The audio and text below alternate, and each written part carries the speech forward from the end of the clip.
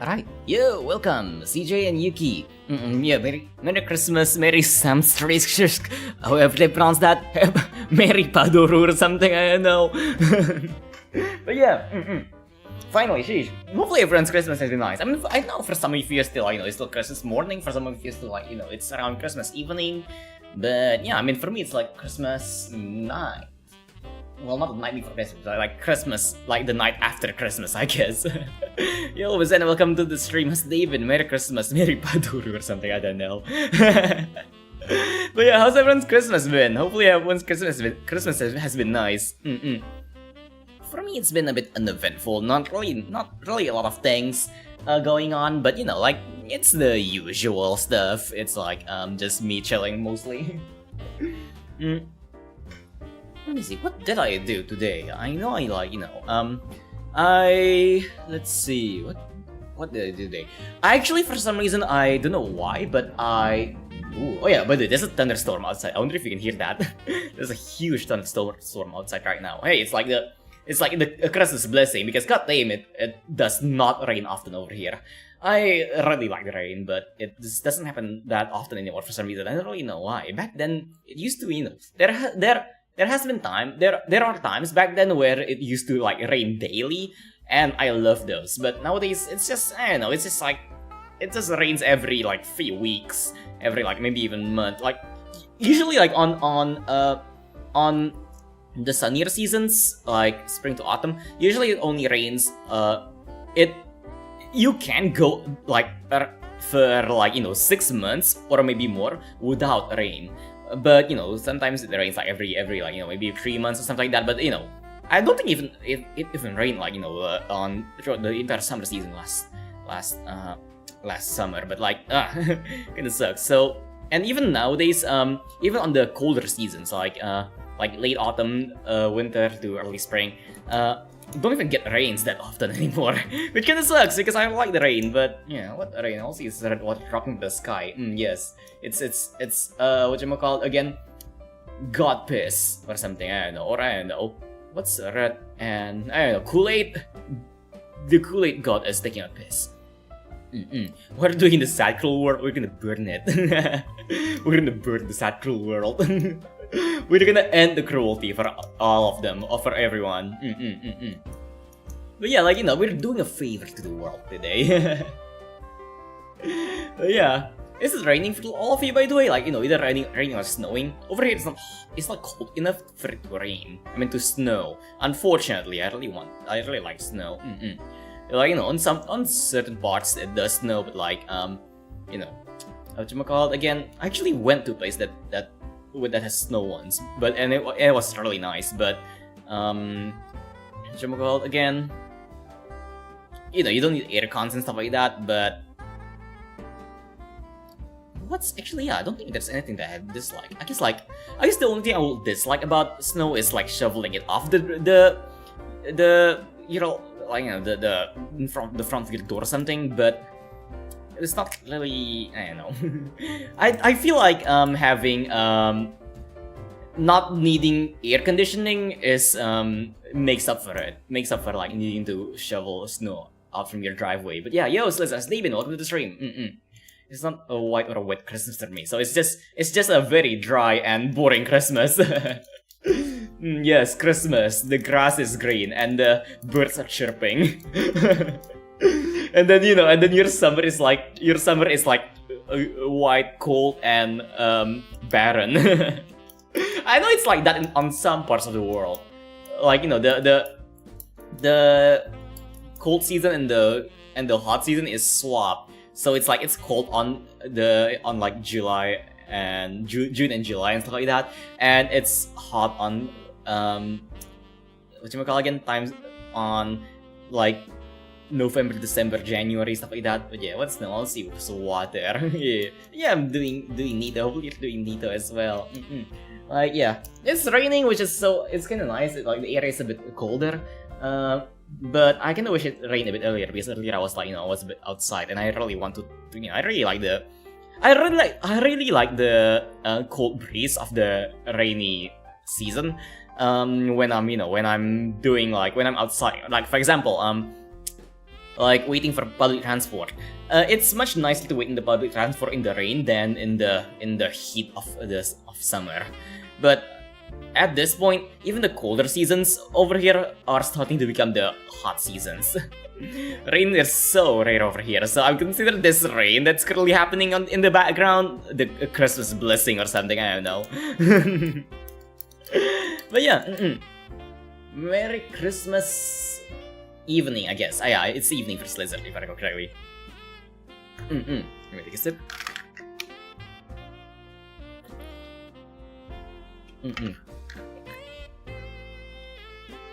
How's everyone's Christmas been? Hopefully everyone had, like, a nice Christmas dinner. Oh yeah, I forgot. I wanted to, like, I did say I wanted to talk about, like, what I did today. Like, I don't know why, but for some reason or like somehow, I woke up really early. Like, I woke up at again. For context, I slept at like 2 a.m. but I woke up at 6 somehow. I'm not sure why. My body just says, "Hey, Han, wake up." So I woke up at 6, and then like I just drew a bit because I need to draw for some stuff. But then for some reason after 2 hours, my body kind of crashed. So I went to sleep again and woke up at like around 11. But yeah. And yeah, Merry Christmas, Leonardo. How's it been? Hopefully your Christmas is nice. What did all of you have for Christmas?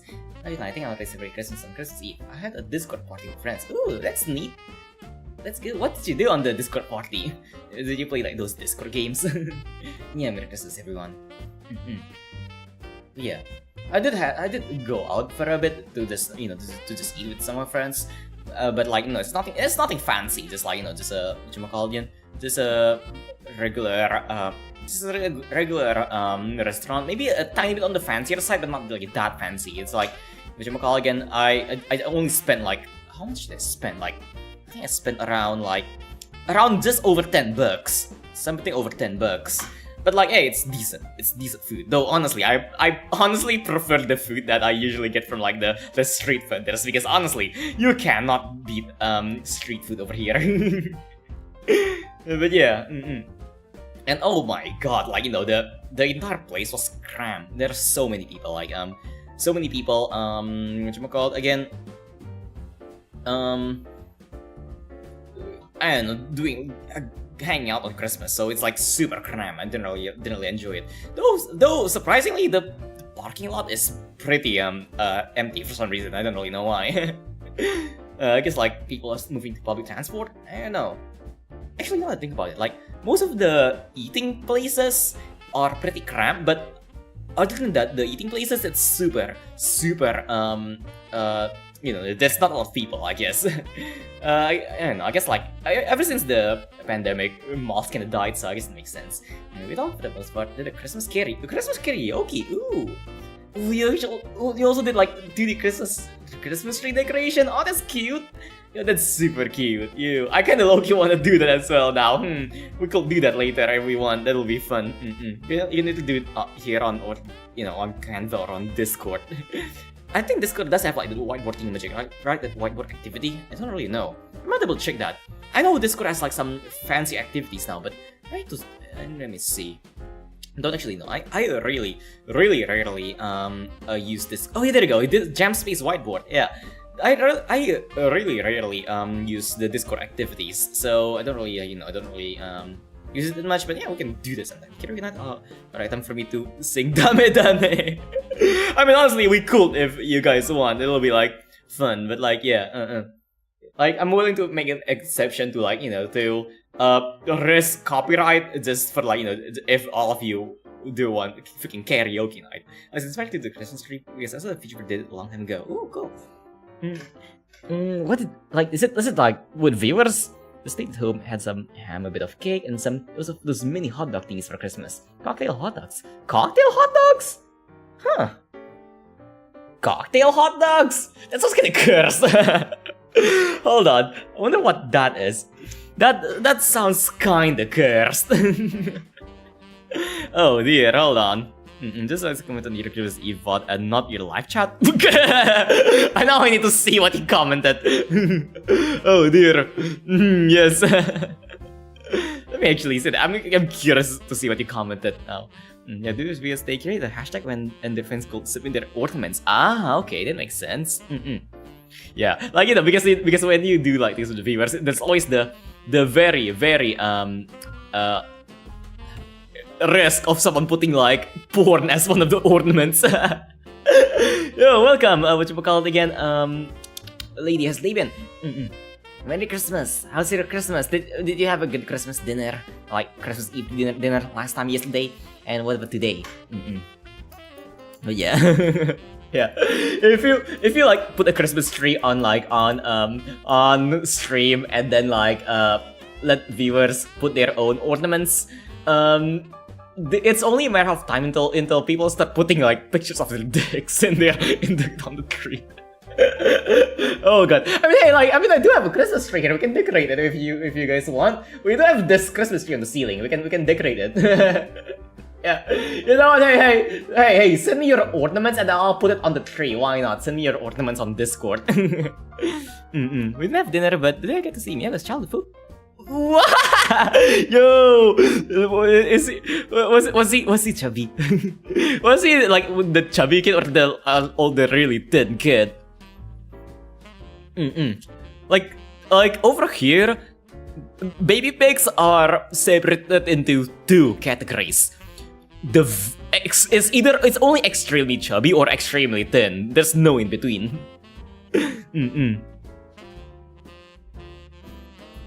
Yeah, sure, why not? Yeah. Send me your weirdest ornaments. As long as it's not NSFW or a racial slur. Oh dear. No, yeah, the plan is there. We are just waiting for his post to tell when they are there so we can join. Oh hell yeah. Hell yeah. Very nice. You can see his like first B-day and then his first bicycle. And then the first time he, I don't know, like how here's the thing, there's like with people, there's parents usually take pictures of everything. It depends on how far they're willing to go. Like I think like for whatchamacallit, for my parents, the weirdest picture that my parents took of me when I was young, like when I was a baby, is a picture of me like after I fell down from the stairs. I think that's the weirdest one. But yeah. It depends on how far they really go. There are parents who stop at like, you know, like at their first the first I don't know, porridge their kids spill, and there are parents who go as far as taking a picture of their baby's first number 2 accident. That is disgusting. But yeah, speaking of Christmas trees, I don't know if I mentioned this before, but at work they put up the Christmas tree 1 week before Halloween. Oh dear, oh god, oh my. His oldest, one of his relatives are basically hovering over him with a camera apparently. Oh my. That's gonna capture a lot of things then. Also, 1 week before Halloween, god damn. Is it because of the, you know, the whole like Burr months, like, you know, September, October, November, December, like, you know, once the Burr months start, that's when you put the Christmas trees. I know that's a thing. Like, I heard from like, you know, I heard from one of my friends who live in the Philippines that people in the Philippines celebrate Christmas as early as September or something. I don't really know. I think it was as early as September, but it was whack. When I first heard about that, it's like, oh god, seriously? Because they're a Vtuber and they did their first video, not actually a debut video, but like their first YouTube video. Because they actually plan on like not doing like streams back then. Their first video is like posted on September, and there's like it has an entire Christmas theme. And then they explain how people in the Philippines start Christmas, you know, as early as September or something. I'm guessing it's like one of those scenarios. I also found the perfect song that describes one of your OCs. is it like a regular song or a Christmas song? Oh, imagine if it's a Christmas song. That'll be kind of whack, but also kind of funny.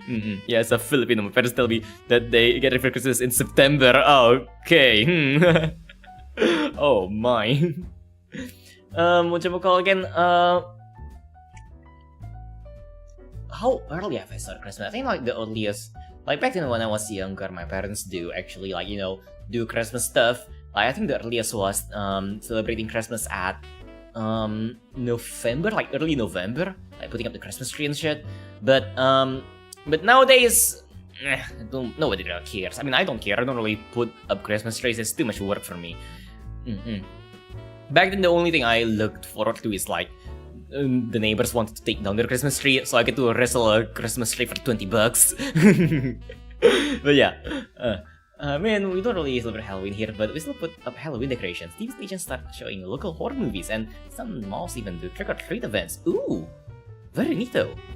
Over here, we don't really do that either, but like, we don't have any Halloween events. I guess occasionally there are some like events, but like, I don't think any of them ever got to the scale of like, the entire mall and like trick-or-treat events. It's more of just, kids events, like kids come to like a show where like, where there's like some horror mascots that are popular with kids, like what? I don't know. Well, not Freddy Fazbear, but kind of like that, like the quote-unquote horror mascots that are popular with the kids. I know there are some, but I don't really know what they are. But there are things like that.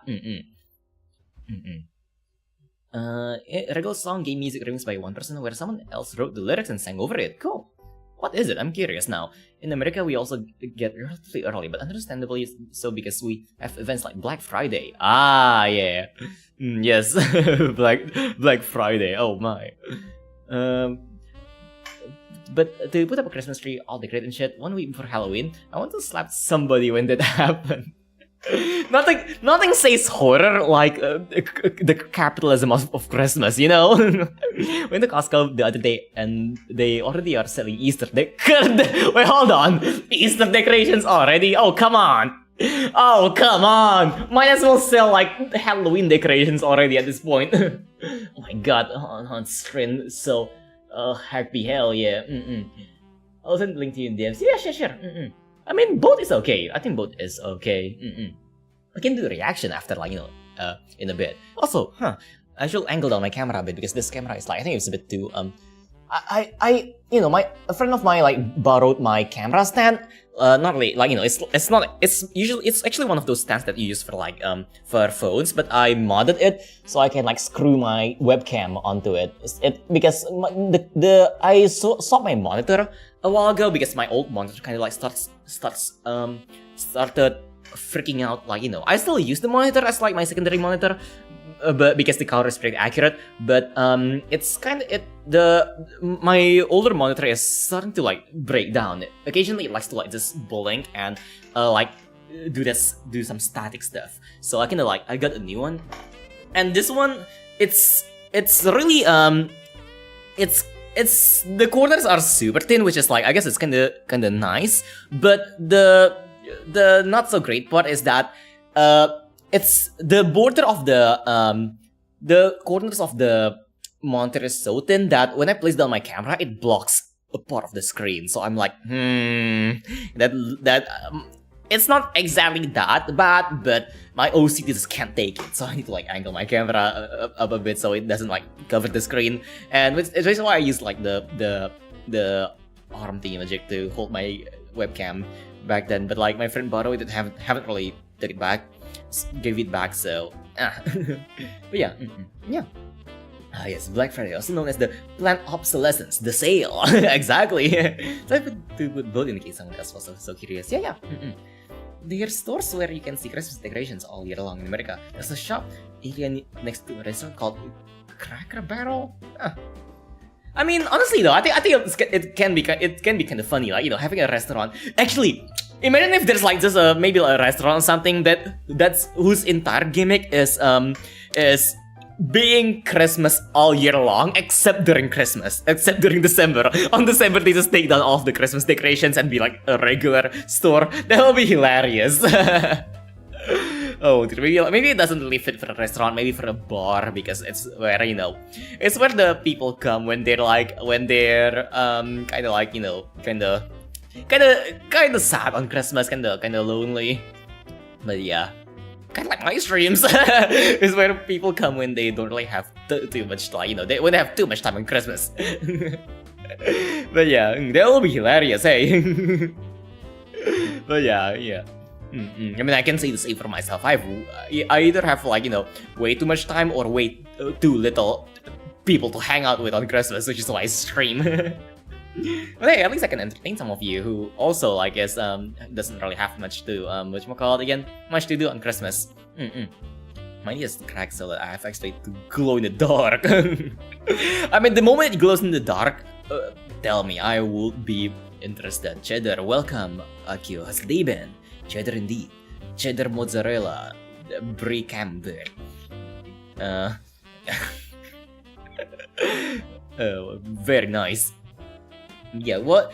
You can't really have Christmas without cheese. I will even go as far as to do this. Like, let's do this.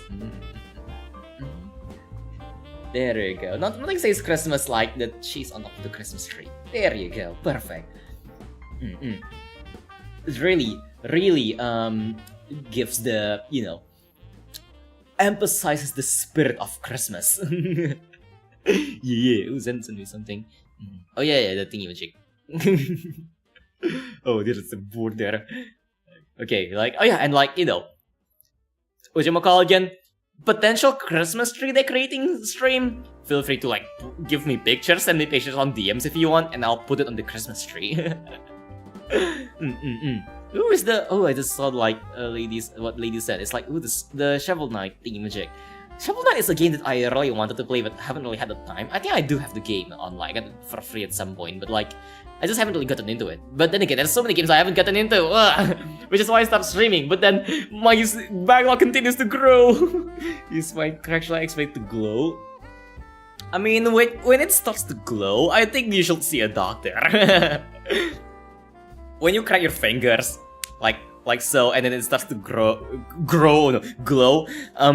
See a doctor, please. They're creating Christmas tree like they create the tree on Minecraft, kinda.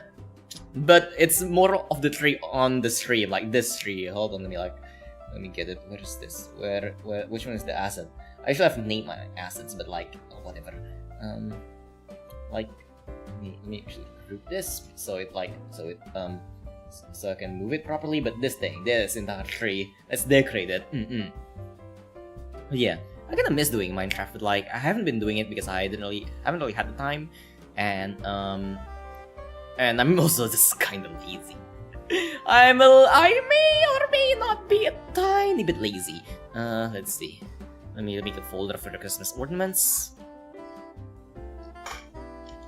Christmas ornaments. There you go. Okay. Merry Christmas. Yeah, Merry Christmas. Looks like cheese. I've been since 1 AM. Please end my suffering. Sleep. What are you even doing at 1 AM? Oh god, that's huge. Hold on, let me make it smaller. There you go. We got the yes, cheese ornaments. Why not? Let's put some ornaments on it. Yes. Very, very Christmas. Very nice. Truly encapsulates the spirit of Christmas. Father, I crave cheddar. I do crave cheddar. With the cheddar, I can't really think of anything. Anything that rhymes with cheddar. Merry Crisis, yeah, 100%. You can't have Christmas without some, you know, economic crisis. Because you know, Christmas it's the season of capitalism. Oh my. Since I'm up since 4 AM, goddamn. Sent that to me on his sleigh since I'm small. Let's go, my battery is low. Yeah, hey. Have a nice rest. Remember to like sleep well and stuff. But yeah, Yesterday I slept at 2 a.m. but somehow I woke up at 6 a.m. But then after 2 hours of drawing, I kind of crashed and slept again at like around 8 a.m. and woke up at like 11 a.m.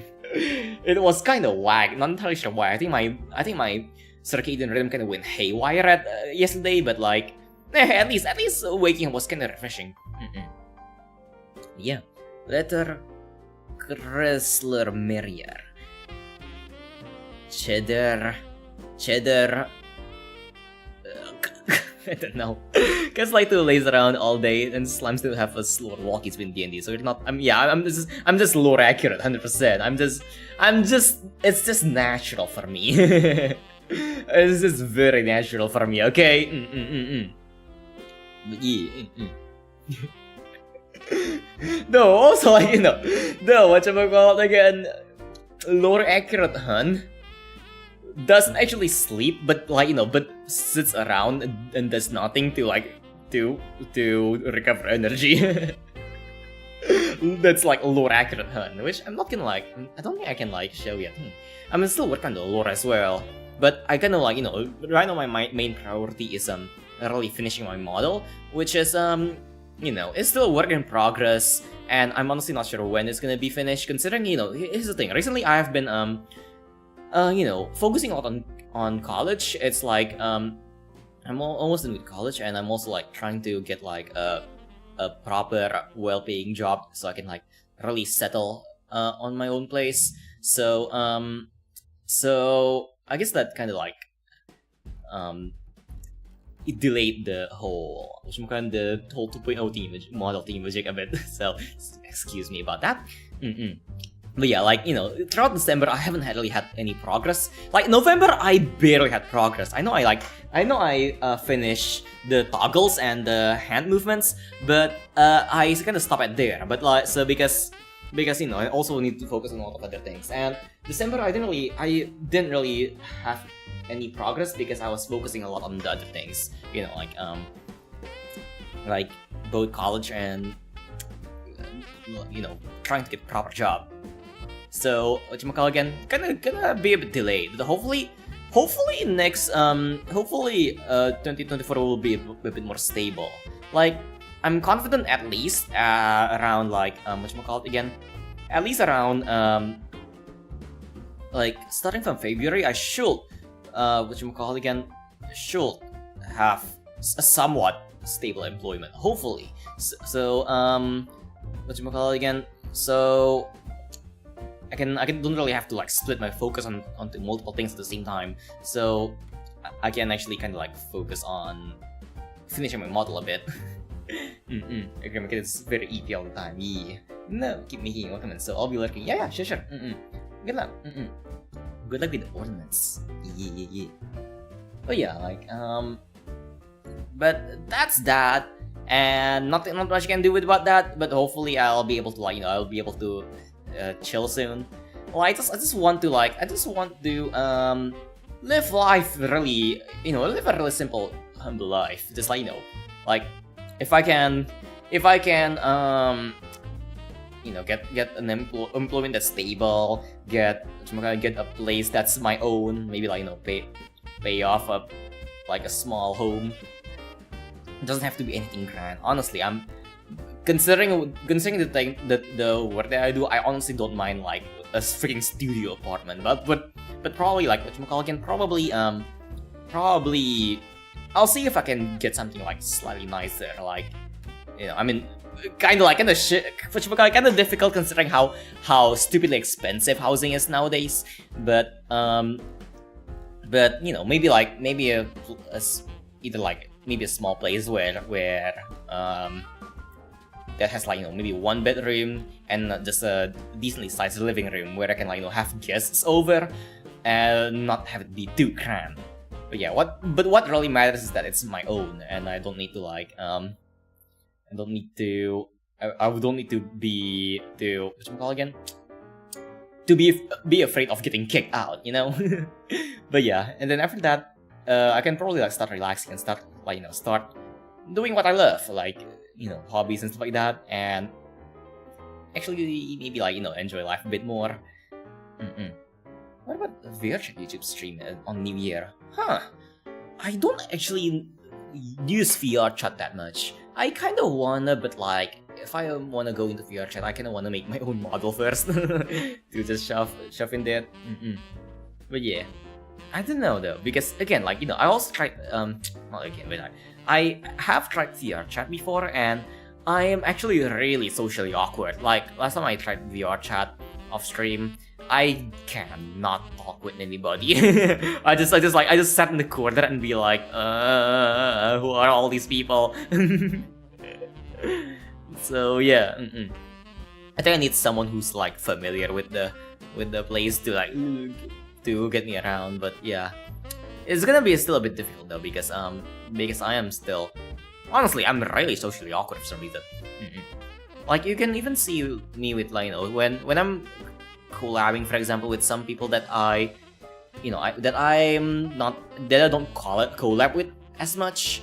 I get really awkward. Can't really talk much. But yeah. Coincidentally, just the other day, I linked another feed of tiny importance of Discord. Yeah. Maybe we'll do it on like, maybe you should do a reaction section after this. I really want to check it out. Honestly, I really like small living spaces. How am I trying getting VR chat? I bet you can play on PC. Yeah, you can actually. Yeah, I'll still be really awkward though. I keep on doing that too. So I keep making my friends play VR chat. Yeah, it's really difficult. I never really was like an extrovert. Like it's kind of weird because because I'm super loud and like I can talk a lot when I'm on stream, kind of like this. But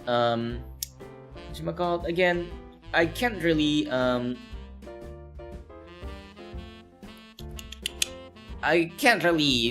continue on conversation when I'm I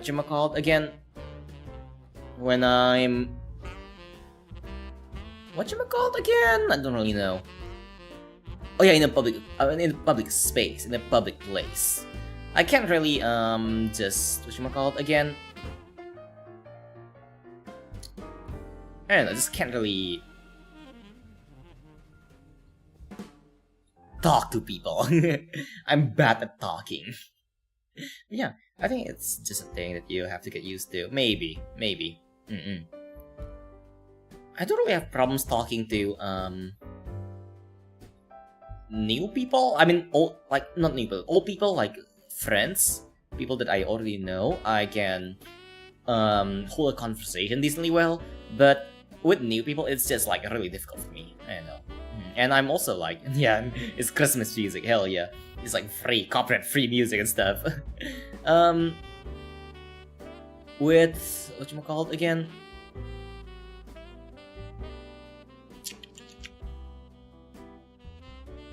What did I want to say again? Again, my brain is kind of freaking out for some reason.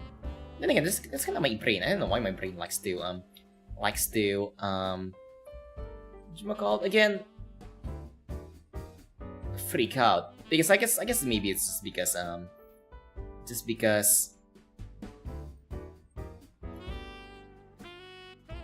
I don't know, it just happens. This happens. Brain aneurysms. Am I right? Early signs of dementia. But yeah, anyways, I guess if we if we're not talking about much, I guess we can also we can start with the reaction theme magic. And maybe I'll keep the Christmas theme overlay here, and I can put the video on the corner. Let's see if I can do that. Where's my window capture? Over here. There we go. And let me get Discord. Discord, where is it? Oh god, Zen just made another ornament. Let me quickly save that. Hold on. Let me see. Now which one is save picture? I think it's this one. Yeah, okay, there you go. This thing is forcing me, like, this running joke that I'm doing is forcing me to learn Chinese. Oh god, hold on. Okay, there we go. Let's put this in. Boop. Oh, Hell yeah. We got a rat ornament. This one over here. There you go. Let's make it smaller. Feel free to send your ornaments as well. But yeah, hold on. Let me go to my server and go to the. Oh, sorry, I forgot to I forgot I'm still in the VC. Let me quickly leave that. Yeah. Let's see. Where is Andreax? Over here. There you go. Let's go down. Let's go to this screen. And where is it? Actually, oh yeah, I forgot. I want to I want to use this overlay just to give just have the vibes, just to have nice vibes for the feels, for the ambiance. Okay, there we go. Okay, let's see if this works. Let's crop this side, crop this side, and have it over here or something. I think that works. I think it kind of works. Yeah, I think it should work. But yeah, okay. Also, yeah, if you think I'm kidding, I'm not kidding. Look at this. Look at this bullshit. What does any of this mean? Can someone translate this for me? I don't know any of this. My parents are Chinese, but I don't know any of these. I have no idea what any of these mean. Alright. Sojuszne mir swobodni. But yeah, let's see. Vital vitriol. Very nice music and stuff. Hell yeah. This is bound to be a blast. Welcome to my alchemy lab. God damn. I love the vocals. The vocals are dope. God damn, who's the vocalist on this thing? Who's the vocalist? I really want to know who the vocalist is. I really admire the voice. But yeah, what did I know? Moon runes. Yeah, moon runes. Oh no. Funny thing. I think if I recall correctly, whatchamacallit, again, back then, Moonspeak is actually a racist term for Japanese. I think that was a thing at some point. I don't really know when though, because I know back then on I got that somehow from a reference when I was watching some Newgrounds animations and stuff. But yeah, that'll be Cupid. I mean, I'm gonna quickly hold on. What's my marker? I'm gonna write it down just because I'm curious. I want to hear more. There we go. Okay. No, not Cupid. Okay. There we go. Okay. I don't teach Chinese. I don't wanna though. I'm too lazy. I'm too lazy to learn another language. I can barely speak my own language. How am I gonna speak another language? Sheesh. But yeah. Hell yeah. Hell yeah.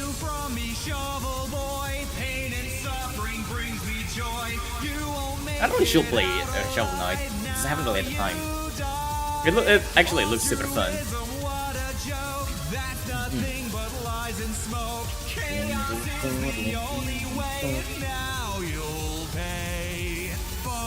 Yeah.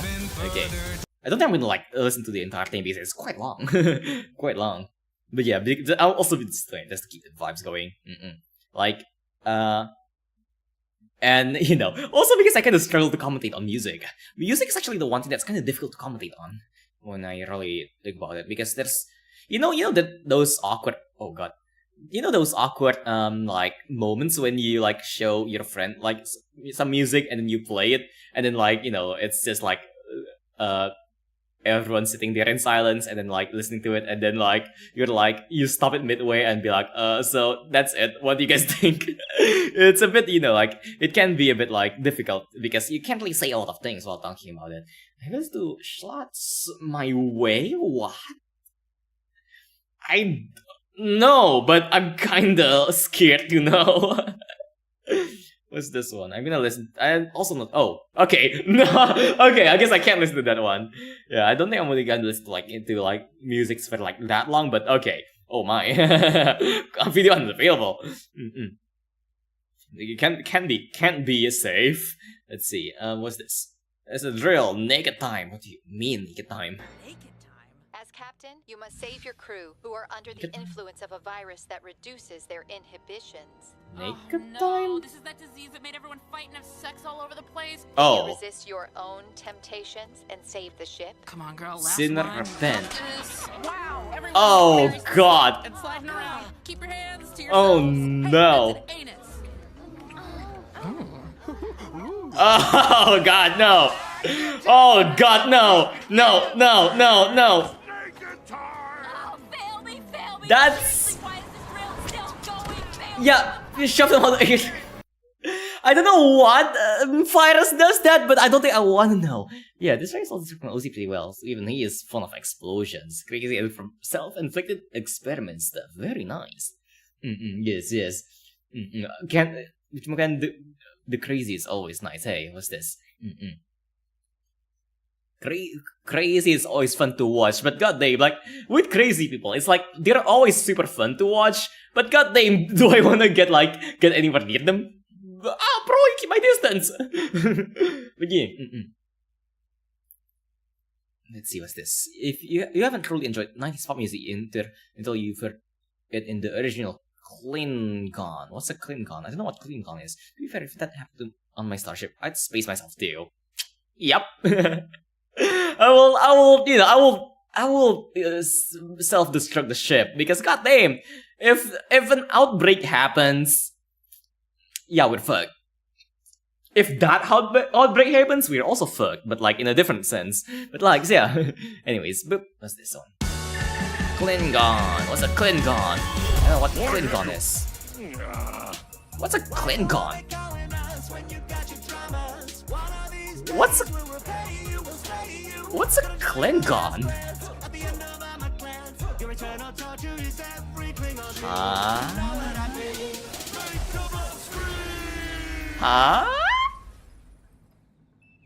Huh? I mean, that guy's reaction was exactly my reaction. Like, huh? Wait, what? I think this is a reference to something, but I'm just too dumb to get it. Because I'm an uncultured swine. I don't really know, like, references. Like, the only references I get are, like, very normal references. Like, whatchamacallit, very normie references. Like, South comfort straight ahead. But yeah.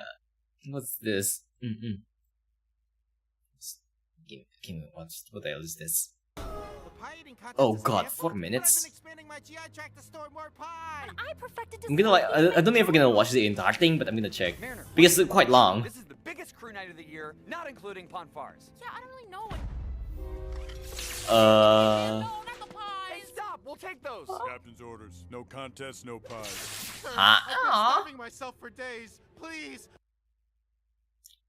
This actually, like, it's actually something that I like to do. Like, on events, on like some kind of like those events, occasionally they hand over like food and snacks and stuff like that on these boxes.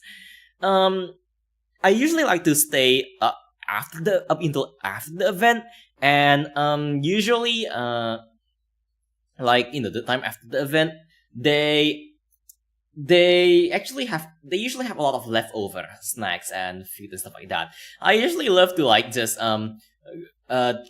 grab like multiple plastic bags completely filled with those tiny hand-out boxes, and I like to like bring them home and either keep it for myself or like give it to like either my friends, my neighbors, and then just random people. Like I usually I remember last time So I got home using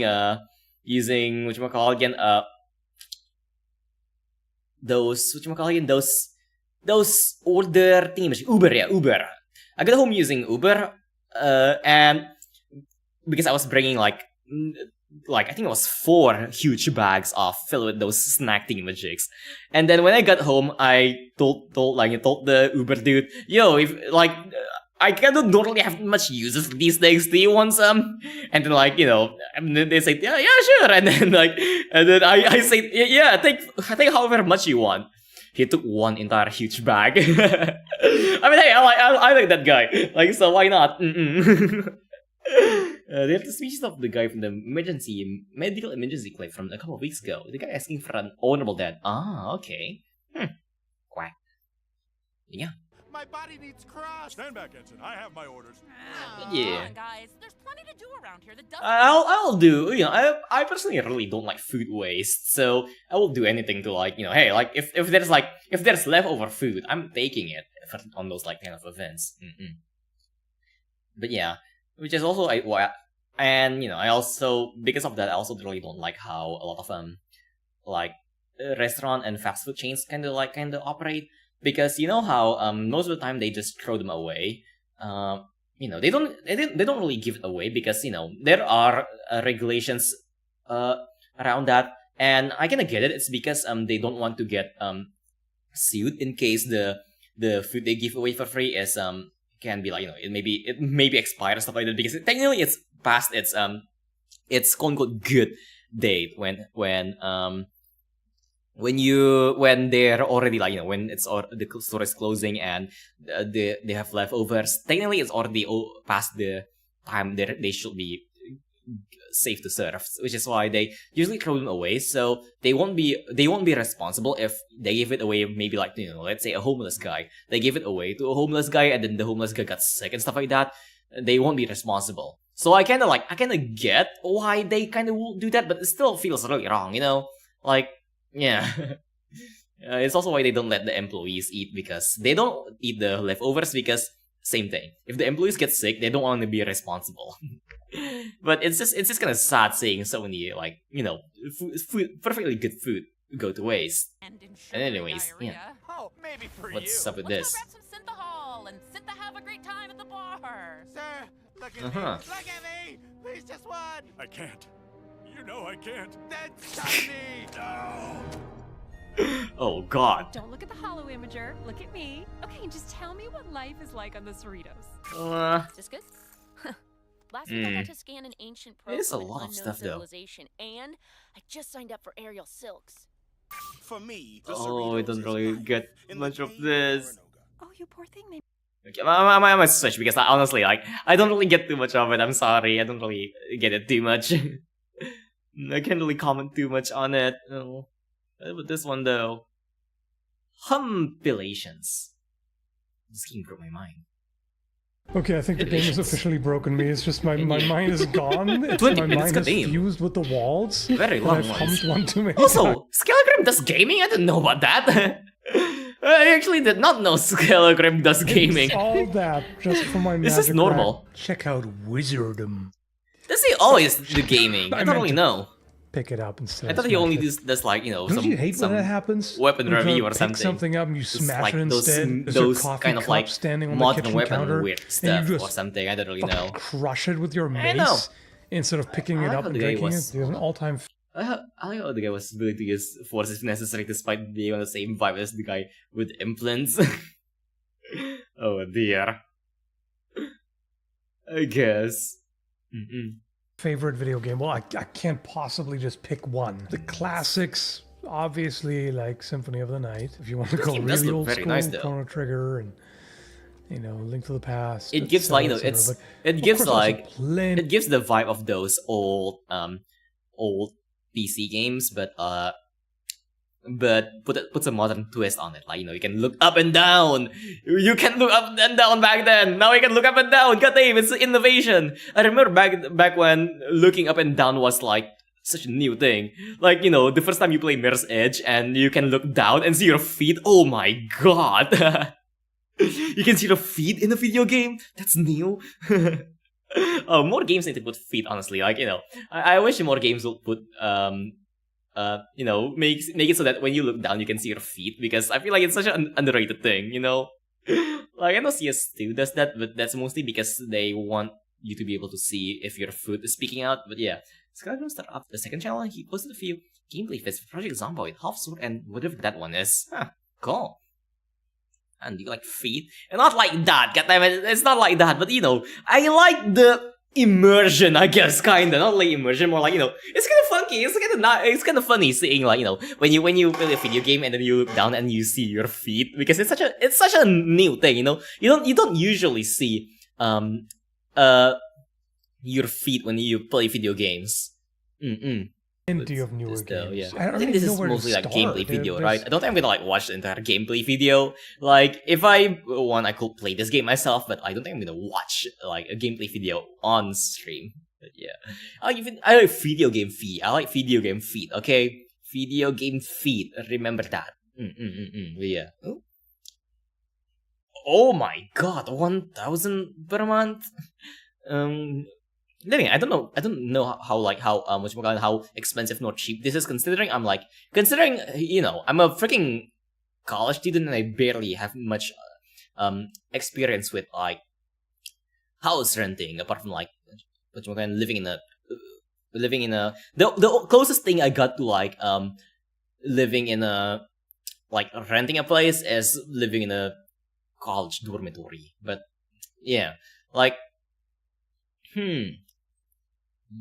Normally on this channel, we show places that are either really expensive or really opulent or just crazy in general, but today is that a gazebo? Is that a forest gazebo? Really expensive or really opulent or just... Ooh, forest gazebo, yes, my favorite apartment. Oh god, I do not want to live in a forest gazebo, by the way. Even if you gave me like, even if you pay me to do it, I am not living in a forest gazebo. That's kinda curse. Also, I wonder if what looks better, here or over here. I think it's over here. Yeah, I am not living in a forest gazebo. Just crazy in general, but today we're gonna do something different. God. We're gonna show you 3 different apartments in central Tokyo that are all under $1,000. Without any further ado, let's go take a look. The first of the 3. So I'm guessing 1,000 should be like, you know, a bit more on the cheaper side then, at least on Tokyo. 3 properties is located to the north of the ever more popular Hatagaya station. This area is a quiet, somewhat hipstery neighborhood that you know, ever more popular Hatagaya station. This area I really want to, like, you know, I want to take a moment to like really compliment Japan's, like, you know, how pedestrian friendly Japan is, because it's like, because I live in a place that's really not pedestrian friendly, so it kind of sucks just going around. Like, over here, it's kind of impossible to really go around. Like, you know, even to the, like, for example, to the subway, for example, it's kind of difficult to do that, because just walking there, 1, it's hot as hell. 2, it's kind of impossible to use the sidewalk. The sidewalk is mostly filled with either, like, you know, either people's motorcycles, people's bikes, or people's like people's cars. It's never filled with, I know, it's never empty. And occasionally they also plant trees on the sidewalk, so it's kind of impossible to like to walk. You need to like you need if you want to walk to the metro, you will need to whatchamacallit again, to walk on the car lane, and it is not nice. But yeah, but if you look at this, I mean, I guess, like, honestly, this is like a lot tinier than the roads over here, but there's not a lot of cars. Japan does not have much cars, but that's also because Japan has really nice infrastructure, things like, you know, the subway station, MRT, stuff like that, and, you know, good public transport.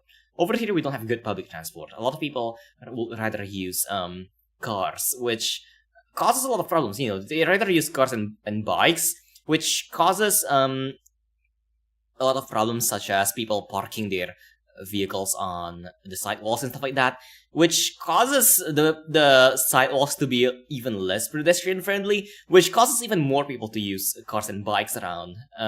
So it's like, it's an endless loop of the place getting worse and worse. So, you know, is a quiet, somewhat hipstery neighborhood that has great eateries and cafes, but also some rare things nearby. For Tokyo, at least. It's a bar. You have the Sasazuka Bowl bowling alley, Freeman Shokudo, which is What is Freeman Shikudo? It's the closest thing to a Jewish deli, and the only place Oh. to get a bialy and good smoked whitefish here. And the live rock house, Club Heavy Sick. Still can't get over that name. I really Now, like that name. let's go. Japan has sometimes Japan has the funniest English names. It's weird, like, you know, like some of the most infamous examples are like, you know, for example, like fucking sale. Like, you know when you go and hold on, let me show that to you. Fucking sale. Japan has the funniest whatchamacallit again, whatchamacallit English signs, and I love it. Let me like show. Here we go. Save image as. There you go. So getting to see his photos. Oh hell yeah. Tell me what it's about. Okay, boop. Yeah. Fucking sale! Yo, it's a fucking sale! Oh god, I love Japan's English. It's hilarious in a way, but like it's dumb, but in the good way. Oh god. Fucking seal. It's just could maybe sick. The English language strikes again. Yeah. Yeah, fucking sale. Let me show you again. Yeah. Yes, 20% off! Fucking sale! Oh, I love that so much. I wish I could signs like this over here. I wish the people here are worse at English because I want to see signs like this. I wanna have a fucking sale. Also, you know, by the way, I kind of want to like try something.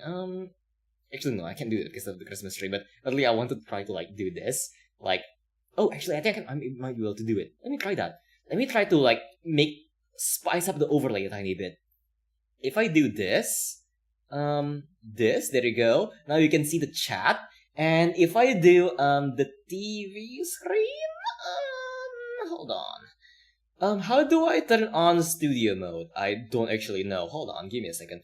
How do I do this? Okay. Oh, studio mode. Here we go. Okay, now I can do this, something like this, and something like I think it's I want to do something cool. Hold on, give me a second. I know I can do something. Oh no, I can. I actually need to do this. Hold on, give me a second. If I do I think this. Let me not that. If I move this over here, does it make it whack? Oh, it does. Okay. Watch this. If I make this bigger or something now, and maybe like put it over here. See if I can make it work. Oh, no, it doesn't look good. Not what I was aiming for. Let's see if I can do that. I know I managed to do that at some point. Hold on. What thingy did I use for that? I might need to turn on the studio mode again. Hold on, let me see. So if I go to this screen and then add a source, like let's say window capture source and add existing. There you go. Will this change the thing? Let's see. Boop. Oh, okay, it's working. Okay. So now if I enlarge this, and make it go like this. Oh, that looks nice. Yeah, I can like this. There you go. Now you can see Discord from like the TV. Hell yeah, that's what I'm talking about. Yes, beautiful. There you go. Haha. Need to upgrade the background soon. Yeah. But yeah, this is gonna look nice. I mean, I kinda like this background. I don't think I'm gonna do some drastic changes to this background, but you know, maybe I'll play around with it a tiny bit. Also, I'll probably move the Christmas tree over here. Let's move the Christmas tree. Like, how do I rotate this? Rotate. There you go. Move the Christmas tree over here, and yeah, there you go. This looks nice. Yeah, Merry Christmas, yo, Meows David. Merry Christmas. We're looking for houses. Let's see let's see. This time I've seen a man gulp down a Red Bull and a beer can at the same time. Oh my, that's not gonna be healthy. But then again, I'm not one to say anything. I'm the type of person who will shotgun cough syrup. But yeah, Merry Christmas. Pretty sure he did not feel good later. I mean, he should. I will be surprised if he did feel good. Okay, let's see. Boop. Go inside. All right, now coming let's go inside this beautiful concrete building, and you can see the stairs already. If you look right up. Stairs in front of the entrance. I don't know how I feel about that, but okay. I mean, I'm not sure how I feel about stairs right in front of the entrance, but okay. I'm gonna see what you're gonna be up to. Like, stairs right in front of the main entrance means you can't really come home, like, you know, you can't really come home drunk. He was talking quote unquote being festive to another level. Taking being festive to another level. God damn. I mean, be festive, but don't be too festive. Hey. Yeah. I mean, if it's some of those cough syrups, I will. Let me show you. Hold on. Let me see if I can get a PNG of this. Let's see. PNG? I wanna get a ninja paper ko. Cough syrup PNG. Okay, I can do this. Okay, let's see. Okay, and let me put this on my assets folder because I don't know why I have this on my assets folder. But let me see. Assets, there you go. Alright. And here I am proceeding to, like, continuing to make my setup even weirder. But yeah, ninja paper gum. My favorite cough syrup. Let's put this over here. Alright, perfect. You can't have Christmas without some cough syrup. I'm drinking Jack Daniel's apple. Not in a bench on Christmas. Oh, it gets worse. And that part of the washing machine goes next to the stairs? I see that. I need to see that. Hold on. Up there, but we're not going to go up there right away. We're not going to go up this beautiful spiral staircase. We're going to go check out the bathroom, which is right behind the camera. Bathroom, ooh. I'm right over here, guys. I mean, at least the bathroom is in the first floor, so if you come home drunk, you can at least vomit somewhere. Guys. And look at this. This is one of my favorite parts of this apartment. It's a really small apartment. It's actually only 20. By the way, I love the sliding doors. I'm a connoisseur of sliding doors. I don't know why not a lot of homes have sliding doors, but I love sliding doors. They're space efficient. They're I don't know what else, but they're space efficient, so they're cool. 23 square meters, or about 250 square feet. But even though you don't have that much space, they make up for it in the details. Like this door right here, where you have 3 little holes that fit perfectly with your fingers. That's also very nice. What do you call again? 3 holes. Very clean design. I really like whoever designed this. Though I feel like it can be a bit like annoying though. I might want to like make it a bit, you know, like I might prefer something that's kind of like a regular adult, like you know like a car handle, like you just put your fingers in and you can slide it open, kind of like that. I honestly, in the long run, I think I'll prefer something like that. But honestly, this is still pretty nice. You can just kind of open what do you mean I like kissing doors? Just like that. And of course, it hides into the wall for safekeeping. That door is clean though, very clean. I really like it. But it's a very basic bathroom, but you do have everything you need. Of course, your toilet over here. This is a more basic. Oh, does it have the cockpit toilet? Oh, come on, it's Japan. You must have the cockpit toilet.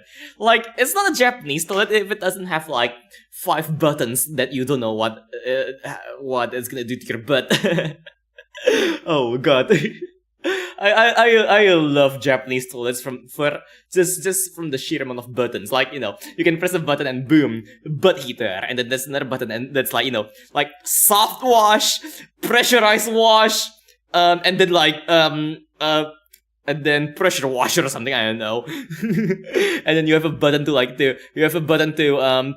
your ass or something, I don't know. Will you smooch a clean door? I mean, hey, you do you, dude.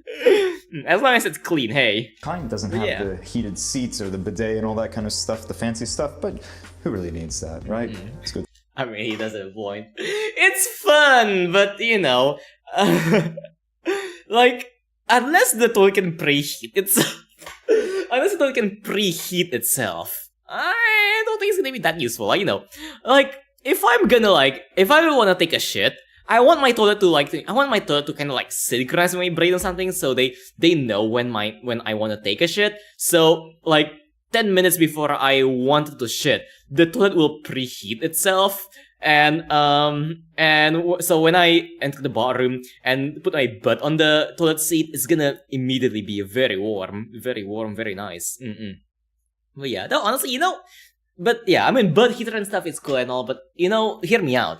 The best feature a toilet could have is anti-splash, and maybe some kind of like automated toilet seat opener and closer or something, like, you know, like I want to press a button on the wall and open/close the toilet lid, and so I can like piss without touching the toilet lid. And I also want something that's Japanese toilet manufacturers, hear me out, okay? I also want like every toilet to come with those splash dispersers or something, like, you know, those things that you can piss onto to make it so that your piss doesn't splash everywhere. And I want the flush button to close the toilet lid first before flushing automatically, so all of those nastiness doesn't come out, you know? But yeah, the what I wanted to say, remember me.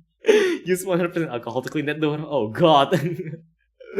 But yeah, there's the hot water into you. Oh dear. I mean, hey, like, hey, sometimes it's nice. Hey, like, honestly, I cannot imagine like again, not having like at least those tiny showers that you used to wash your ass after you take a shit.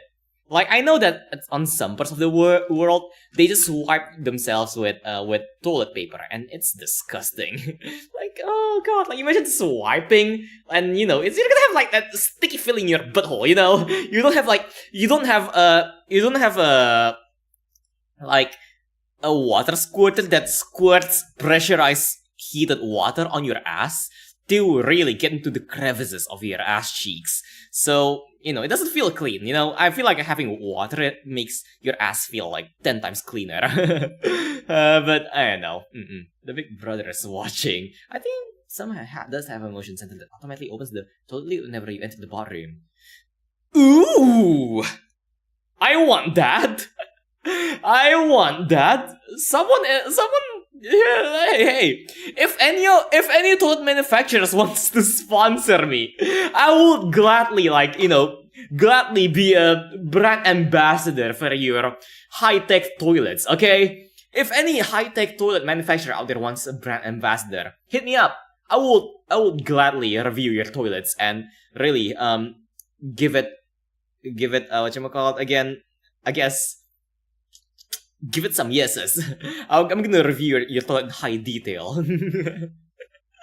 Yeah, I'm gonna give, like, you know, some my experience as well, my test experience. Maybe I should do that.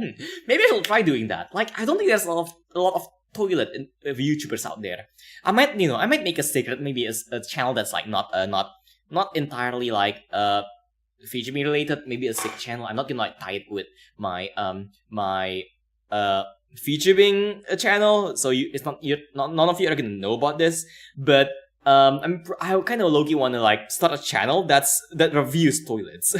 Like, I'm gonna like and I probably will need to like be IRL because I will be reviewing toilets and it will kind of make sense. But I'm just gonna like try to get deals from toilet manufacturers and review different toilets and their high-tech features. Maybe luxury toilets, kind of like that, you know, those rich people toilets. Oh god, I do need to like to get some connections with some very you know, rich people though, if I really want to do that. So I can actually, like, you know, get some deals and you know, have the audience and stuff like that will be into toilet reviews.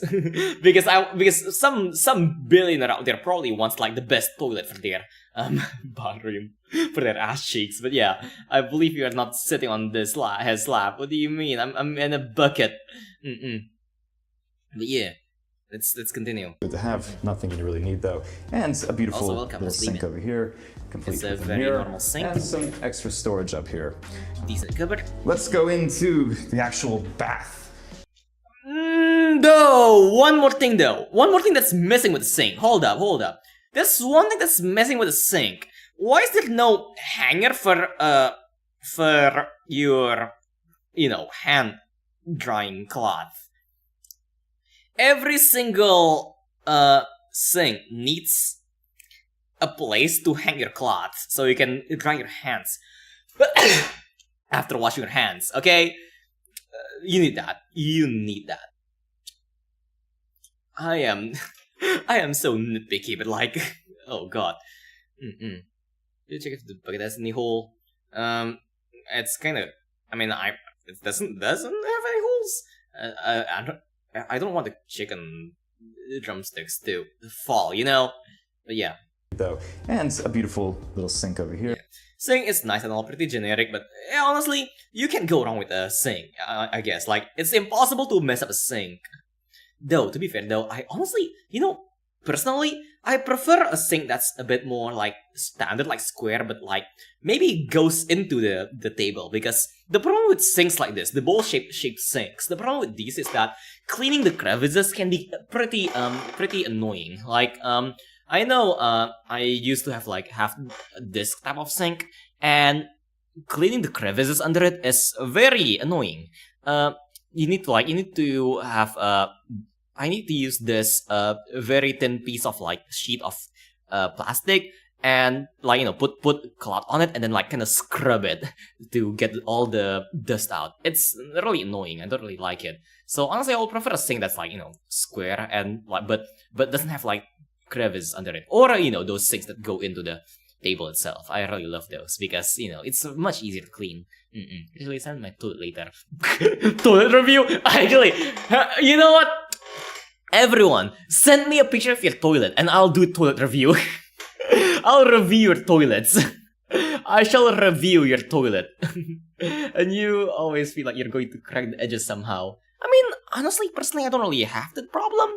I don't know, maybe like I guess some people will have that problem, but me personally, I don't really have that problem. But yeah, for me, the problem is mostly with, the thingy. Just cleaning it. But yeah, it kind of makes sense though, like it's kind of like glass. Like tempered glass feels like fragile, but it's actually pretty strong. You can hit it with a hammer and it probably won't break. But yeah, what if one day it pisses at you? I mean, it happened to me once with a bidet. Like, I know when I was young, there was this. I was in the mall. I was young and stupid, so I was in the mall, and I went into a stall, opened the door, and turned on the bidet, and it just like squirts water out from this stall. So the toilet can piss at you. The toilet in fact can piss at you. Here, but yeah, complete with a mirror. Pretty sure that's called a bidet. Yeah, exactly. It's called a bidet. Up here. Yes. Let's go into the actual bath. So this is a tradition. Bidets are honestly nice, but I feel like bidets are kind of like, I like bidets, but only if they're like a bit more on the, like, a bit, one of those like fancier ones, because like, I tried, like one of my friends have this like cheap bidet that you can just slap on your toilet, which I'm not, which I tried, and honestly I'm not a big fan of, because here's the problem with the bidet. It's like low water pressure and your ass doesn't feel clean. And the cheaper bidets, they only like squirt water in just one stream. So it's kind of like a water fountain that those water fountains that you find on the airport, It's kind of like that. It feels like the water is just grazing your ass, and it just feels like a nice thin stream, and I don't really like it. I personally like the bidet that's like very harsh, very strong, very pressurized. So if it's not that kind of bidet, I would much prefer the tiny water squirter, the water gun. The toilet water gun. So I can like aim and have very high pressure water hitting my ass. So because it makes it feel much cleaner, it feels like it's getting into the crevices and actually, like, I don't know, like cleaning the thing. I need a spray, not a water pistol. I mean, hey, like, you know, I honestly prefer a water pistol. Like, you know, the high pressure kind. You know those like those water guns that you can pump to have like very high pressure water to squirt out. It's kind of like that, but for toilets. I need that. How did I get into the toilet this team? I mean, we're kind of looking at the toilet of an apartment. Hey, so I need to give my thoughts on the whatchamacallit again, on the toilet. Hey.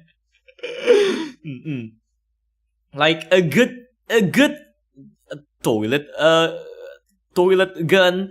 I don't know what it's actually called. I'm just gonna call it toilet gun. A good toilet gun or a bidet is one with high pressure and preferably one with like good controls. Like, you know, whatchamacallit again, back then when I visited Japan, there was this really fancy toilet in one of the places. It has a very nice bidet. Like, I absolutely love the controls, the amount of control it has. Like, you can actually do this whatchamacallit again.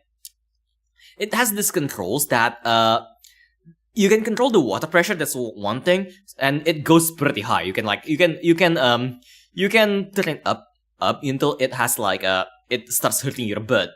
But what I really love is that there's two modes for butthole aiming. Like, it's kind of weird, but the bidet can track your asshole somehow. Like, like when you sit in the toilet and turn on the bidet on auto mode, if you move your ass like left or right, the bidet is gonna track your butthole and squirt right on the center or something like that. But there's also this other mode that lets you control it to yourself. It has like this one lever that you can play around with, and it's gonna like aim the bidet at like different parts of your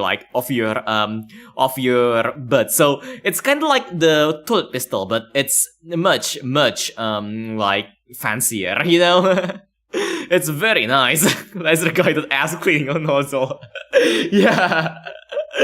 God damn, like Japan has the best toilets. I tell you, you never know how much like a good toilet improves your life until you experience one.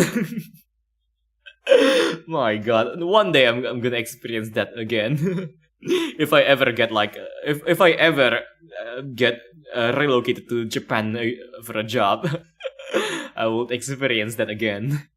But yeah, Traditional Japanese style bath. I mentioned this a lot in my videos, but I'll say it again. We have the shower over here, where you shower and clean yourself off over here. And if you look over here, we have, of course, a bathtub. Very nice bathtub. And the bathtub is the main part of every Japanese bathroom. In fact, if a place only has a shower and doesn't have a bath, it's pretty hard to sell or rent it.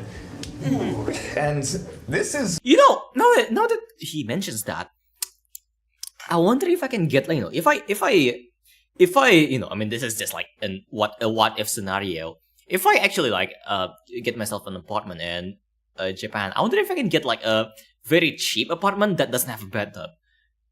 I wonder if I can get that. I'm kind of curious now. Yeah, he did say that it's difficult to sell, but so a place without a bathtub would be pretty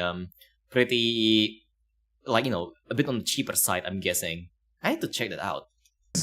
Quite large for an apartment of this size. You can't actually fit two people in here.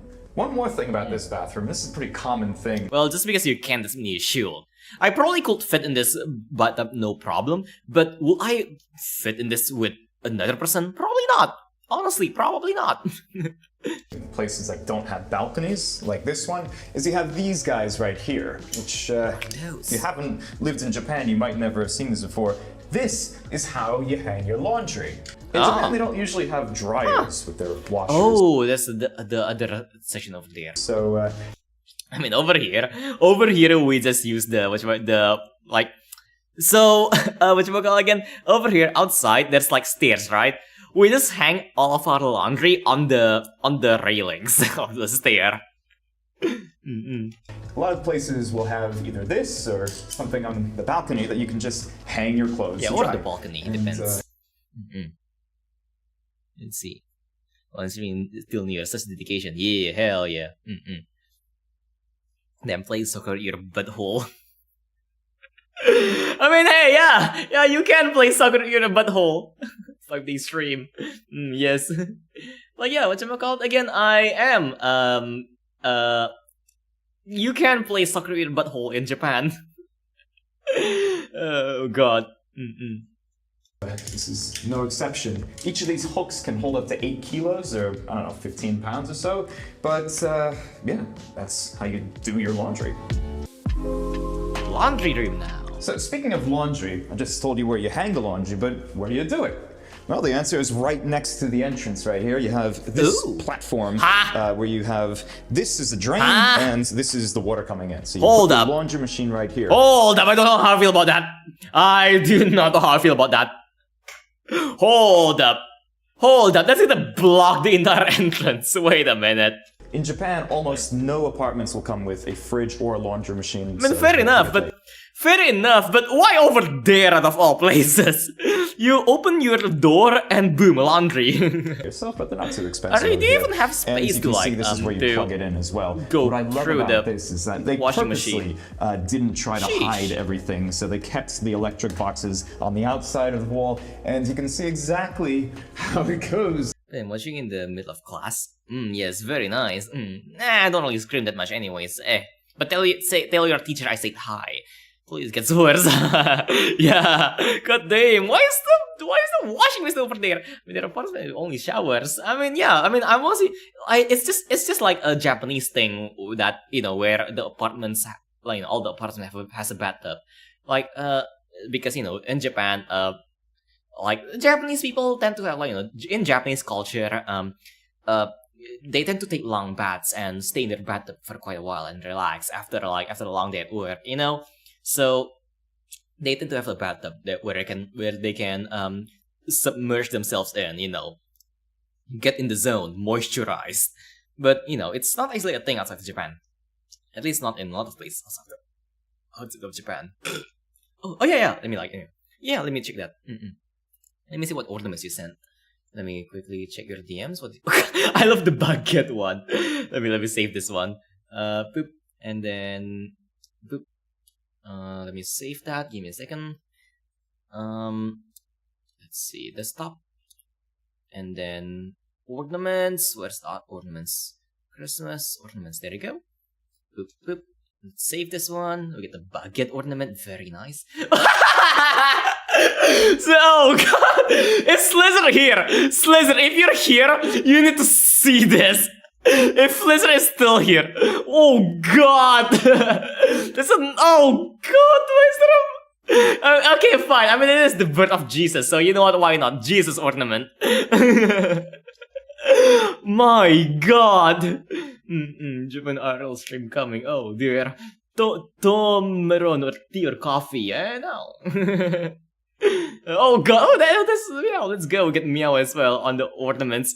I just putting everyone on the ornaments because that's dope. Let me save all of them. Why is there a poop ornament? What's this one? Why is this one not showing up? What's up with this? Weird. This one is just not showing up for some reason. I don't know why. It's the Zen ornament. Let me quickly add that. Save that. Oopsies, I accidentally saved on a different place. Hold on. Quickly remove this and boop boop boop and save this. And then what is it? Deleted? Okay. Okay, what's this? Yes, Santa Claus. We got Santa Claus. Boop. Let me do this. There we go. And save. We got a Santa Claus ornament and Umbra. There you go. Or Monaco, whatever you do that. I like how you put everyone on the ornaments. We get a meat ornament, hell yeah! Hell yeah, we get the meat ornament. Very nice. You're welcome, Scout from Deep Rock Galactic. Rock and Stone Brother. Merry Chrysler. Merry Yuletide. And yes, Han ornament. Hell yeah. The Hanception ornament. Perfect. The perfect addition to Christmas. Let me go back to my server and go back to over here. But yeah, okay, let me just quickly add the ornaments and let's see. Boop.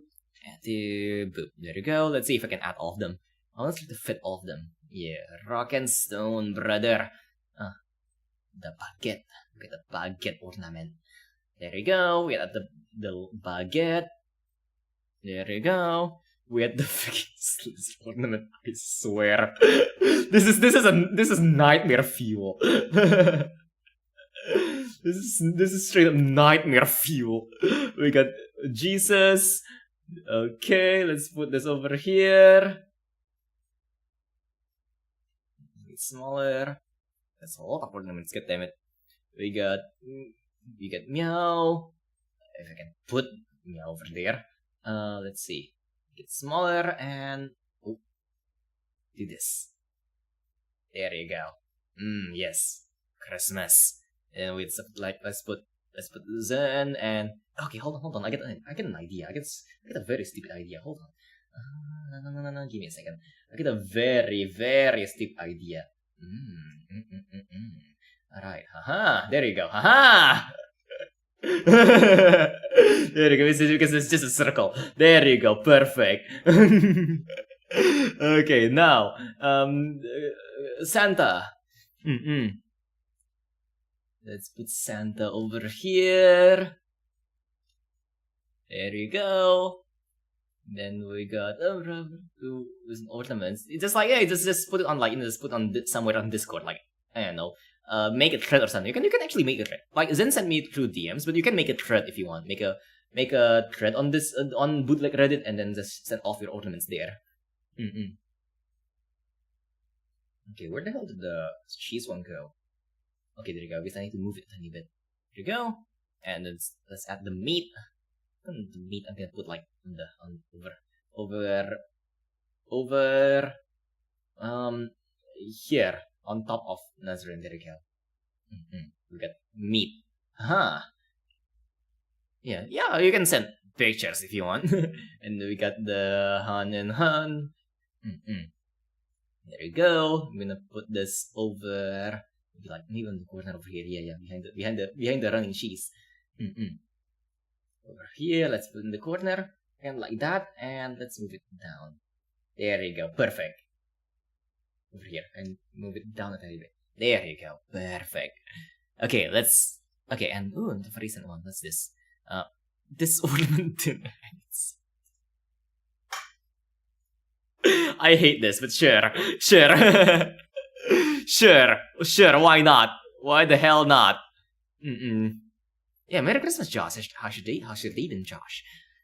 Let's see. Okay, let's put that. Let's put this over here, and then boop. There you go. Put this over here. Okay, that's a lot of ornaments. God damn. Alright. Yeah. Normally on this channel, we show places that are either... I want to see the laundry room. So speaking of the entrance, this is the water coming in. So you put your laundry machine right here. In Japan, I don't know how I feel about that. No apartments will come with a I don't know how I feel about that. So you have to get that yourself, but they're not too expensive over here. And you can see this is where I don't know how I feel about that. I want to see this with the try to hide everything. Washing so machine. they kept the electric boxes on the outside of the wall, and you can see exactly how it goes right over here. I wonder why they didn't hide it actually. To this why not? light up here. I like that a lot. But speaking of going up, I like the cyberpunky feel, but it's also not really that clean. You know, like after 3 months, that's gonna get up a lot of dust. Let's go upstairs and see the bedroom area. But hey, you can't have cyberpunk without grimy. So coming upstairs, I just love spiral staircases. You get into the main part of the apartment. Ooh, this is somewhat cozy. I can like it. It's more of a studio, but it's I honestly, I get a soft spot for like studio apartments. I don't know why. I guess it's just because having everything in one place is kind of nice. But at the same time, they do come with like the downsides. Like for example, it's kind of difficult to have guests over, and then it's also difficult. For example, I know over here the kitchen is also the bedroom, so like cooking something is gonna stink the entire place. Unless you can like open the window or something. Can you even open that window? Like that doesn't look like a window that opens. Like, and even if you open it, the air circulation won't be like the best. because you want to have like the best air circulation in a place is usually like having air entrance and air exit. Like for example, on my friend's apartment, when the kitchen is actually like at the same place as the living room. So like when you go into the apartment, it's a living room. It goes into the living room, but like then right on the left of the living room is the kitchen, and it's open. It's like, it's technically the same room. It's like the kitchen counter table, and then behind it's like the sink and stuff where you cook things. So when they cook, they do two things. First, they use the exhausting magic that on top of the stove, but then as an extra measure, they usually open the door and open the window that's like on the balcony. When you open the door, and you go straight forward, it goes straight into the balcony. So it gives like a good air circulation. So, wind can actually go through. So the place doesn't stink like hell when you're making something that's, some dish that's a bit more on the stinky side. Studio over 2 floors if you think about it. But what I love about this is just the very high ceilings. Most ceilings in Japan are usually around maybe, I don't know, 8 feet or something like that. 2.4 meters. With tiny apartments like this, with tiny places like this, having a high ceiling is a very nice thing, because you can, then again, I guess it depends a lot on what the landlord allows if you're renting it. But you can put like things like racks on the side, but if not racks, you can actually build racks that doesn't you don't need to nail onto the walls, and you can make use of the vertical space to really store a lot of things. But yeah, okay, let me see what Karakas sent. Is it another ornament? Yeah, why not? Ornament, let me save this one. Boop, boop, boop. And boop, there you go. And let me go back to over here. Okay, where's the ornament? Let me add that somehow. Let's see, where should we add this one? I'm gonna add this one. Hold on. Oh god. Let's add this one on one of. let's put as one of the ornaments that hang from the ceiling. There you go. Or on the thingy. Or yeah, that you know that kind of makes sense. The cat is like stuck on the hanging thingamajig. Yeah. All right. Let's continue. Normally on this channel we show 2.4 meters, but just a little bit about this place is that, well, these walls have a secret, and we'll let the architect actually explain that. コンクリートをできるだけ少なくすることで、杭を少なくする、軽くするっていうので、コストダウンと材料をリーズナブルに使う。実は人気がなくなった時に隣の部屋と一緒にして、隣の部屋と一緒にすることで今23平米が50平米になる。で、ファミリーの方が住める。 That's cool. いろんな it's kind of one of those apartments. Yeah, I know that some apartments actually do that.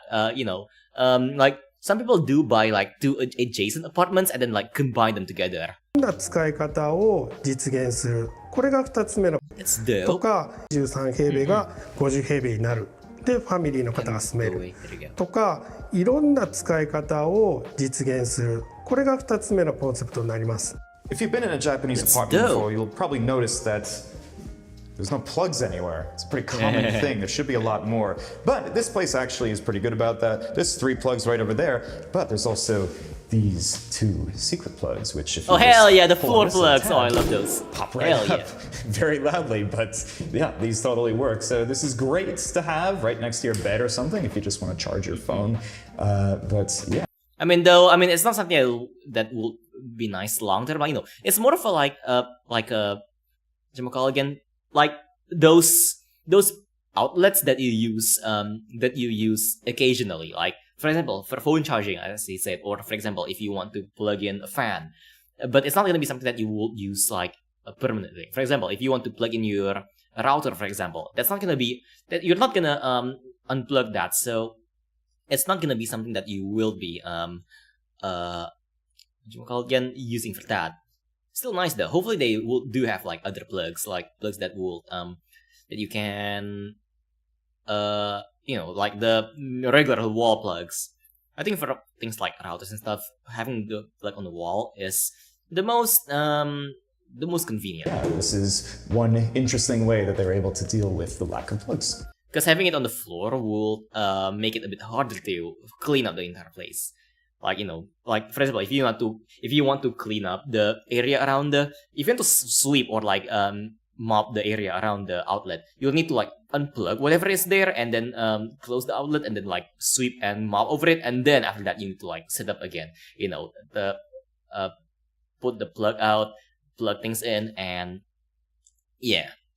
So this apartment has 3 basic colors to it. You have the white walls and also the concrete walls and floors, and also I kind of like wood, it though. like the brown I kind of like wood. the, and you know, I like a nice neutral color for apartments, just because they, you know, neutral colors, they mix with anything, so you can decorate it however you want, and the colors won't clash. I know, like imagine having like you know, bright pink walls. Well, that would look cute, but like yeah, it would look cute. It's gonna be a bit difficult to decorate it as you want, because sometimes the colors just don't mix. This is something that's very hard to find in Japan, is actual wooden hardwood floors, right? Oh yeah, like some people, you know, like I mean, it's not just in Japan. Like I know in a lot of places, people usually just use those wood wallpaper, the wood textured wallpaper on the floor. It's mostly just a laminate, but I absolutely love these. And in the event that they do get a little bit too rough, you can just polish them right up and put some new varnish on them. Now, in one of these unbreakable walls, you'll see it has these holes all over the place. And oh, I was wondering what those holes are. I hope those are the holes, you know, holes for things like shelves and stuff like that. Because again, that's the best type, you know, the best way to make use of your space in a tiny space. You want to use the vertical space that you have. Things like shelves and stuff like that. You can make a tiny space feel very spacey. And this is a common way that they make reinforced concrete walls in Japan. If you look in here, there's a little piece of metal. It's the actual reinforcement. And you can plug a screw or something in there to make it into a hook. There you go. So you can make this into a little more closet space. Which you're gonna need, because this is your closet. It's completely exposed, but you do have plenty of space to have, you know, most of your clothing and even some of your shoes. Honestly, kind of nice though. I like on the it top like over that. there. But really my like that. favorite part of this room, of course, it's always my favorite part of every place, is the kitchen. The kitchen. You send it. Okay. Yeah. So this rental. Where did you send it? Oh, it's in the chit chat. Let me see. Oop. Ah, there you go. Hell yeah. All right. Let me quickly save this. There you go. And then let's paste this over here. And boop. Okay. Now let's go back to React. Where's the React? There you go. Boop. And let me see. Let me add that real quickly. Let's see. Where can I add that? I'm gonna add that on the into the. Let's see. What's a fun place to add this into? I'm gonna put it on the mug. There you go. Yeah. There you go. We get you on the mug. Hell yeah. Okay. Normally on this channel, we show places that are either really expensive or kitchen. So this rental actually comes with this stovetop. It's a induction heat 2-burner. Induction stove. Let's go. The end of Santa set. Oh yeah. Good idea. Oh Leonardo, thank you for that. Oh, we'll do that. Yeah. Let's do that. There you go. Yeah. Stove. But if you don't like induction heat, this place has you covered. If you look right under here, I like induction heat though. Has a gas line in it, so you can just wire up your own little stove and have a gas stove. I like induction. It's cheap, efficient, and doesn't have fire.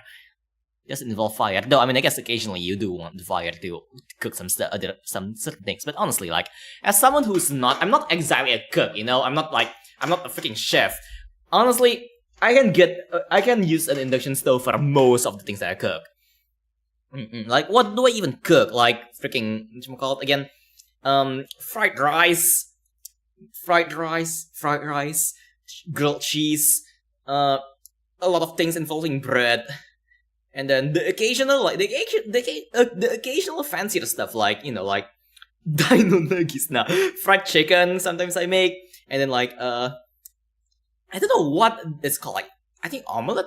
I think it's called omelette. It's like this Chinese omelets. We call them Fuying Hais over here, but like this Chinese omelets, and then it's on the fancier side. Yeah. Oh yeah. Have a nice day, lady.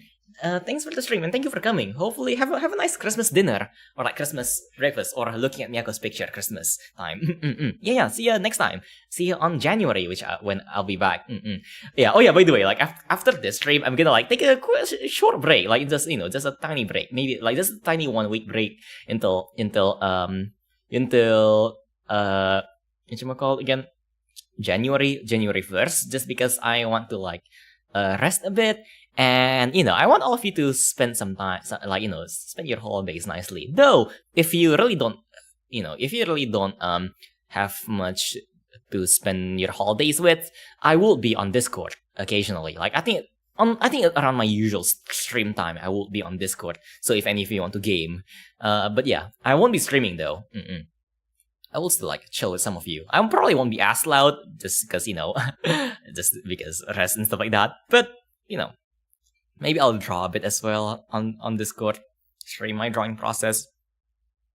And I will be drawing some things that I don't usually draw on stream, like, like drawing things for like work related stuff, and drawing things that are unstreamable, like but yeah. Business. And with a gas stove, of course, you need to have enough ventilation, which is what we have. 10 IQ stream. Hell yeah. So right next to the ventilation system right here. Thank you for stream. Oh, I thought like 10 IQ unstreamable. Yeah, like some things that like YouTube doesn't like. And also I can put music, and you can suggest music, and we can play copyrighted music. We can actually DJ. Yeah. No, I'm not ending. I'm just like saying that because some people are like like lady was like heading off. Yeah. Don't worry, I'm gonna stream for a bit. Like I might stream for a bit longer than usual, considering and end of the month I usually stream longer. So yeah. Yeah, doing unspeakable things to the cheese. Exactly. You'll see you have these shelves. And draw some more experimental stuff. Like I know I drew a bit of some. Like. I think last month I drew like some things that I never really show on stream because it's more experimental stuff. I was experimenting a bit with like posing, and the result didn't really go that well. It didn't really look that nice, so I didn't really render the sketch. It's just a very rough sketch. But so occasionally you will be seeing like art that I would not be uploading onto YouTube, and I will also be like I will be you can have a bit more, I guess, like hands-on experience with art if you want to learn how to draw art. I can like teach you art and shit. Up here, there's even more space up there if you can reach it. So yeah, for the MSG. But also, just keeping in the high area, as you can see, we have this curtain rail up here. So you can actually make this a little bit private if you wanted. So, I don't know, say you have your friend going downstairs using the bathroom, but you don't want to see him or hear him. Well, so everything's all nice and quiet. But my favorite place, next to the kitchen, of course, would be this little nook right here. You can just sit here, read a book, and stare. I'm taking note of this. I actually have been wanting to, I have been wanting to draw this like scenery, but like haven't really had the time. So I'm gonna write it down really quickly. I'm gonna like just draw it really quickly on my whiteboard. Just like I know what I want to I have been wanting to like draw something like that, but like haven't really had like the thingy. So yeah, like just sitting next to on the windowsill, reading a book, doing something, maybe like looking at distance in the rain. Oh god, I wanted to draw that like that scene, but we need to wait until I have the time. Recently I have been drawing like sceneries and stuff like that. Like earlier, last time I did an art stream, I drew the 7-Eleven thingamajig. I want to draw more illustrations like that, and I have a few things in mind. Like, I want to draw definitely different different lighting conditions. Like for example, one thing I want to draw is sunset, because I don't draw sunset that much. The last time I drew sunset was like at least 5 years ago or something. So I want to like do a remake of like some old drawings and make it look better, like sunset, and then like sunset slash sunrise. I'm not sure which one it's gonna do, and then like direct sunlight, and then cloudy nights, like maybe like rainy lights and stuff like that. I want to draw something like that. Also, for the rain magic, I really want to learn how to render water droplets. So I'm gonna like be doing that at some point. Hey, sneak peek for future art streams. Out the window. Oh, speaking of. Oh yeah, by the way, like regarding art streams, what do you guys think about like the subject of the art? Like, I have been doing like a lot of drawing myself. But what do you guys think about me drawing maybe like other VTubers, my VTuber friends, and OCs? Like I think for some casual art, I will be drawing like more like different characters. I want to draw some of my friends, and also some of my some of my favorite characters and stuff like that. Some of my favorite characters from media. But for illustrations, I mostly want to like do OCs. It depends. It's not just a block of cheese. It's also a hat. Yeah, exactly. Well, yeah. What do you guys think about the subject of the drawing? The windows. These are dual pane glass, which in Japan is surprisingly hard to find. Most places only have single pane glass. The reason you can tell they're dual pane is if you look right here, they have this mill strip in here with these little holes in it. So this holy apartment is actually on the market right now for exactly 100,000 yen a month, which I actually, I actually don't even think like, I don't think double pane glasses are even that common in general, all over the world. I think it's pretty rare just everywhere. I don't know why. I really rarely see double pane glass, or maybe I just wasn't perceptive enough, because you really need to look at the glass to notice that it's double pane. Is about I don't know, $700 or so per month. But let's go to the next one. It's really nice though. Another apartment. If you're living alone, like you're a college student, it's pretty nice. This one's in Kamata. Let's go see the If you're starting a family though, not ideal. area before we go inside. The next one is in Kamata, an area on the southwest part of Tokyo near Haneda Airport. It has an old school feel to it, mostly thanks to its old school shopping arcade, which is populated with little... Oh wait! Oh, I think I've seen this in pictures at some point. And videos and stuff. Oh, this place. Oh, mine. I've seen these drawing characters every once in a while. Yeah. That'll be nice. Shops and restaurants, and has some of the best gyozas in town, especially gyoza! Hell yeah! here at Kange. Hell yeah! With that, let's go see the next apartment. Alright, we're back at the property. And oh yeah, by the way, do you mind me if I go down a bit just to grab a snack, because I'm a little bit hungry. Let me see. Yeah, I'm gonna quickly grab a snack. Okay, give me a second. Where's my text? Let me see. And also use the bathroom, because I drank a lot of tea earlier. Okay, what's this one? Okay, there you go. Be right back, bathroom break. Okay, give me a second, okay? Just gonna quickly grab something, and yeah, okay. Colonel entertain the audience or something. And actually, you know what? I'm gonna play a video here to let you watch something. Maybe this one, yeah, like this one, because Leonardo did send this, and I feel bad for not watching the entire thing. I'm gonna play this, and then you guys can you guys can watch it while I grab something to eat and take a piss. So yeah, be right back. Hold on, where's my thingy? There you go. Okay, be right back. Boop and boop. The pie eating contest is canceled? But I've been expanding my GI tract to store more pie. And I perfected dislocating my jaw. Mariner, what is your mom thinking? This is the biggest crew night of the year, not including Ponfars. Yeah, I don't really know what...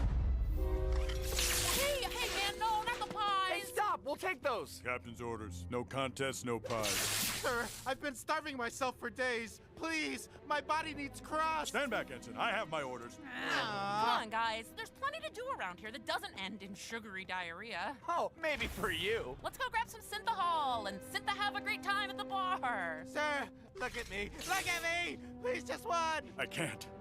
You know I can't. Then stun me! No! Don't look at the hollow imager. Look at me. Okay, and just tell me what life is like on the Cerritos. Okay, is this good? Last week I got to scan an ancient probe from an unknown civilization, and I just signed up for aerial silks. For me, the Cerritos is life in the cave of Garanoga. Oh, you poor thing. They make you live in a cave? No. It's the Cerritos is like home to me. I have lived in a cave, though.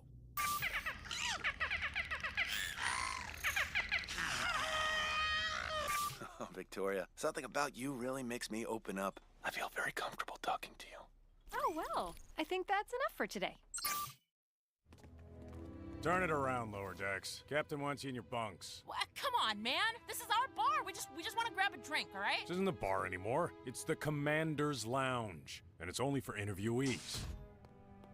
Hey, wait, Jet's not a commander. He's a lower decker like us. How come he gets to be in there? There's a list of approved people. Manhaver's on it. There's a list? Hey, it's okay. Let's get out of here. I've got some news en route that'll knock us out for a while. I know Mom is stressed, but that reporter is here to report, and this isn't how the Cerritos actually is. What are you gonna do? I'm gonna tell the truth.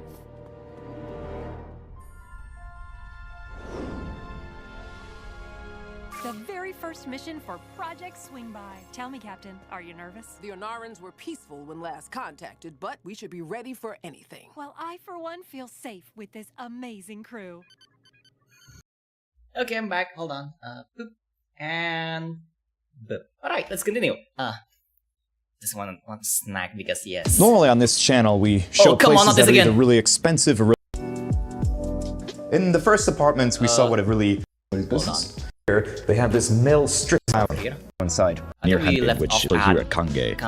With that, and has mostly things southwest part of Tokyo near Haneda Airport, populated with little shops and restaurants, and has some of the best gyozas in town, especially here at Kange. Gyoza. With that, Gyoza let's go see town. the next apartment. Alright, we're back Who at the doesn't like property. Gyoza town? And first off, what I want you to look at is right here. You notice how the first floor is a little smaller than the second and on? They have two little corridors in the back, and then have two in the front. So that's the reason that they did this, just to give a little bit of a corridor space on the sides. That's definitely unusual. Without further ado, let's go inside. So this unit in particular is actually over 3 stories if you include the little entranceway down there. And in every Japanese house and apartment, first thing you do is you take off your shoes, which you would do downstairs. But if you notice, there's no storage down there. So what do they do? They make plenty of storage right over here. So this is where you can put all your shoes, you can put some plants, books, anything like that. Just Ernie, how's your day been? How's your day been? Welcome. Oh, it's been a while since I see you. Yo, Merry Christmas. Are your balls bigger? How's your day been? We're looking at Japanese apartments because, oh my god, I don't know why. I got a very weird thing for Japanese apartments, or like just small apartments in general. I really like watching these apartment tours. I don't know why. I just have so many things to comment about when I'm doing doing this kind of things. But yeah, honestly though, this apartment is this small apartment, right? Like why did they need that many shelves? Like even the houses I go to does not have shoe racks that big. Like, are they expecting like people who owns a shoe collection or something to live here? Like, sheesh. Like, if someone owns a shoe collection, chances are they're not gonna live in an apartment. Hey, but yeah, exactly. Tiny apartments. Yeah, I also love it. It's very nice. Right. Hey. If you want to hop on, hey, tell me. We can commentate on this together if you also enjoy these kind of things. Homey looking in here. And when you're inside, you'll see you're in your entertainment space. So the whole apartment is actually 32 square meters, but this room right here is about maybe 15 or 16. So you get a lot of space overall, just for the living room and dining room area. And it's great because say you have your guests over and they need to use the bathroom, well... Again, my first, the first thing I look at when I'm browsing for apartments, air circulation. I need to see how good air circulation is. Can I open the... Are there at least, 2 openings? Like, for example, a window in a window or a door in a window. So, if I, in a place like this where the kitchen is not separated from the other rooms, it's gonna be it's gonna stink real quickly if you don't have good air circulation. That's right over here. Yeah, bathroom. In the first apartment, we saw what a really nicely done bathroom is, a really unique bathroom. This is actually the same architect as the other one, but he decided to go for a more traditional Japanese look for this one. First off, you have your toilet. Yeah, we get the control panel this time. Let's go. We get the control panel. That's what we need here. Of course, with, you know, the butt heater and the butt washer. Butt heater, hell yeah. And if you come over here, this is what a normal Japanese bathroom looks like. It's actually all made out of resin. These are called unit baths because they're these prefabricated units that you can just get anywhere. And it's all the same size. They're all a standard size. Big, medium. It's cozy, I like it. And small, like this one.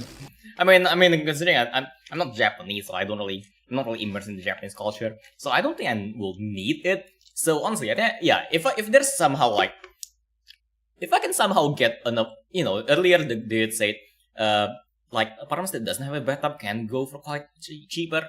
Honestly, if I can get an apartment that's like much cheaper, only because it doesn't have a bath, I'll take it. Oh. And grandparents suffering face with lubricate. Oh, that's dope. And yeah, hey, whatchamacallit again?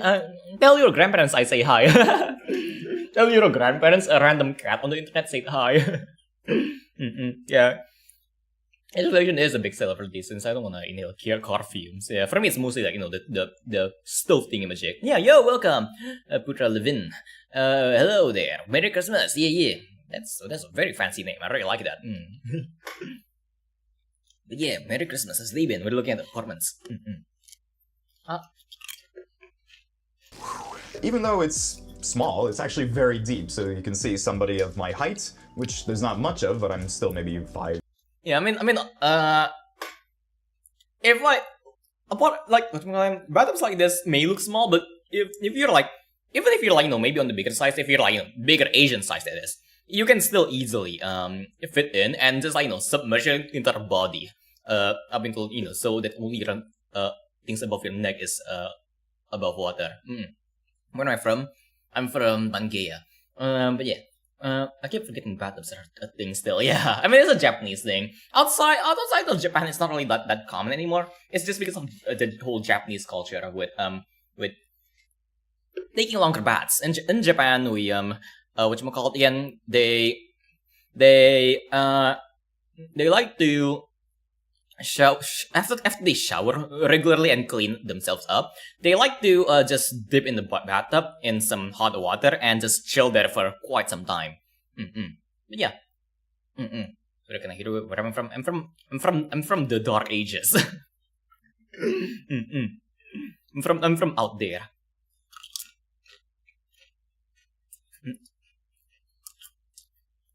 I'm from all the way out there, edge of the world, Pangea. 9, 5'10" on a good day, can still fit in here because of its depth. Like all other Japanese bathrooms, you have your shower area over here where you first wash off, and then you climb into the bath, which has, of course, one of these guys in it. So this is the water heater, water reheater kind of thing to keep your bath nice and warm for the entirety of your bath stay. Oh boy, okay. I wonder if more modern Japanese bathtubs have like a built-in jacuzzi. That'll be funny. Pretty cool, the only one. I mean, yeah. Don't you begin approving the tub? Yeah, I mean, it's like I think it's it's mostly just culture because you know usually people in Japan after work they're like exhausted and just sitting in the bathtub is pretty relaxing. It's kind of like imagine yourself like maybe a good example will be like if us like non-Japanese people, after we take a bath, take a warm bath, we dry ourselves, get clothed, and then just drop onto bed. I think it's kind of like the equivalent of that, but like, you know, because, you know, warm water, it lets your blood circulate nicely. I think so, I don't know. Like, I don't know if it actually improves blood circulation, but I know it does relax muscles. It's relaxing and stuff. And just having, you know, being in a warm bathtub. So yeah, it's relaxing and yeah, you become stew. And yeah, again, I guess it's also part of the culture. You know, in Japan, Japanese baiting culture it can get really wacky, like a lot. Like, you know, like just recently I found out that that people in Japan like do save the water on the bathtub. Like, you know, like let's say your dad comes in, you know, comes home. He takes a shower, dips in the bathtub for like maybe 30 minutes, maybe an hour, gets out, and then closes the bathtub with the thingy, the tarp. And then suddenly your brother comes home. He goes in the bathroom, showers, opens the bathtub, and then dips back into dips into the water that just dipped into. And then same with the sister. Got home, showered, and then dipped into the same bathtub. I'm one of you. Shower can increase your bloodstream. Yeah. I guess that was okay, but apparently, I guess it's true. I don't know. I need to really look into that. I need to fact check myself. Oh. So once you're done with yeah. People see, exactly. With your bath, you come on, dry off right over here in your little washing space, and you have your sink right here ready for you. This is actually a pretty large sink for Japanese standards, and the nice thing about this is you have the Oh yeah. By the way, like, talking about sinks. This sink is actually what I would prefer. Like, you know, on the previous apartment, I did talk about how I didn't really like the bowl-style sink. This kind of sink is much nicer, mostly because, you know, like, I mean, I guess it does look a bit cleaner, but also the main thing that I really love about sinks like this, it's much easier to clean. You don't have the tiny crevices under the sink, so you can just like wipe it and wipe the sides, and it doesn't take that much effort to really clean the entire place.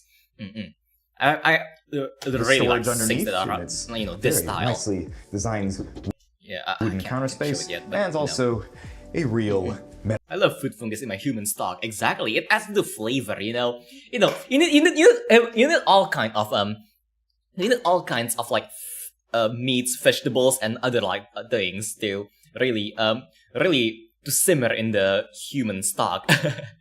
Medicine cabinet. These are hard to find in Japan, but this is a nice size in my opinion.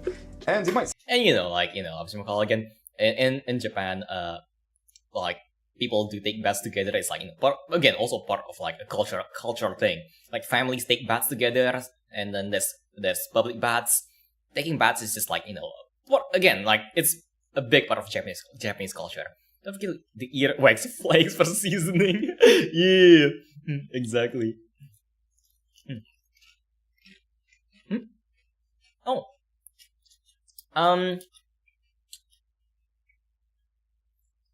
It's kinda random videos, but I'm mostly talking about, like housing in mostly Japan, like small houses.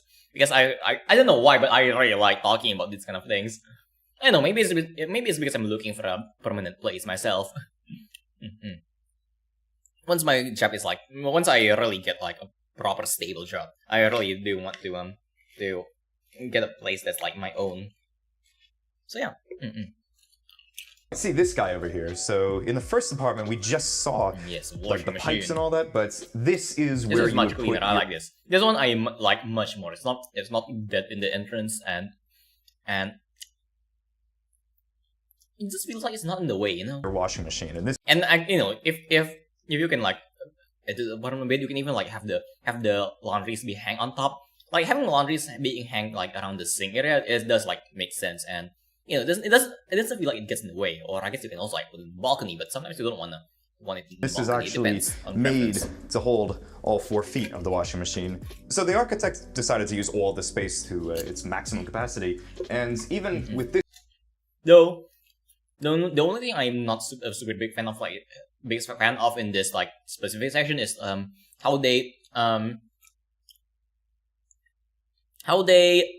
arrange the entire thing. Like I kind of wish they would put the sink on that wall where the washing machine is. I feel like that will save a lot of space. Like just think about it. Like if you put a washing machine on that space, on the washing machine space, you're gonna have like this one awkward section on the side of the side of the sink that's just a bit hard to reach. And again, I guess you can put like the stuff that you don't really use that much, like for example soap refills and stuff like that. The cleaners, the mop fluid, the the freaking like the bleach and stuff, the detergent, you can put it under the thing, so it's not like super in the way, but still it still feels a bit awkward, you know. I feel like if the sink is like just dead on the wall, you can actually, like, you know, you can just like just put those kind of things, you know, the detergent and stuff like that under the sink, and then it's next to the washing machine, and then you can actually like repurpose the space like in front of it with a lot of other things. Like for example, you can have like ironing boards, like, you know, you can have one of those foldable ironing boards to so yeah, like maybe even have a tiny shelf as well. So after you're done with your laundries, you can like hang it, and then when you're hanging it, maybe even hang it on top of this. Where's my mouse? This top space on top, like right here. It'll be like really convenient. Or I guess if it feels like the place is gonna be a bit too moist, you can hang it outside in the balcony. But after you're done, put it in your laundry basket. You can unfold your ironing board and start just ironing in the same place where the washing machine is. It's really feels a lot more convenient. But yeah, yeah, look at properties. And what kind of snacks are we having? It's chips, yeah. Obviously, chips. Who doesn't like chips? This wall, which is like this because of how the entrance goes up, you could see that there was going to be this little weird notch in the corner where stuff could fall down and you could have to like try to get it up. So we decided to build a wall halfway up to have maybe some detergent or something on there. So yeah, let's go back into the living room. Weird, okay. So coming out of the bathroom and back into the living room, forgot to show you one thing. It's these floors right here. So most floors in Japan are just made out of like a plasticky thing, fake wood, you know, or maybe just like a little laminate or something. But these are real hardwood floors, and these are very hard to find in Japan, even for a place of this budget, which, by the way, it's cool and all, but it won't be my priority. It's kind of more like a luxury thing or like a bonus. If I'm looking for an apartment, I would be looking for a function first. Hey, this is 140,000 yen a month, so that's just about $1,000 with today's exchange rate. And what you get with that, of course, is a nice and useful. I love to have a nice bedroom because it's the place I spend most of my time. Yeah, fair point. But then again, here's the thing. Like, if you're like a college student like me, or like, you know, just like, you know, single, unmarried, and like, you know, like not planning on starting a family. Honestly, your bedroom is gonna be mixed with all of other rooms. Like sometimes living room, sometimes not. I mean, again, honestly, like if I want to get an apartment that's a bit more, yeah, if I want to get an apartment that's gonna be a permanent place, I would actually rather have like a living room so I can actually have guests over and not them be directly in my bedroom. But if I'm not planning on having guests over, I mean, honestly though, like. Even right now, my roommates don't go into my place that much. But so honestly, I don't know how much I'm gonna have guests. So and I might actually consider like something without a living room. But you know, like a lot of these small apartments doesn't even have a living room. So like there's only like maybe 2, maybe 3 if they're being generous. But usually 2 rooms: the bar room and then the everything room. That includes the kitchen, the living room, and the bedroom. So kind of like it's an all-in-one room. Little kitchen as well, and this architect seems to really like in this specific apartment, for example, there's only 2 rooms. This is the entrance where the stairs are earlier in the shoe racks. This is the bathroom, and this over here is the entire room. It's the living room, dining room, kitchen, and bedroom. They didn't type in bedroom, but this will also be your bedroom. Having these electric. Usually on small spaces like this, people use folding beds or like, you know, sofa beds sometimes, and also like just mattresses. It depends on what they fancy, really. Stovetops. This is another. I mean, since in Japan, mostly people just like roll a futon, but you know. Induction heat one, but as you can see, it's only 1 burner, but. Since it's just a regular plug and this is a pretty standard thing, you could spring for a 2 or 3 burner and place it right there. You'll sacrifice a little bit of counter space, but that's okay. And down there is where the majority of your storage in here is, if you don't count that wall over there. So yeah, I mean, if you're living alone, it's great, or maybe just a couple or something, but 3 people or more, it's gonna be a little tough. Yeah, the only downside to living in small places is just, again, the how difficult it is to have guests over. So this place is It does have okay, it does have a separate bedroom then. Okay, that's interesting. Technically a 1 bedroom, 1 bath, or 1 LDK as they call it in Japan. And this is the bedroom. It's not that big, but you could fit a pretty small bed. Yeah, it's pretty decent. Hey, you can have like a mattress down there and then like have the side to be your closet. In here. And not much else, but at least you have your big storage over here. The architect of this really likes to have open storage. Very nice. As you can see, it's just an open closet, no doors or anything like that.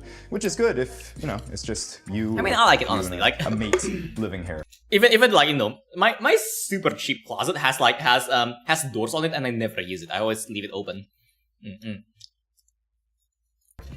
But the best part of this apartment is not here, not inside, but outside, right where the cameraman is standing. Yeah, the balcony. So let's go take a look. Oh, this is where you hang your clothes then. If you have a balcony, a walk-out balcony like this is where you're gonna hang your clothes to let them dry. Hold on though, hold on. No, I really don't like how, you know, like, this is the bedroom technically, yes, but you're gonna need to like, okay, you're definitely gonna need a folding bed then, like, you know, a bed you can fold, or like, you know, just a mattress that you can lift up when you're done sleeping, because if not, you're not gonna be able to, like, you know, I'm honestly not a big fan of this section, because mostly because you go out, like, to go out to the balcony, you need to pass the place that's supposed to be where your bed is.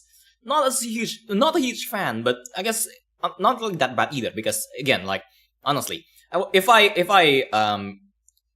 live here, I will probably like sleep on the floor under, like, you know, a roll of futon or something. Not inside, but outside, right where. I'm gonna use this mostly for, like, you know, for just to walk in and out, and. You know, and I'm a bit of a clean freak. Like, usually outside balconies like this, usually they can get pretty dusty. So I'll probably have, like, you know, like the closet over here, I'll repurpose into like a shelf for like, you know, slippers and stuff if I want to go outside. Because, you know, I don't want to go out and then like go back in with dusty feet. It's yucky. The cameraman is standing, so let's go take a look at that. So, stepping outside of the bedroom area, you can see you have this Yeah. Here's the 100 Yeah. Okay, here's the problem with getting a rural house in Japan though. It's not exactly close to any like infrastructure. Like part of the hold on. Part of why apartments like this are like so expensive in their size is because they're really close to certain hotspots. Like, for example, like train stations, MRT, subways, yeah, subways and train stations. It's really close to those. So, and because of how good the infrastructure here in Japan is, you really don't need a lot of like you know, you can go all the way around like, let's say maybe a big city like Tokyo or something, or like other cities, Kyoto, Osaka. You can go around the entire city just using the subway system. So houses like this, part of the rent is actually like the strategic, like, you know, how close it is to the nearest subway station. So which is why it's kind of like, you know, it's a lot cheaper than rural houses. Yeah. So if you have like a job that's like required to be in office, you will want to have a house that's at least maybe like, you know, 5 minutes to 10 minutes walk from the subway. And like, if you're, you know, it's also convenient if you need some stuff. Like, you know, if you need to get groceries, you can just like, you know, walk. It's just a 5-minute or 10-minute walk, kind of like that. Me being germaphobe. Yeah, same here, exactly. By the way, one thing with those titles. Yeah, I know, right? I love writing weird titles. But yeah, it's kind of part of the rent. It's not just the building itself, but also the placement of the building. For this bottom, I believe the intention was that you could build out the bedroom into the balcony if you wanted. Oh, okay. That's actually, that honestly I would rather have that, or maybe like build half of the bedroom into the balcony. So the bedroom is bigger, but there's only a tiny balcony that I can use just to hang wet laundries and stuff like that. Massive, absolutely massive. Again, this is huge. I'd rather have like a bedroom this big than a balcony this big. For Japanese standards, rooftop balcony. And this one is about 15 square meters, which is about maybe 180 square feet. That's huge for a Japanese balcony. And the reason it's so big is that technically you could actually build this out as another room, but the architect decided to keep it open, right? So you might notice this very strangely shaped wall over it's supposed to be windows. and this is here for a reason. So imagine he was to actually build out this part into another room. This is where the roof would be. And just for Japanese laws, they have to keep it at this very strange angle. But in order to keep this a little bit... That's interesting. I didn't know that Japanese laws require like roofs to be a certain angle. I need to read into that. More open and free-feeling, instead of having it as a strangely shaped room, he decided to keep it as a rooftop balcony. And I love that. But... I realized it was in the description. Yeah. I mean, hey, like, I feel yeah. Like, you know, I guess like that's kind of like part of these Christmas streams. I usually stream on Christmas because I'm also like, you know, I'm also in a similar occasion. I don't really get to like, you know, don't really get to like visit much people during Christmas. So I'm just here like streaming, and hopefully I'll be able to entertain people who don't really have anybody to you know, to hang out with during Christmas. Yeah. Yeah, I guess like, you know, hey, like-minded people kind of like, whatchamacallit, are drawn to each other, I guess. Without further ado, let's go see the last one. Same day, same clothes, different apartments. This time we're in Kichijoji. It's north of everything else we were just at. And before we go in, let's go see what the neighborhood has to offer. Kichijoji has been creeping up the list as one of the most livable neighborhoods in Tokyo. That looks nice. With its easy commute into That looks nice! Shinjuku and Shibuya, its absolutely massive Inokashira Park, and a mix of old and new shops, you can see why it constantly finds itself ranked very high on lists of most desirable places to live in Tokyo. I love this one. Okay, I feel like having a weird roof is better than US HOA going after for your grass. I mean, yeah, honestly, yeah. Definitely. Imagine having a lawn. Americans, am I right? Let me finish this.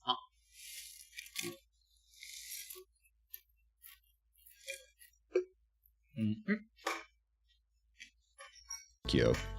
It's also home to some great restaurants such as the Village Vanguard Diner, the Rojira Samurai Curry Shop, and a gluten curry, I love curry. Free bakery aptly named Where's a Dog? Yes, another fucking sale. I love Japanese names. Japanese English. Again, like for those of you who didn't see it earlier. Yes, my favorite Japanese, my favorite part of Japan is the English. We got a fucking sale, everyone. Oh, I love, whatchamacallit again? English. And hopefully not in a gluten-free Where is a dog? On that note, let's go see the apartment. Ooh, this looks clean, I like it. And now we're here, and right behind me you can see this beautiful white... Hold on, let me finish this. Okay. Let me clean up my place. And okay, let's go. Building, this is where we're going to go into, but the architect decided for all three of these properties to make it so that the owner lives in the building, and you can see right over there is where the owner lives. We're not going to show his name, of course, but without further ado, let's go see the inside. Okay. And now we're inside, and you can see... First things first, I love the separate kitchen. See, it's a very interesting looking interior. There's a reason that they did this. I love like how this kitchen is separate from the bedroom. Ah yes, the brother of who let the dogs out, yeah. Let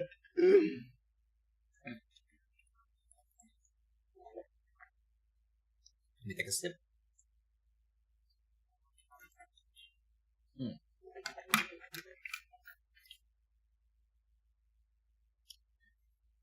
Okay,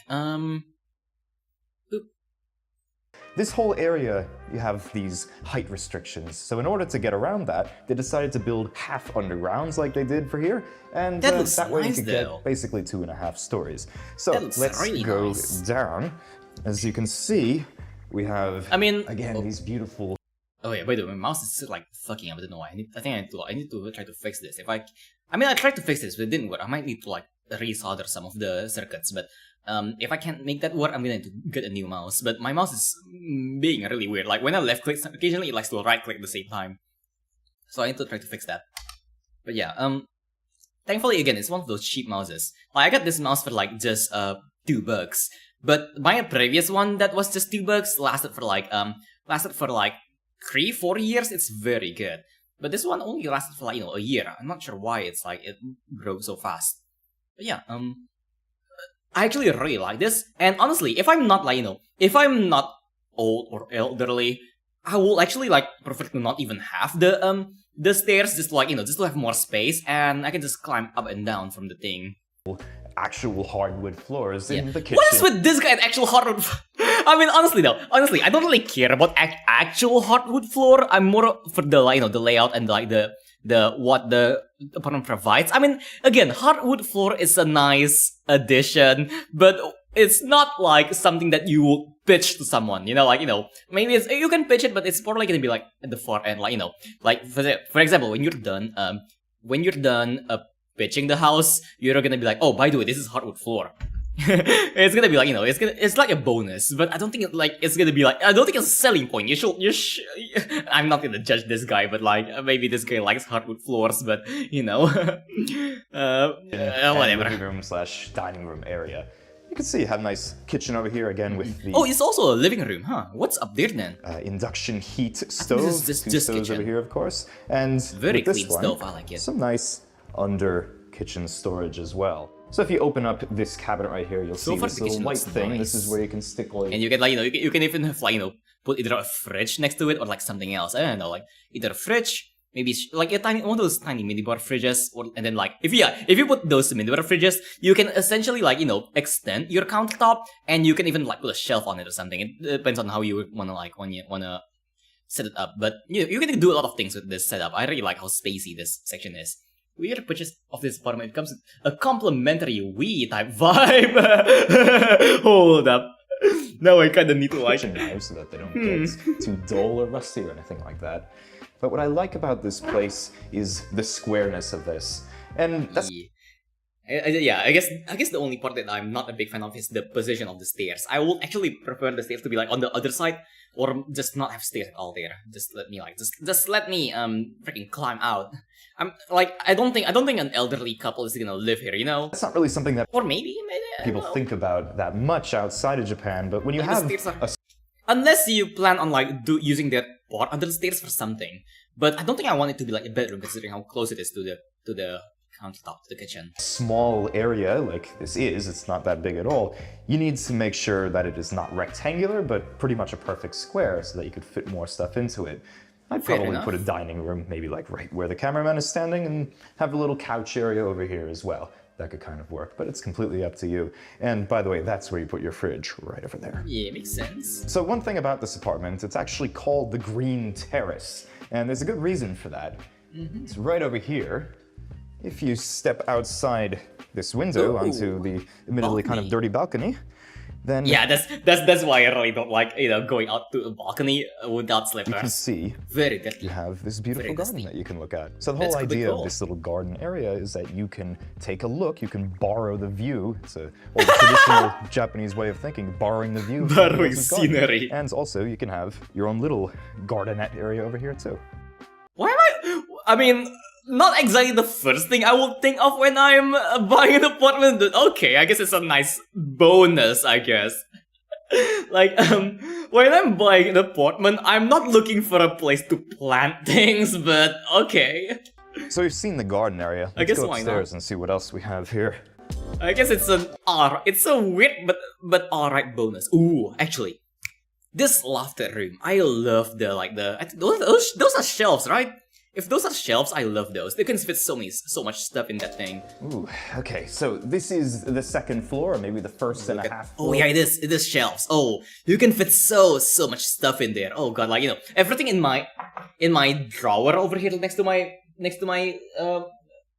computer table. I can just I got lots of dice here. All of these dice I got here, the mat rocks. the mad rocks. I can actually display this or something other than than just shoving them all in this thing. Like, you know, like having like lots of tiny shelves like that. That's actually really nice how it's like built into the wall. I really like how it looks. A communal garden. I don't want my neighbors judging my ranges. Yes. But yeah, like, you know, people can look at your plants. I kind of want to plant something funky just to make my make my neighbors question my sanity. Like, what's the weirdest thing I can plant?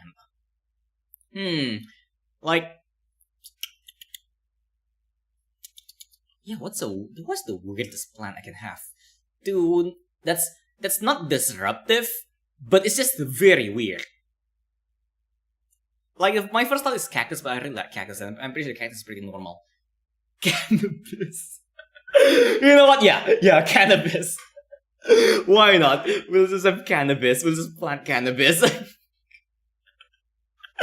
Oh dear, why not? Why the hell not?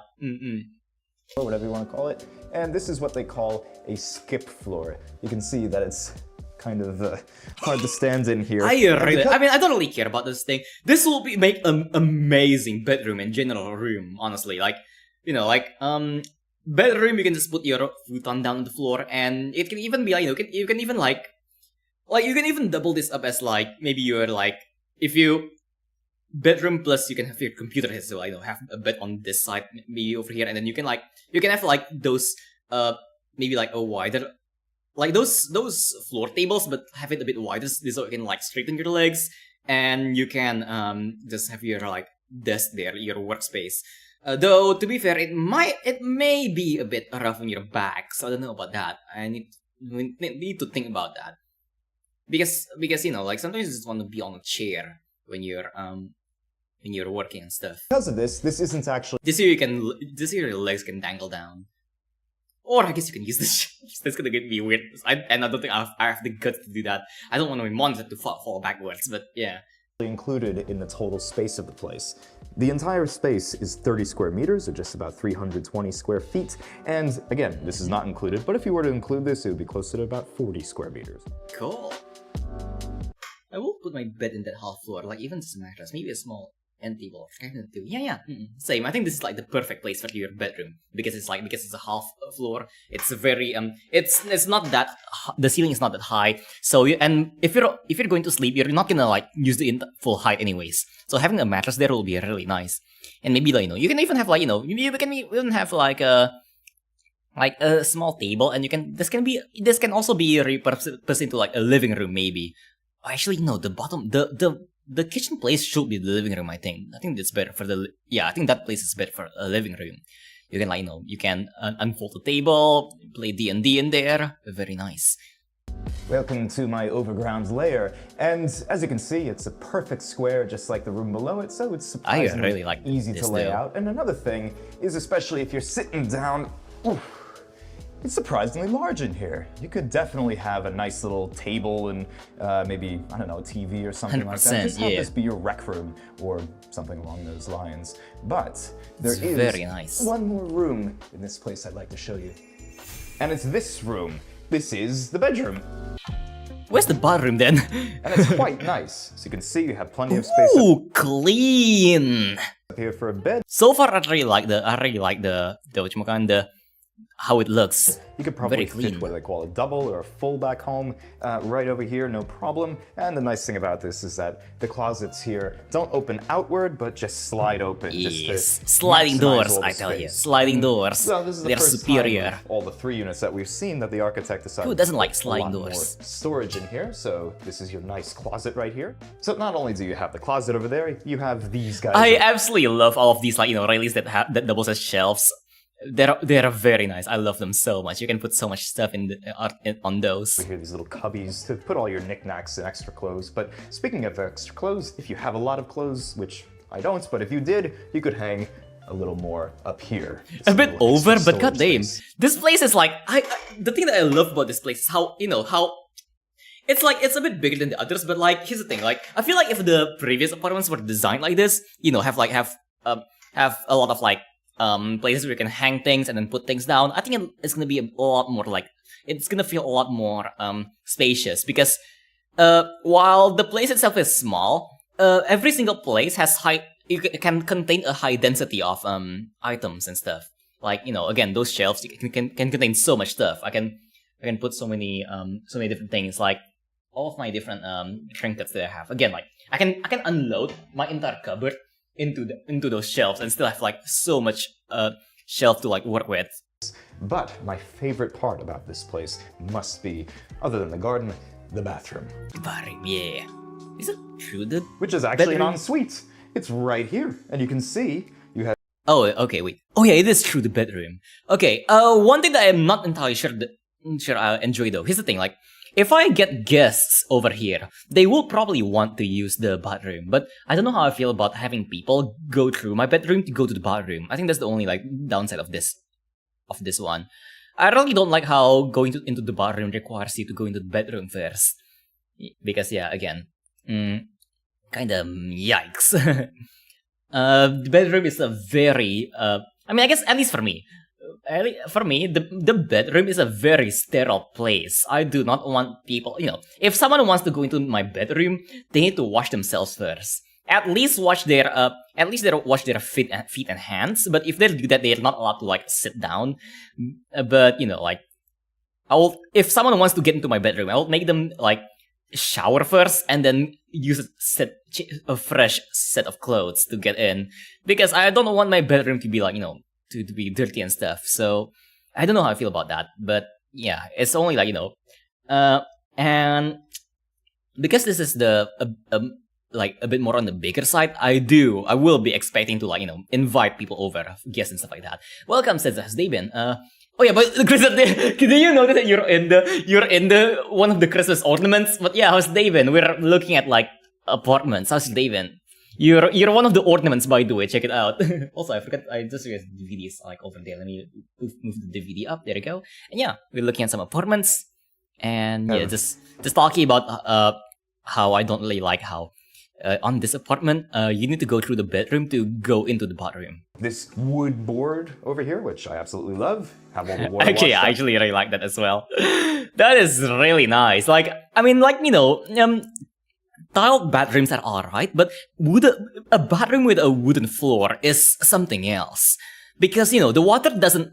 Because the wooden floor is, like, above the part where the water goes into the hole. It's gonna, like... the water will go through the cracks of the wood, and it's gonna, like, you know, overall the floor is gonna feel a lot drier. And, you know, it's also not slippery because wood, not tiles. But yeah, yeah. Mid-Christmas, it's fine. Hey, like, you know, all the people's, you know, Christmas doesn't have to be like this grandiose thing. Like, at least, you know, at least it's not bad, I hope. Like, you know, at least, I don't know, like, do you have any people to go to, like, eat a Christmas dinner with? If not, then hey, come over. Whatchamacallit, over here, we're just, like, you know, we're just chilling and, I guess, like, making Christmas better for some people whose Christmases are a bit meh. Down there, and of course, as it is in Japan, shower off right over here, and shower then and bath. hop in. This one is a much bigger bath. God damn. Which is kind of size-wise, at least, the combination of the first and the second one that we just saw. Not too big, not too small, but again, very deep. And of course, it has the water reheater thing, which is right behind me. Also, in this room, you actually have a curtain rail, so you don't have to worry about things getting too wet outside if you don't want them to. And this is where you put your washer as well. Laundry room. Toilet over there. Yeah, I like it when the laundry room is in the bathroom, okay? Too. But really not much else to say about this place. Ooh, except there is one thing. Oh? We have a very perilous window out here, but you can see that the designer decided to put these bars right over here so you can't drunkenly fall out. This place is listed for 125,000 yen a month, which is significantly lower than $1,000. And with that, you get. Wait, that's cheaper than the previous one? Hold on, this one is cheaper than this one. Hold on, let me show you. Like this one, seriously? It's cheaper than this one? Is it because it's like a bit further from like hotspots? But this one is like just over 1,000, right? This one, like that other one was way better than this one. How is it like that? Why is it cheaper? Let me. Can I get the price for this one? Actually, build a wall over here. It's part of drain feeling, lovely, and list with a strangely shaped room. Keep this a little bit more. It's cheaper, seriously? Free feeling. The perfect place to jump from. I know, right? Yeah. It's cheaper, seriously? God damn, that's a steal. I mean, considering like this, if I compare it with this one, like this one, the Green Terrace one is like 10 times better than the second one, but it's cheaper. Okay, maybe yeah. I'm guessing it's because it's a bit further away from center of town, but you know, I don't know. To worry about things getting too wet outside if you don't want them to. Or maybe it's because it's like really whatchamacallit, it's the outside is like you're here with like multiple different people and stuff. Like the previous one, I think if I recall, it's only 2 people in one building, and you have like the same like different exits. But on this one, it's like I think it's like 3 people and same exits. Yeah. The second one has like different exits. And this is where you put your washer as well, and your toilet over there too. But really, not much else to say about this place. Wait, hold on. Does the toilet have a cockpit? Over there too. Oh, it does have a cockpit. Let's go. Not much else to say about this place. Ooh, except there is one thing. I mean, considering Japan rent and it's Japan and housing is kind of expensive and stuff. It's pretty nice. We have a very perilous window out here, but you can see that the designer decided to put these bars right over here so you can't drunkenly fall. Like if you can actually live with like with maybe like if you're a couple, or I don't know if you can fit a family in here. You may be able to fit a family. You may be able to. It depends. If you just have one kid, probably. But they're gonna need to move out a bit earlier. But if you're alone, if you're living alone, this is an amazing place to like live in. If you're a couple, it could work. Fall out. But this place is listed for 125,000 yen a month, which is significantly lower than $1,000. And with that, you get this beautiful 2.5, 3-story, whatever you want to call it, masterpiece in the middle of Kichijoji. And that is it for our video today. Thank you so much to Tsuyoshi Shindo, the architect of all these 3 places. The same architect? Thank you so much for watching. If you want to learn more about other kind of properties in Tokyo, feel free to look at the link in the description below. And until next time, thanks for watching. Very nice. Very, very nice. Gazebo. I'm not gonna live in a gazebo. Okay, someone sent something over here. Gazebo, no! No, not the gazebo! Not the gazebo! Something considered more permanent. Oh, okay. Okay, hold on. I'm gonna put an A here just so the video is like a bit further up. There you go. Now it's gonna be like, it's gonna fit cozily on the screen. There you go. What's this one though, huh? Something considered more permanent. It's gazebo! No, I'm curious. In the last couple of videos, we showed you what you could get for $1 million in Tokyo's most expensive neighborhoods, folled by Tokyo's cheapest neighborhoods. And today, as you can kind of see, we're not in Tokyo. Yeah, it's definitely a more rural area. The problem with areas like this, you're gonna need to walk a lot, or use a vehicle to get to town for like the usual stuff. Again, like grocery stores, for example. Tokyo. Actually, in Kyoto. Tempted to jump over, yeah. That's what the map says, to show you what you can get here for $1 million. Tempted to jump off. Still, I think you're like, I think you're a bit, late. You can click the button on the stream that says live to go back to like, to present time. I think you're a bit, further on the back because that's a lot of delay. God damn. When we're talking about jumping off. I know, it doesn't look like the Kyoto you know and love, but the house we're seeing today is technically still in the same prefecture, being in the hills of the picturesque city of... Yeah, but how close is it to like the nearest subway though? That's what I'm really looking at when I'm finding like a settlement. Nantan. In places that were with good pedestrian support, like pedestrian infrastructure, like Japan usually has decent like. If you're in the more busier part of town, you can go onto like every single part of town just through the subway station, the metro, whatever you call it, the train. This area is about an hour and a half north of Kyoto Station by car, and is known for its beautiful nature as well as its collection of quaint thatched roof houses in small villages that wouldn't be out of place in a Hayao Miyazaki movie. Just a side note, it turns out that Nintendo game developer Shigeru Miyamoto, of Mario and Legend of Zelda fame, is from here. Enough about anime and video games, though. Today's property is over 100 years old, and though it may look antique from the outside, it went through a full renovation in spring of 2023, to the point that the only original parts are the beams and the ceilings. The thatch. Yes, it almost achieved the what's it called again? Ship of I forgot the name of dude. Ship of. Let me look it up. Ship of.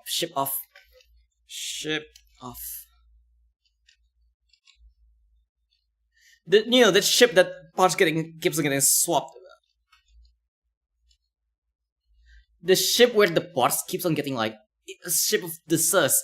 Theseus, yeah, Theseus. There you go. Ship of Theseus. Yeah, it's almost a ship of Theseus. Also, recently I found out that apparently the ship of Theseus, the Wikipedia article, has been edited so much from the first time it was written to the point where there's no parts of the original article is in Wikipedia article is in the ship of Theseus current article. So it is like it's very meta. But yeah, ship of Theseus. Yeah. So it's almost a ship of Theseus. Roof may look old, but it's also brand new. And that's because these have to be redone every 20 years to prevent leaks. Oh my. Roof thatchers are a dying breed in Japan, but luckily there's Okay, first of all, not entirely sure how I feel about that though. Like replacing the roof feels like a lot of trouble. Like if it's like a permanent settlement, because I need to replace it on my own, right? So like the house maintenance can be like quite funky. So honestly, I would prefer something a bit more modern, but still looks cozy. But still cozy. But honestly, I would prefer something that's a bit closer to town, not on a 1 hour drive, and maybe a bit less maintenance. Let's look. More than a few in the area due to the nearby thatched roof village. This beauty comes at a cost, though. To redo the roof can set you back upwards of $100,000. Yeah. Speaking of $100,000, we've just reached 100,000 subscribers on Tokyo Portfolio. Thank you so much for supporting this channel, and if you haven't subscribed yet, now's your time to do it. Now, let's go see the rest of the home. Subscribe to them, hey, if you like this kind of videos. Entrance and kitchen and bathrooms. So before we go in, I just wanted to show you one thing. It's this right over here. That's foot. That's those things that you use to like clean your feet, right? An automatic sink. I kind of like it though. Because this place was conceived during COVID, and that's when people were a bit. Like I love places where I love this kind of things. Like over here at my place, it has like a small water tap outside on the terrace. So when you come in, before you come in, you take off your shoes. You can wash your feet first before coming in, so your feet isn't dirty when you come in. Very nice. I really like that. If my place has it, I'll probably force everyone to wash their feet before coming in. Take off their shoes, wash your feet, and then come in. A bit more conscious about hygiene, but let's go inside. And see hygiene is important, everyone. Don't forget hygiene. Right away, when you walk into this place, you'll see very high ceilings, which I always love, and also this. The owner and builder of this place is actually the same person. Oh, cool. Some European countries do something similar with their roof, but lasts a bit longer due to the climate before needing to be changed out. Huh. Okay. Interesting. The contractor, so he made this absolutely beautiful built-in bench right here just to take off your shoes so that you can easily access your little tea area, which is... Oh, that's cute! I love the tiny carpet! What this is, that comes out, you can put a kettle in there to warm up the water, and right next to this first tea area, there's more than one a record player! You have this shelf area right over here. Oh my god, it's so comfy. Trinkets or artwork, whatever you'd like, or in the case of the owner now, Hell yeah. 78 record player complete with your own record collection as well. Hell yeah. The first bathroom. So this 133 square meter house, or about 1,400 square foot house, is in the middle of the mountains in Kyoto. And the thinking is, you come home, you're going to be a little dirty from doing all that trekking, so 100%. You want to shower right away. Well, that's why they put it right next to the entrance. Cool. I love this, by the way. I think the best place to put a bathroom is, indeed, in fact, next to the entrance.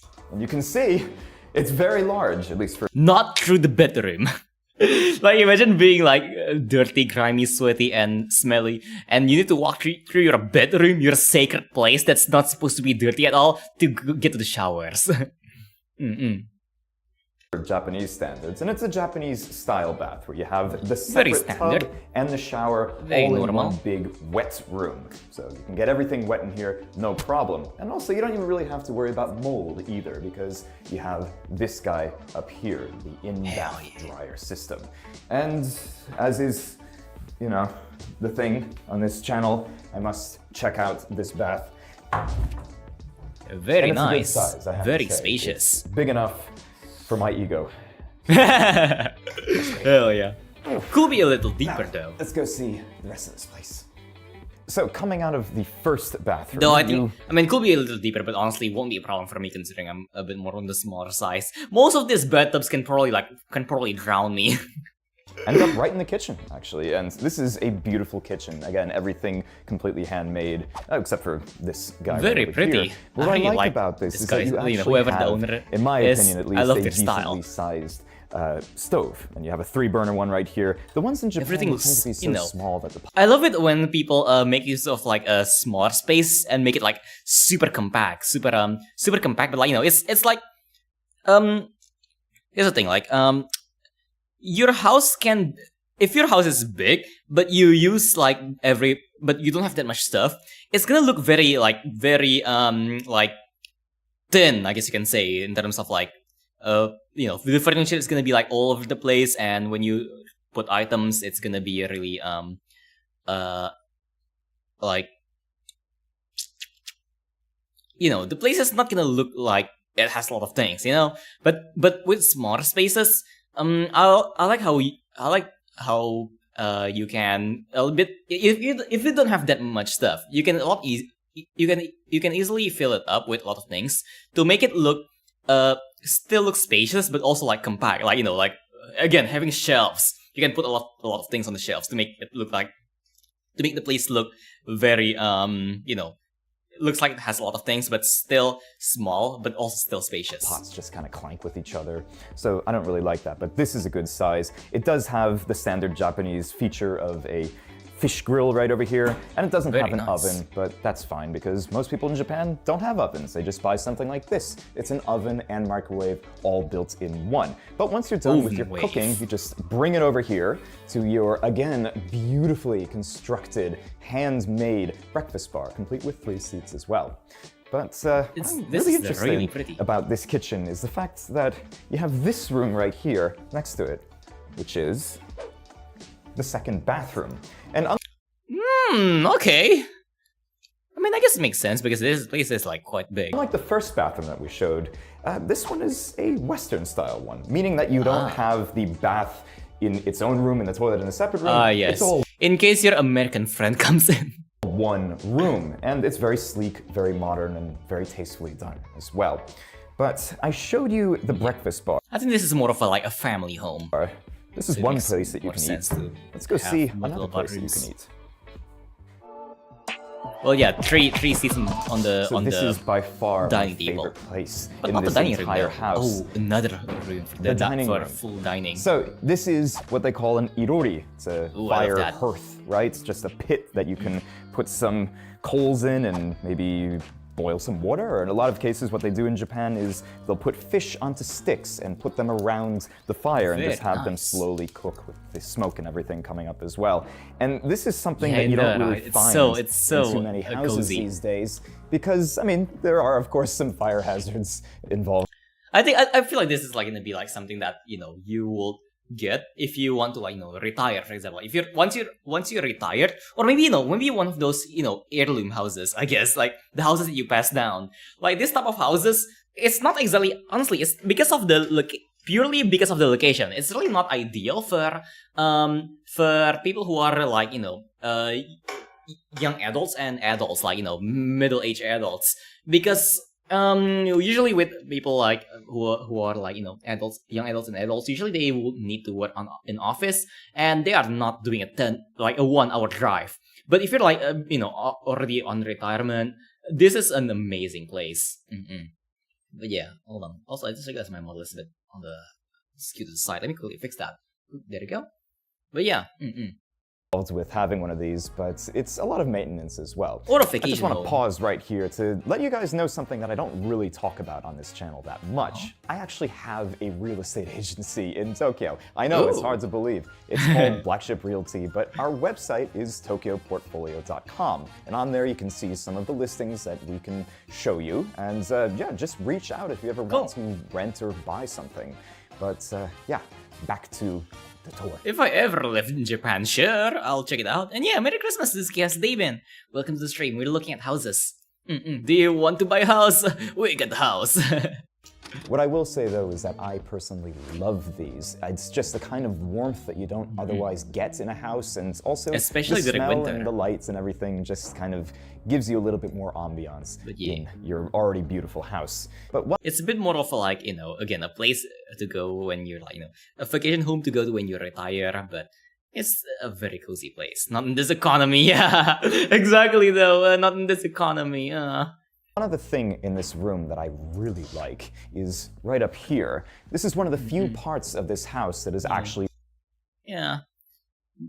Same here. I mean, I would love to, like, live in a lot of different places, just try out different things. Maybe, hey, maybe if I get more, like, you know, like, friends from, like, other countries, I would want to,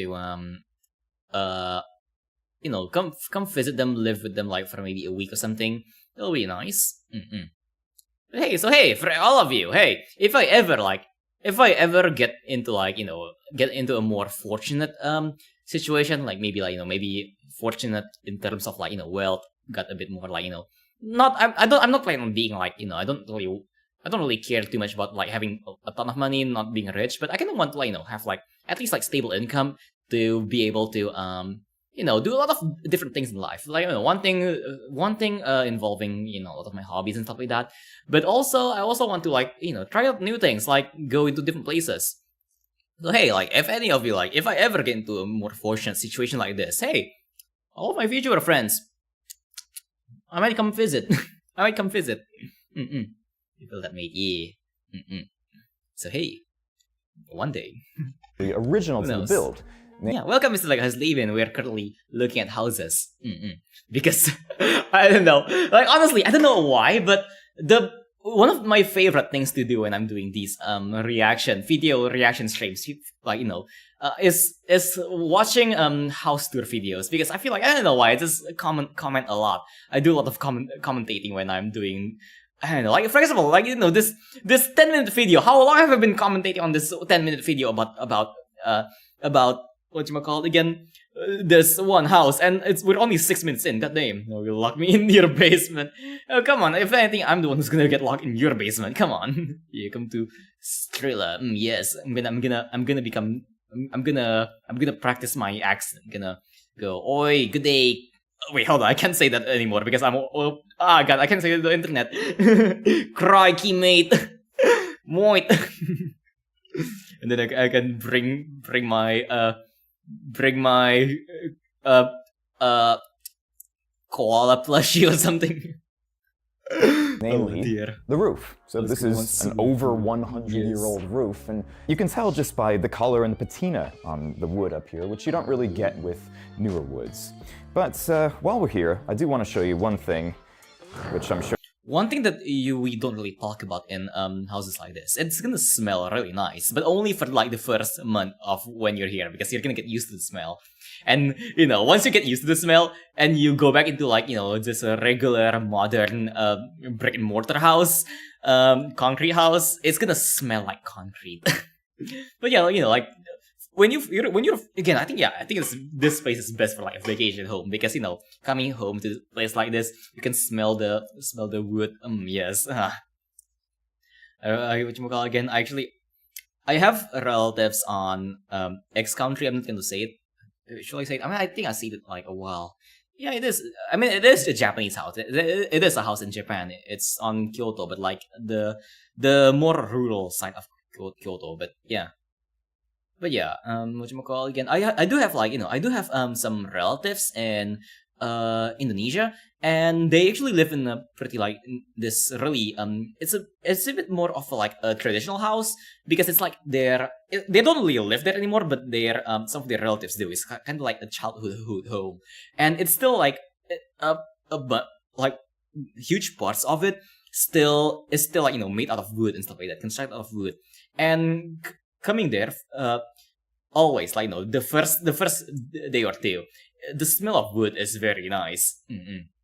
Japanese house, a little ways out on the countryside. Yeah, around 1 hour from central Kyoto. Sure, the cameraman will hate me for, because this will blow it all out. Oh, yep. You have this My right eyes. here. So this area, right in between the main part of the house and the outside, kind of like a sunroom, they call this an engawa. And this is a place where a lot of times you will have maybe a little table and chairs, kind of like as a loungy area, just so that you can see what's going on outside. You can open up the windows and have a nice breeze come in over here as well.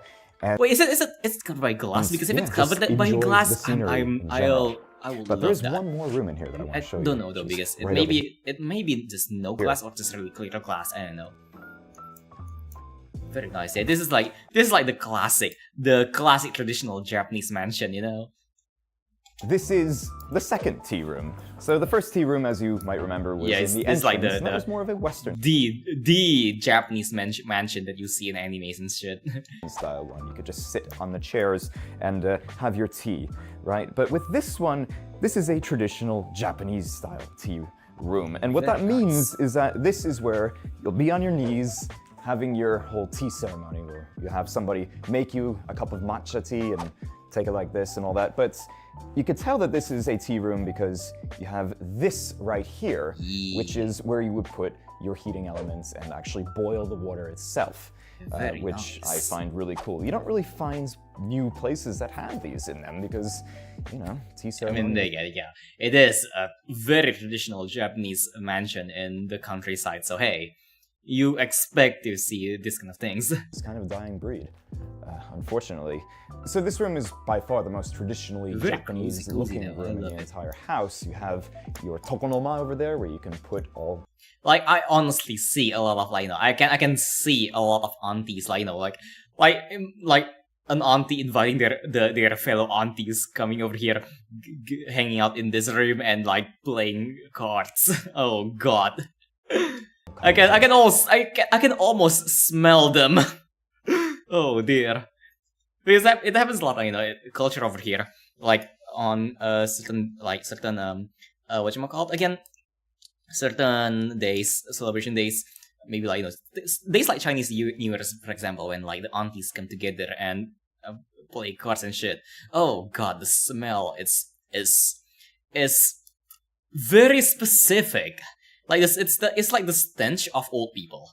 Yeah, I can almost hear the mahjong tiles. Yeah, over here I don't know what it's called, but it's not actually mahjong. It's like we have over here the aunties play these kind of I don't know what they're called, but there are these cards that look, those mahjong thingies that you use to count money. I forgot what it's actually called, but the rods that you use to count money, the kind of sticks looking thing. We actually have those kind of things, but they're cards. I can't remember how to actually play them, but yeah, it's very interesting. Decorations. The aunties like to play that, like. And it's just gamble and shit. But the Japanese house can't handle weight very well. I don't really know about that, honestly.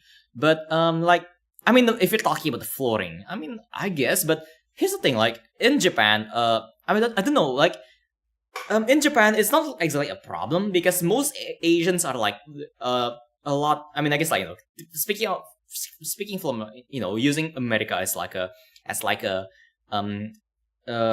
comparison, people in America are much heavier than people in Asia because of a lot of factors, like one, diet, two, the environment. People walk a lot more in Asia, and yeah, and probably lifestyle and stuff like that. So I guess it won't really be much of a problem for for Asians, though there is still again, you will need to replace the tummy mats every now and then, every few years. But it's not actually that much of a problem. Yeah. The only problem you're gonna get is when when your cousin who's like your nephew or something who's still really young comes in and start like jumping around on the mats and then like rips a spot of it. Oh god, yeah. You can hear all the aunties whatchamacallit again scream in the distance. Someone was recently renovated, so should handle things pretty well. Yeah.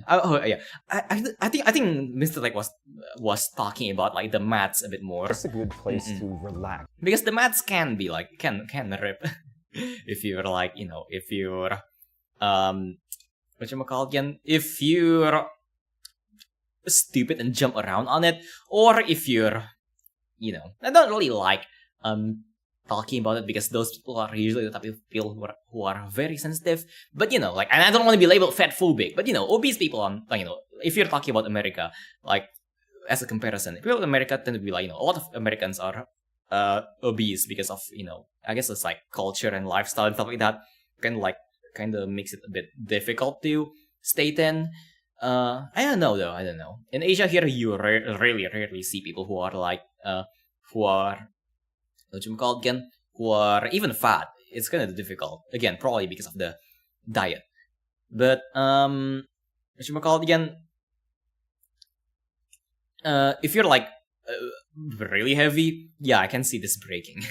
I'm competing study abroad, and it's the only country that has weight restrict, and it was less than 75 kilograms, as what I've seen. Okay, like here's the thing though, like 75 kilograms, I don't think it's that out there. I think like on average, people here are around like 60, 70. I'm 40. But like a lot of my friends, they're around like the 60 kilograms range. But it's not exactly uncommon to see people who are like on the bigger side that's around 70, 80 kilograms. It's because like people who are a bit more bulky, like usually actually surprisingly vegans are not, well, when I say bulky, it's not exactly fat, it's more like people who have built a lot of muscle. Like over here, when you look at the vegetarians on over here at my place, I don't know why, it's not even normal, but I feel like all of my family members and people who I know who are vegan, they tend to be pretty heavy and has a lot of muscle. Like they're really strong for some reason. But yeah, strong but also on the heavier side. Yeah, they're kind of like they're not easily bodybuilders. They more like have that dad body, the daddy body. Not super toned, but quite like it has a very nice shape. But yeah, it's not really uncommon to see people who are like that and be a bit like 70 to 80 kilograms. But yeah, visual makes you buff. Yeah, I don't know. Like it's kind of it also feels very counterintuitive. I don't know why. It may be because of the fiber. I don't really know. But yeah, like for example, like my cousin, who like when they actually they're not vegan, but like their parents went vegan because I think it's like religion thingamajig. They moved towards vegan. So my cousin is not vegan, but they needed to like eat vegan most of the time because their family eats vegan. The moment they just a year after they started going vegan, he built up like a lot of like muscle. He got the dad body now. Got him. But yeah. Meanwhile, me over here, I eat. I love meat. I mean, then again, I guess I don't really eat that much like meat considering how expensive it is nowadays. But like, I'm still the one who eats meat the most, and I'm the smallest person in my I love how I'm like the oldest person in my extended family, and I'm also the smallest. Oh, yeah, but yeah, daddy body, exactly. But yeah, and just chill after a long day's work of doing whatever you do. But once you're done chilling, you can go right over here to this treacherously low door. You step right into the master bedroom. Yes, we haven't actually covered any of the bedrooms in this house, and that's because this is the only bedroom in here, actually. Or you could... One bedroom, so... technically only a couple lives here. Like, you know, just maybe a husband and wife. God damn! Like, there's only 2 of you living here, and you have you have 2 tea rooms? How rich are you? We can have some sort of meat though, like egg or milk. I guess, but you know, it's not as much as you whatchamacallit, as a normal person's like meat diet, you know? Probably put somebody into the tea room, no problem. But this is a pretty good size for... Like, personally, I also eat eggs quite a lot. Whatchamacallit, I eat it like, almost every day, like a decent amount, because they're pretty cheap. Milk, not so much though. Depends on whether I buy them or not. But yeah, quote unquote normal person. What do you mean normal person? Quote unquote. For a Japanese bedroom in general, but it also comes with a pretty... You could probably put somebody into the tea room, no problem. But this is a I guess the tea room can double as like a bedroom as well if you have guests over.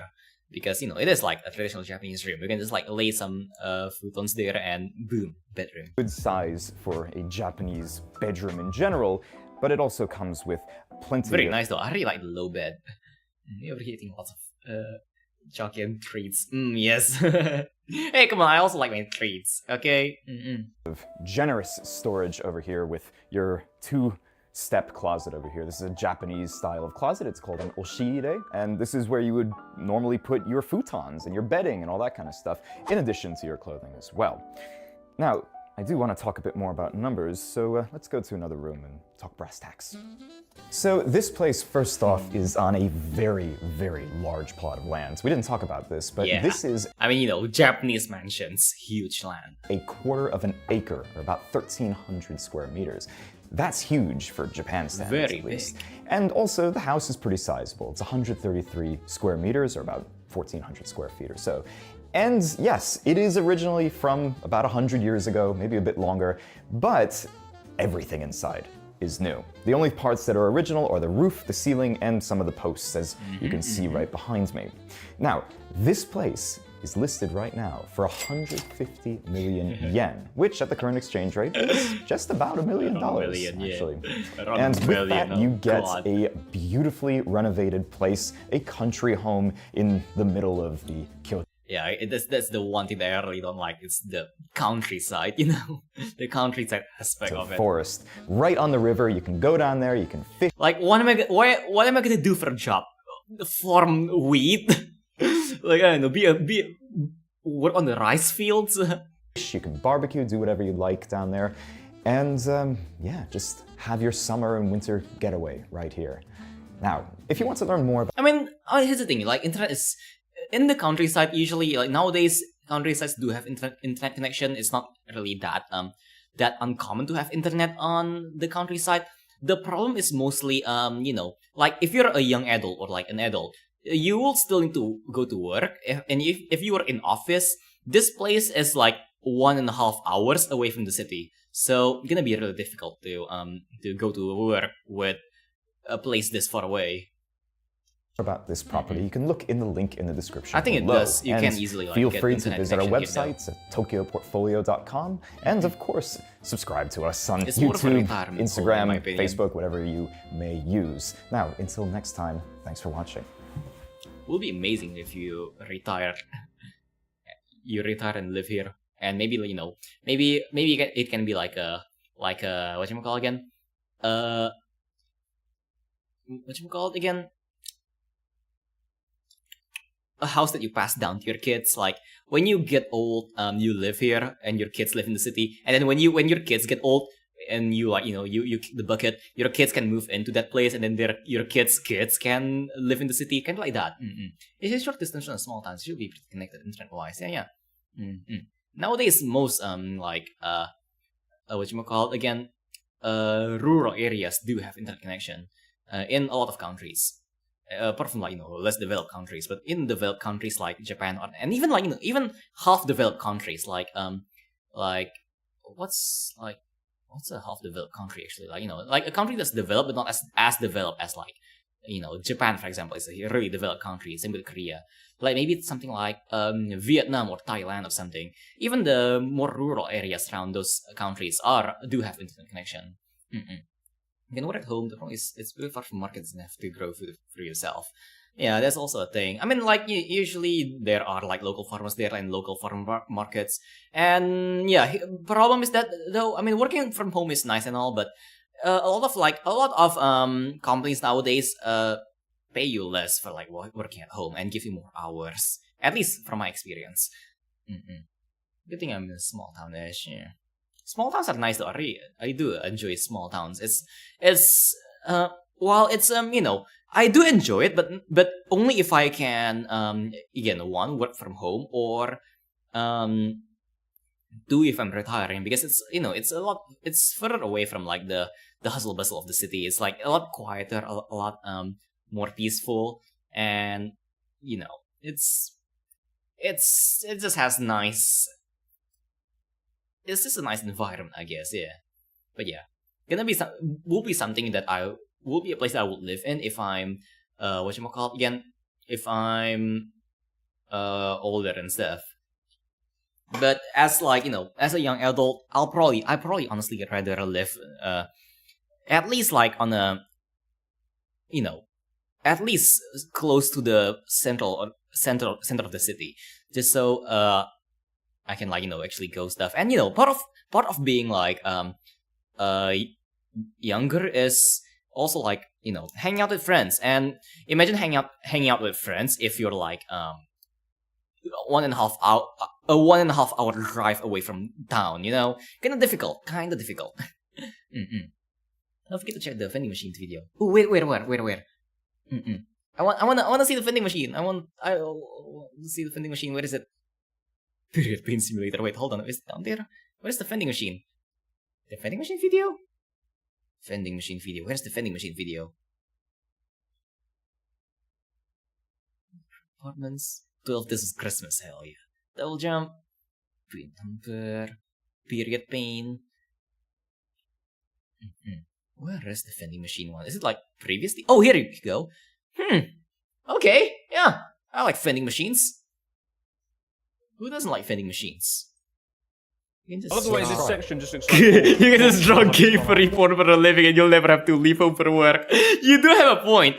The gay furry porn industry is a gold mine. Which again, low supply, high demand. So hey.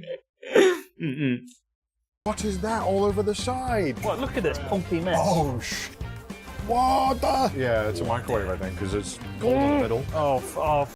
No, you can have that. This is by far the rustiest machine here as well. Spicy. Okay, cool. Chris and Connor's Wacky Weekend. Welcome back to another Wacky Weekend. Chris, are you excited today? No, I'm not excited, Connor. Why are we in a truck roadside stop covered in dirt and rubbish? What is this place? Well, this is it's the vending machine gas station. Very special place. This is the Rat Sunrise used tire shop. That's an amazing name.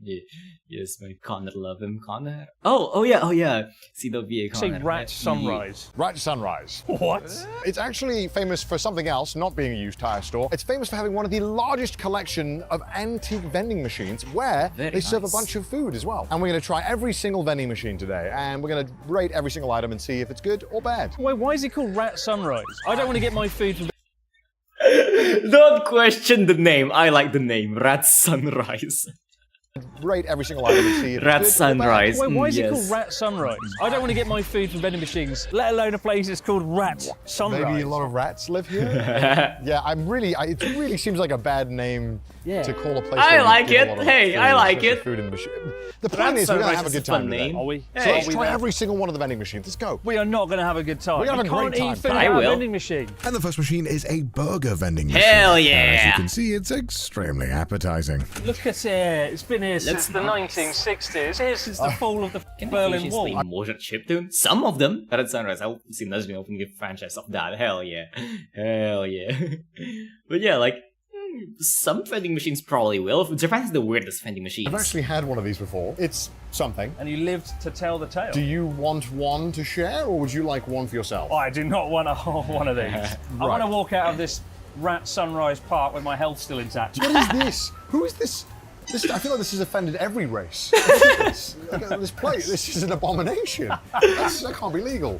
Oh god, yeah, it's an insult to both like American and Chinese culture. Come on, you can't put shumais next to burgers. Skin color changes between the two as well. Let's go for the cheeseburger, 300 yen or 280 yen, which is about $2. I can get the coins in. Bargain. Oh, look at that! It's like the time traveling clock. What does this burger taste like? What's it called? Hoka, which means to be warm, physically sick. If you've ever It's like, what's it called? Hoka, which means to be physically sick. If you've ever maybe had baby food, it's kind of like that. It's kind of like a mush.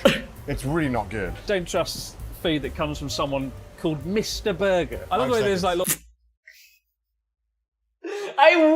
I mean, America does have a person named Burger King. Well, not person, the mascot named Burger King. If you don't trust Mr. Burger, you should also not trust Burger King. Or Ronald McDonald. Lots of wishes as well for people that are hoping not to die eating from this. What's with this? No, you're not.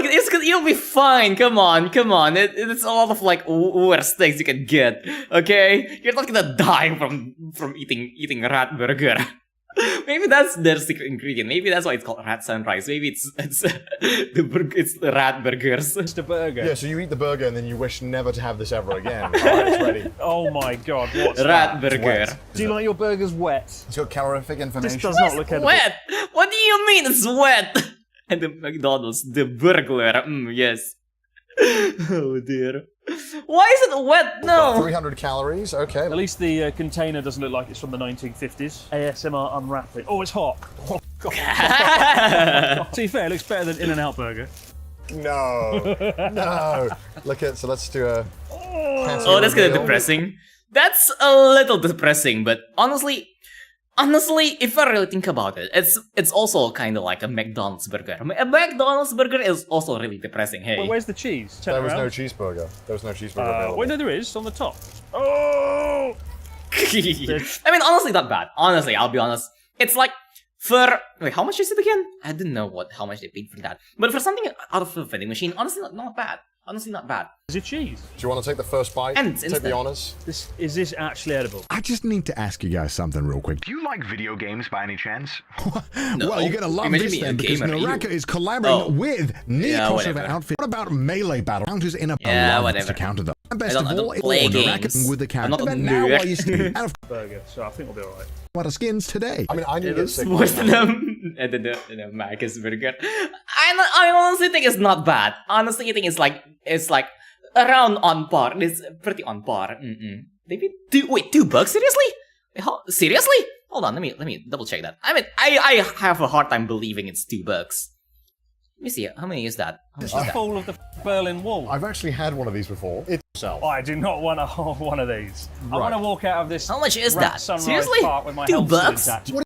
Oh, 300 yen. Oh yeah, 300 yen is about $2-3 actually. What is this? Who is this? Seriously, 300 I feel yen? Like this has offended every race. Look at this. Look at this as well. Let's go for the cheeseburger. 300 yen, 280 yen, which is about $2. I can get. I mean, rats are edible. Wait, what is that? as well. Let's go for the cheeseburger. 300 yen. Oh, 300 yen, which is about $2. Around $2, around $2-3. So you want to take the first? You like video games? Yeah, whatever. Video games. Figures to explore. Smack cool near automata skins. I didn't get sick last time, and it does look better than In-N-Out Burger, so I think we'll be alright. Yeah, again, it's honestly doesn't look horrible. You know, it looks depressing, but not bad. It still looks edible. I think they just have really high standards or something. Or I don't know, European McDonald's maybe. Or, I don't know. Over here, McDonald's are kind of depressing, but is McDonald's in Europe a bit better? I know McDonald's in France are very good, but I don't know about the other parts of Europe. The bread was the problem for me when I had it. There's no flavour. Yeah, it's really flavourless. It's like paste. McDonald's burger, I tell you. Right. Yeah, pasty piece of beef. I'll give that a 2 out of 10. I'll give that a 1 out of 10. It doesn't taste very... Here's the thing, you're getting that from a vending machine, and you know, if you're going here, you're probably like, you're really hungry. It's better than nothing, you know? Unless it's a better vending machine next Really to it. bad, but it's like to swallow it was difficult because it's really dry and soggy. It's very soggy. I think that's the main problem. So probably not going to get this one again. No. Let's go on to the next machine. You've got to finish it though. You've got to try and every vending machine. No. Depression and burgers go hand in hand. Exactly. Don't put it. Where you go? It's like it's one of the best depression meals. No, I'll be right back. Why are you leaving the rat? Also, I think I've seen this place before. I just realized that those railings look very familiar. Actually, this is one YouTuber that I love watching. Let me show you. They're called Dancing Bacon. I don't know if you know this YouTuber. Let me see. YouTube. I don't know if you know this YouTuber, but this is one of my favorite YouTubers. They do whatchamacallit again? Like food and vending machine content. Let me show you. Hold on, give me a second. Where is it? Okay, let me set this up. Here you go. And then there you go. And where is it? Come on. There you go.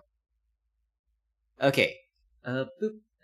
I won't move on to the game screen for a second, but yeah, is that it tastes like paper. Fair enough. It is the whatchamacallit again? The 7-Eleven burger. But yeah. Okay. Boop. There you go. I don't know if any of you know this YouTuber, but if you don't know this YouTuber, hey, check them out. They make really good really good, like almost ASMR whatchamacallit again? Thingy content. Just like eating stuff content. Let me show you something. You know, 10 cents. Maybe not this. Maybe like something like this. Yeah, like their video is so zen to watch. I love it so much. Watch this. Kyoto. A slight detour because I want to show their videos. Their videos are very cool. Barely any there's barely any talking, which I love. By the way, I love videos that doesn't have too much talking. But yeah, vending machines, buy drinks and stuff. I love this. One of the videos, one channel that I watch a lot off stream. Yeah, and it gachapon, ATM, lots of stuff. Very nice. Money exchange.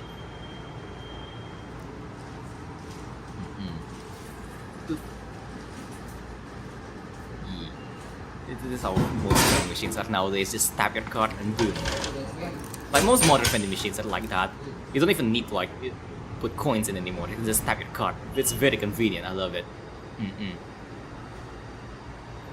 I'm surprised this thing still uses a rack, but I guess it's like this machine. But I guess it's to prevent the thingies inside from breaking. I'm guessing. I don't really know. But you know, the rack thingy, it's still nice though. It's still very cool. And yeah, we get sandwiches. How much is the sandwiches actually? Like 150? 150? Wait, what? Wait, what's the previous? Oh, the price for the previous sandwich? This sandwich.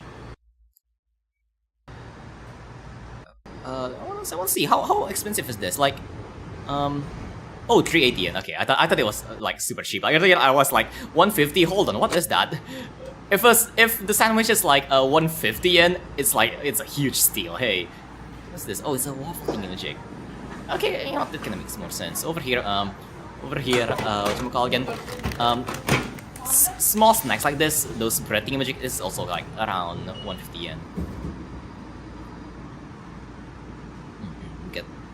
What is that? Give me a close look.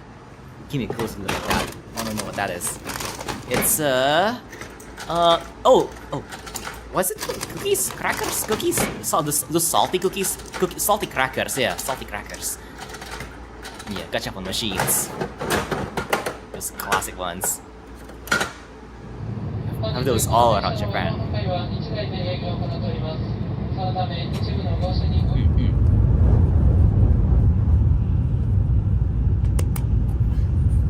$2 for gachapon though.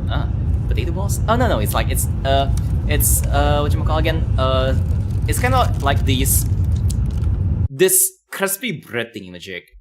Crispy bread balls. I think like I think a good comparison will be like bagels, if you know those things. Not really a good comparison, but like an alright comparison. They're like, you know, they're crunchy balls of salty balls. That sounds very wrong, but whatever. But yeah, these tiny little toys are super cute, but not something I will like, you know, necessarily buy unless I have a kid. Yeah, salty. Oh, rice crackers. Very nice. Very crispy usually. Yeah, as you can see, you know, there's almost an ASMR like the vibe with all of these videos. I love it. Yeah, very crunchy.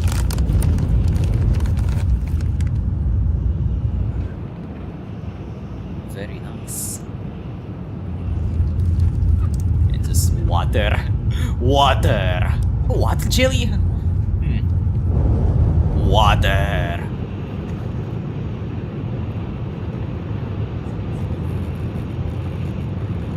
Okay, sure. Water. Best looking rice crackers I've ever seen, yeah. What the hell are we watching? ASMR. Like, this is the kind of videos I watch off stream. For those of you who's wondering what I watch off stream usually.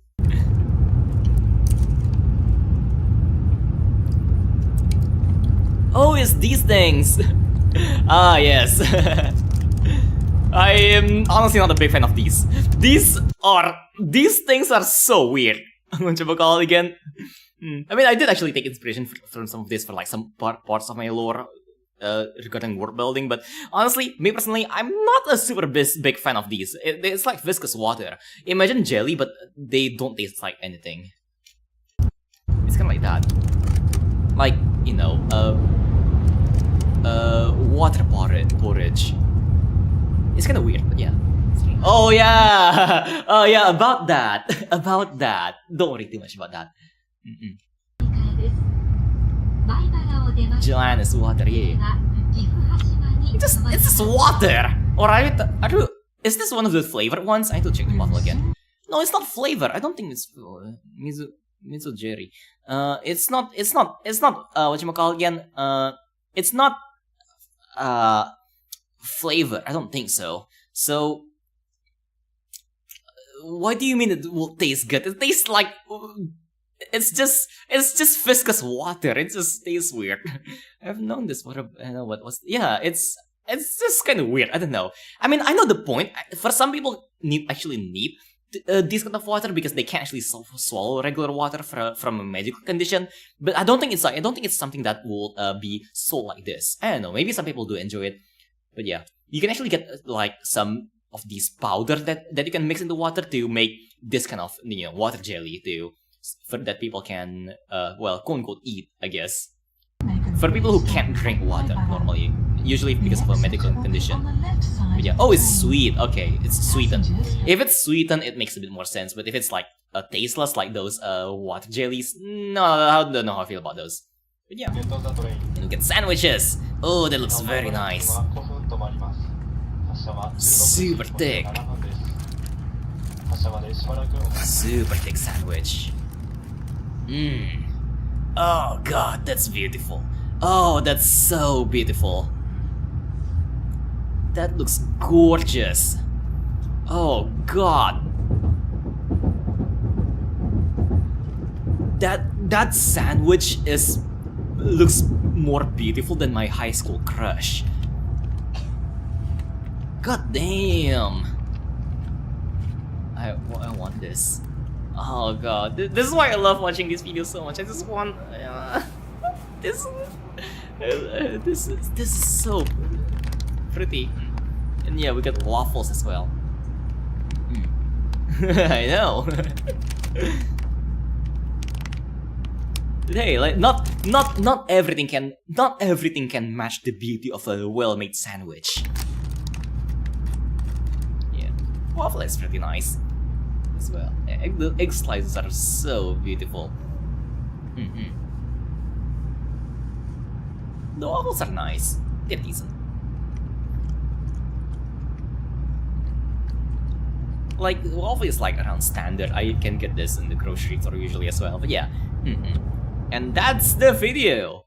Again, check out this creator, Dancing Bacons. They make amazing videos, mostly regarding this kind of things, you know, like this kind of videos where they go around places. Mostly Japan, but occasionally they go into other countries as well, and they usually just like showcase different food and stuff like that. If you're into those kind of things.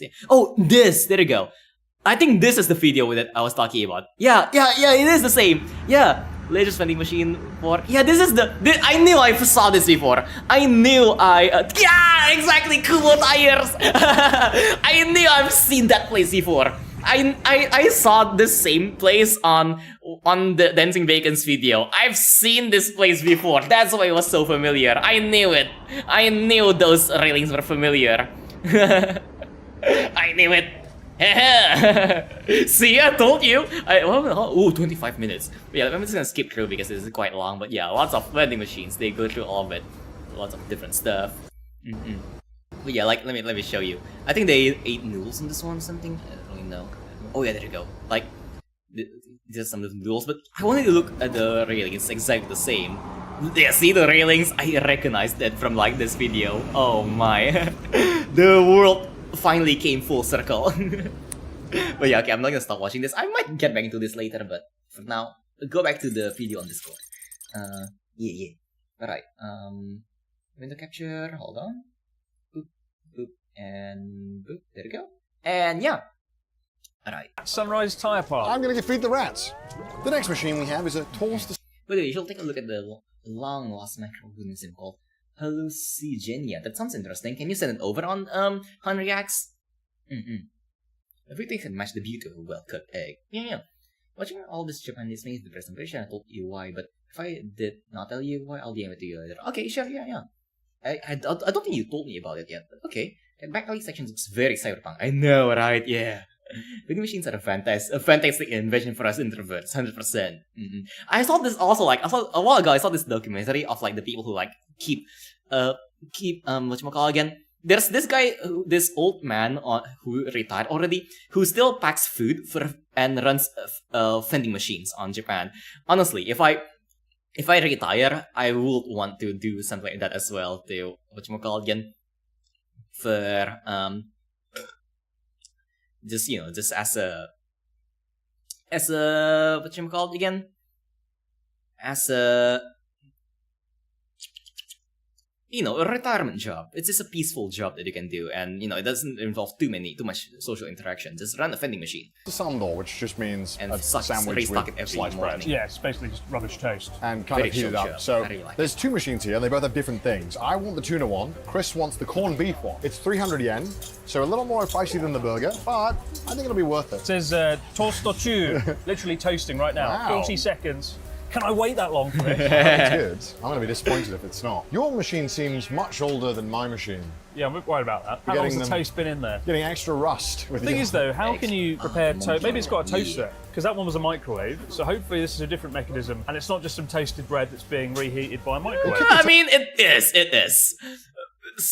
Spoiler alert, every single vending machine works that way. Like, again, the documentary that I talked about a while ago, about the old guy who runs a bunch of vending machines. Essentially what they do is that at night they I think it's in the morning. I'm not sure if it's night or morning. I think morning they just pack it. Night they cook some of the things, and then morning when they wake up, they just pack everything into these tiny boxes, and then go to the vending machine place that they run, and then they just open the vending machines and just drop everything in there, and close it. When someone wants to when someone orders it, it's gonna reheat the thing and just serve it on through the toasted. I mean, I think... Here it is though. Oh, oh, it's toasted in there. Oh, that's hot. Ow, hot. How hot can it be? Can't be that bad, right? Oh, okay, that's, oh my god, okay, that's Jesus Christ. I love the way, I love this sort of prison-style trapdoor it comes with, like prison food to get it out. Yeah, it's really hot. Just like it's been toasted, so looking promising. Could be better than... Looking promising. It's not soggy. Let's look inside. There's your... What the f is... They like... Oh, that's depressing. That does look salted. Oh, that's really depressing. My tuna. Actually, it's not too bad. Honestly though, I honestly rather get the burger than this. Really? Yeah. It's again, it's a little bit dry. There's not enough filling in it. Like, that's like a dusting of tuna. Oh, can be it. Can There's be more salt famous and pepper in this last than words, tuna, I yeah. think. Let's give it a shot though. Wow. It's surprisingly not bad. This is a lot better than the burger. No doubt about that. It's nice to actually have bread that feels remotely fresh as well. It doesn't feel like it's been remotely in there for months. fresh. I'm getting a lot of pepper. I mean, as well. usually A they're lot of restocked tuna. every Filling aside, morning. actually pretty good. I'll give this a 7 out of 10. No, Yeah. 6. No, give it a 6. It was actually pretty good. Perhaps if I knew what was to come, I might have given it a higher rating. Anyway, the next vending machine. A ramen vending machine. This looks very archaic. I love I quite like the artwork. Very retro. And they've got like a thermometer yes. here to see. Wait, is this the one that's like, fills itself up? Chopsticks and seasoning here as well. This machine is ramen. Oh, it's the one that This you one open. does udon Yeah. and soba. So any kind of You can noodle open the want, I'll front give you a panel 3 there out of to 10. get this. I'm trying to read this one. I think this is is this chashu? Yeah.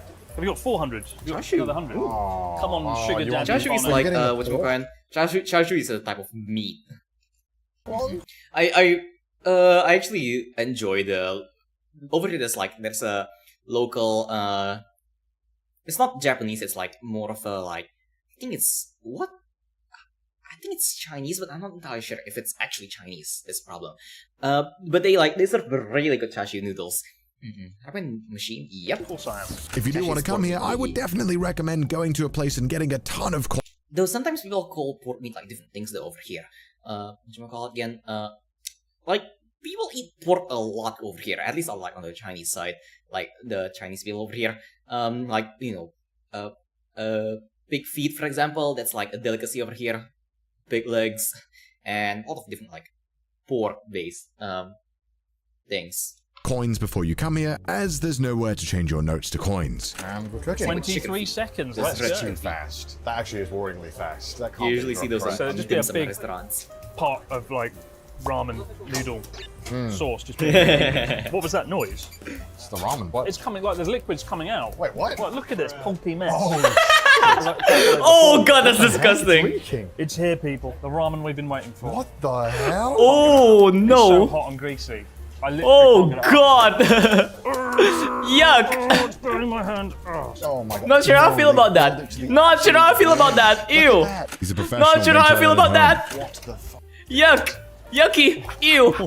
Oh, it's so It's really overfilled hot. as well. It's like an endurance challenge. Yours looks decent. Mine looks concerning. Well, I mean, eating it will be also be an endurance challenge. Decent's a strong word. What looks better than mine? Look at this glob of fried stuff I have.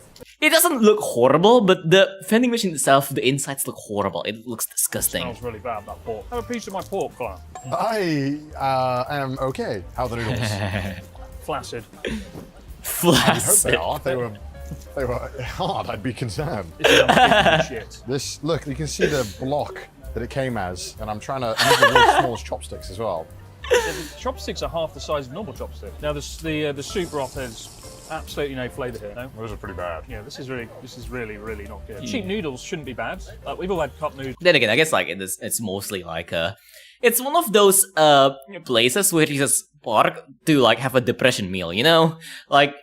You know those times where you're it's the middle of the night and then you're driving in the highway and you're getting kind of hungry, so you park near on like on one of those break areas, rest areas on the highway, and just like get whatever you can get over there. It's kind of like one of those places, I think, where it's just, you know, you're not expecting good food, just something that can fill your tummy so you can make the drive home, or you know, a place where you can also park your car to sleep for a bit if you're tired on the highway. So yeah, definitely rats in the ramen machine. Yeah, it's rats cooking that ramen. Yeah, Admittedly, it's not great, but the flavours are decent. There's no flavour here. Just sadness. It's like very pale. Oh my god! She's trying to. Oh shit! I feel like there's a design flaw. Oh no! That looks like it's been. Nobody who can drive. Oh. You know when pork smells like it's... Oh god, why does it look like that? The pork looks horrible, hold on. Oh. That is not pork. Look at that. No, that is not pork. I don't think that's pork. I don't think that's pork. I think that's rat. Oh dear. I think that's rat that has been flattened by some tires, and I mean it's not called the tire pork for no reason. Hey, it's a rat that has been ran over by a tire, flattened, and then like you know put a cookie cutter was used on it and put in the ramen. That's not pork. That's a ferret. Oh dear. Oh god. You know when pork smells like it's gone off. The pork tasted very funky. Not bad for a vending machine, but I don't know if I'd want pork from a vending machine. Yeah. That's not pork. That's not pork. That's rat. Again. But fortunately for us, the next machine will allow us to cleanse our palate. And this one here is a retro Japanese drinks machine. Miracle Energy. What's the miracle? Ooh. I've not heard about it. I want to try it, but I think it's sold out. Is that called the scat machine? Demonetized. The thing is, though, it's not clear which button goes the where. scat machine. Sort of that one, that one. So maybe. No, not the Energy. scat machine. Flavorless drab ramen out of my mouth with the delicious taste of sangria. Yes. Miracle Energy. Miracle Energy. I'm gonna go for the coffee milk drink. So far today, it's gone bad, good, horrendous. Oh, there's so much dust in there. In Japan, there are like second-rate drinks companies, right? So you got your Coca-Cola vending machines, all your big ones. For the and then right you do from like the Sky sort of Sewage. hidden God brand damn kind, it. right? Okay, this is just stab here. It's the Sky Sewage vending machine. Red Bull, but without the sugar, without the sweetness, and without the palatability. All right, let's try my coffee milk. This is a miracle. I'll be damned if I know what it is.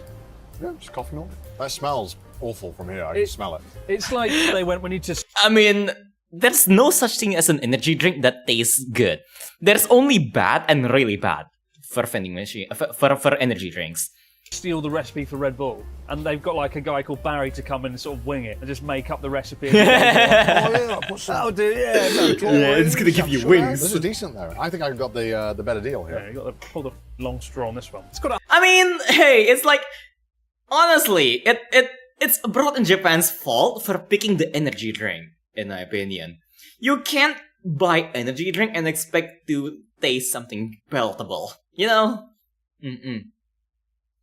Just notice that this is a paper. Yeah, there is a paper cup on the table. Yes, the best drink. Paper cup sponsor me, okay? Where's the picture? I can't find the picture. Hold on. There you go. Haha. Paper cows. Sponsor me, okay? This is the best drink you can have. This is truly the drink of Asia. If you haven't tried it, try it. It tastes amazing. Tastes earthy, herbally, and slightly minty as well. It really goes down like very soft, but also it's nice. It's kind of like cola syrup, but actually good. But yeah. Yes, there is energy drinks that here that are great. Have you never had a mango monster here? I don't actually drink monster that much. I tried whatchamacallit again. I tried monster a bit. I don't know what flavor I tried, but it's kind of meh, you know. But yeah, let's see. And yeah, this is the paper cup is cough syrup. But yeah, Let me stop drinking energy drinks because I turned off them because they were making me really nervous because I've had much I drank them more like soft drinks. Oh god, yeah. Probably not. Yeah. Pocari Sweat is very nice. I do enjoy Pocari Sweat as well. It's like I think here's the thing. Pocari Sweat is less of an energy drink, but it's more of an ion drink, or like I think it's called ion drinks, right? Yeah. Pocari Sweat is an ion drink, which it doesn't give you energy, but it replaces your ions. Like when you sweat a lot, you lose a lot of like electrolytes from your body. So you want to drink something like things like Pocari Sweat and like equivalents and stuff like that to replace those lost electrolytes. I don't know what. I don't actually know what they're called, but essentially that. So it's like a good drink to re-energize after an exercise. But it's not, it won't really give you any new energy, you know, or like, not really new energy, more like, it won't really shut down your exhaustion receptors. It's not like caffeine, so you can't really drink it to stay up late at night. But yeah, Poker is more like Vtuber sweat. Oh god. I mean, to be fair, it is like a really it is a disgusting name, but yeah, it's a sports drink. Yeah, that's the name for it. Sports drink. Sports drink is like, yeah, I think it is electrolytes. I don't know, but it's supposed to do that. Yeah, electrolytes. I think so. I think kinda. I hope I got that correct. But it's kind of like that. It's not an energy drink, but I think some sports drinks do that. Like I'm pretty sure some sports drinks do actually combine electrolyte stuff with whatchamacallit again, some caffeine, so they will get the energy boost and the recovery of, like, you know, your electrolytes. So yeah, and yeah, feel free. Go ahead, Yuki. Okay, but yeah, let's continue with this. 160 milligrams of caffeine. Like one coffee is about 50 milligrams. It's just like sugar-free Red Bull, but somehow worse. It's not good. Yeah. I'm gonna just stick to my coffee. What do you think the miracle is? Depression. I think the miracle is that somebody would actually buy this. And conveniently, right next to the last machine is another vending machine with snacks. So it was time for Chris to... I don't know how I feel about the donut. I have a bad experience with cheap donuts. I really don't know how I feel about that. That is gonna taste like... That's gonna be very stale. That's gonna be very, very stale. Also, 10:18. Let's check the pic. Ooh, okay. Let's grab this. Oop. Wait, hold on. I think I clicked the wrong button. Give me a second. Oop. And then, do I still have my copy paste? I do. Okay, put this over here. Here we go. And let's go back to the thingy. React. Over here. Here we go. Ooh. Oh. I'm gonna check this later. Where's... Oh, it's so far up. Hold on. It's pretty far up. Did I think I went too far. Hold on. Where is it? Where is it? Oh, here we go. Okay. Here we go. And let me quickly add that to the thingy. Hold on, let me also like... By the way, this section just looks like full. I'd be concerned. This is... Not this. Would actually... Okay, yeah, here. Okay, and while doing that, I'm gonna like add the So far picture. today it's gone bad, good, horrendous. Oh, there's so much dust in there. In Japan, there are like second-rate drinks companies, right? Okay. So you've got your Coca-Cola vending machines, all your big ones. And then you do have like the sort of hidden brands. Independent kind of chain. Okay, let's just stab here. Imagine Red Bull, but without the sugar, without the sweetness, and without the palatability. All right, let's try my coffee milk. This is a miracle. I'll be damned if I know what it is. Yeah, just coffee milk. That smells awful from here. I can smell it. It's like they went... We need to steal it. Okay, I'm gonna like one just like, a bit. What do you think the miracle is? Depression. I think the miracle is that somebody would actually buy this drink. And conveniently, right next to the last machine is another vending machine with snacks. So it was time for Chris to get his... In the coffee mug, maybe? In the coffee mug? I'm too lazy to change the position of it. So, But yeah. Alright. What you got? Donut. I have a very bad feeling for these donuts. This is gonna be really stale. Very stale donuts. It's gonna taste like...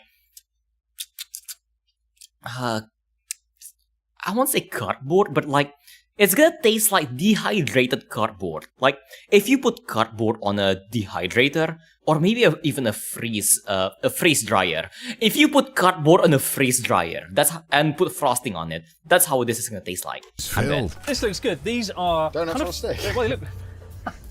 That's quality, that's great. It's donut on a stick. But they're really expensive, so they must be good. They're 380 yen for a stick. 180 yen for a donut on a stick? I mean, honestly, that's not that bad. That's not horrible. Single donut, so... Meanwhile, my vending machine, we have a bunch of random stuff. Gems, cider. I gotta get the jam. It could be worse. Lick the jam out, I think I'll go for the cider. Which donut shall I from get? vending machine really isn't a good concept, yeah. If I want donut, I'll take the plain sugar. Gotta go for the sprinkles. Yes. Pink sprinkles? Decide now, chap. Pink. You chose sprinkles.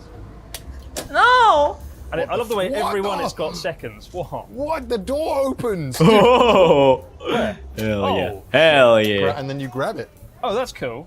Whoa! How does it close? It does it automatically. It's like there's a man in there. He's just one job in life is to open and shut the vending machine door. But look at that. Very neat. That looks pretty good. Finally, something to be excited about. And it's got the freshness It's gonna be in there, so you know it's good. It's gonna be stale. It's gonna be stale. Vending machine drink. Oh, anyway. It's gonna taste like dry freeze cardboard. Yeah, not bad. Again. Seriously? A little bit dry, but not bad. Not Again, see, I told you, dry freeze Certainly cardboard. the best thing I've had today. It's not hard. Dry Meanwhile, freeze Connor's looking for a cardboard. I also bottle won't trust opener. these donuts. You found one. Yeah, there's a vending machine we'll go to later that has a bottle opener. I love the way this section just looks like Fallout. Yeah, It's like it a does. bomb shelter Fallout to me. We'll get to that section. Oh, later. this is the hallway that we Look how saw dark and dank earlier it is down on the Dancing Follows Bacons apart. video. That's very refreshing. It's got no less than 3% fruit juice in it. It's very nice. But yeah, again, wait, to be fair though, like, I mean, it's donuts, but then again, the donuts is like 150 yen? I can't remember, around 150 yen. I feel like if the donut is gonna be stale, I don't think I want to pay more than 100 yen. Yours? Yeah, not bad. Bit dry. This Out of bit 10? here is like, 5. I give this a 9.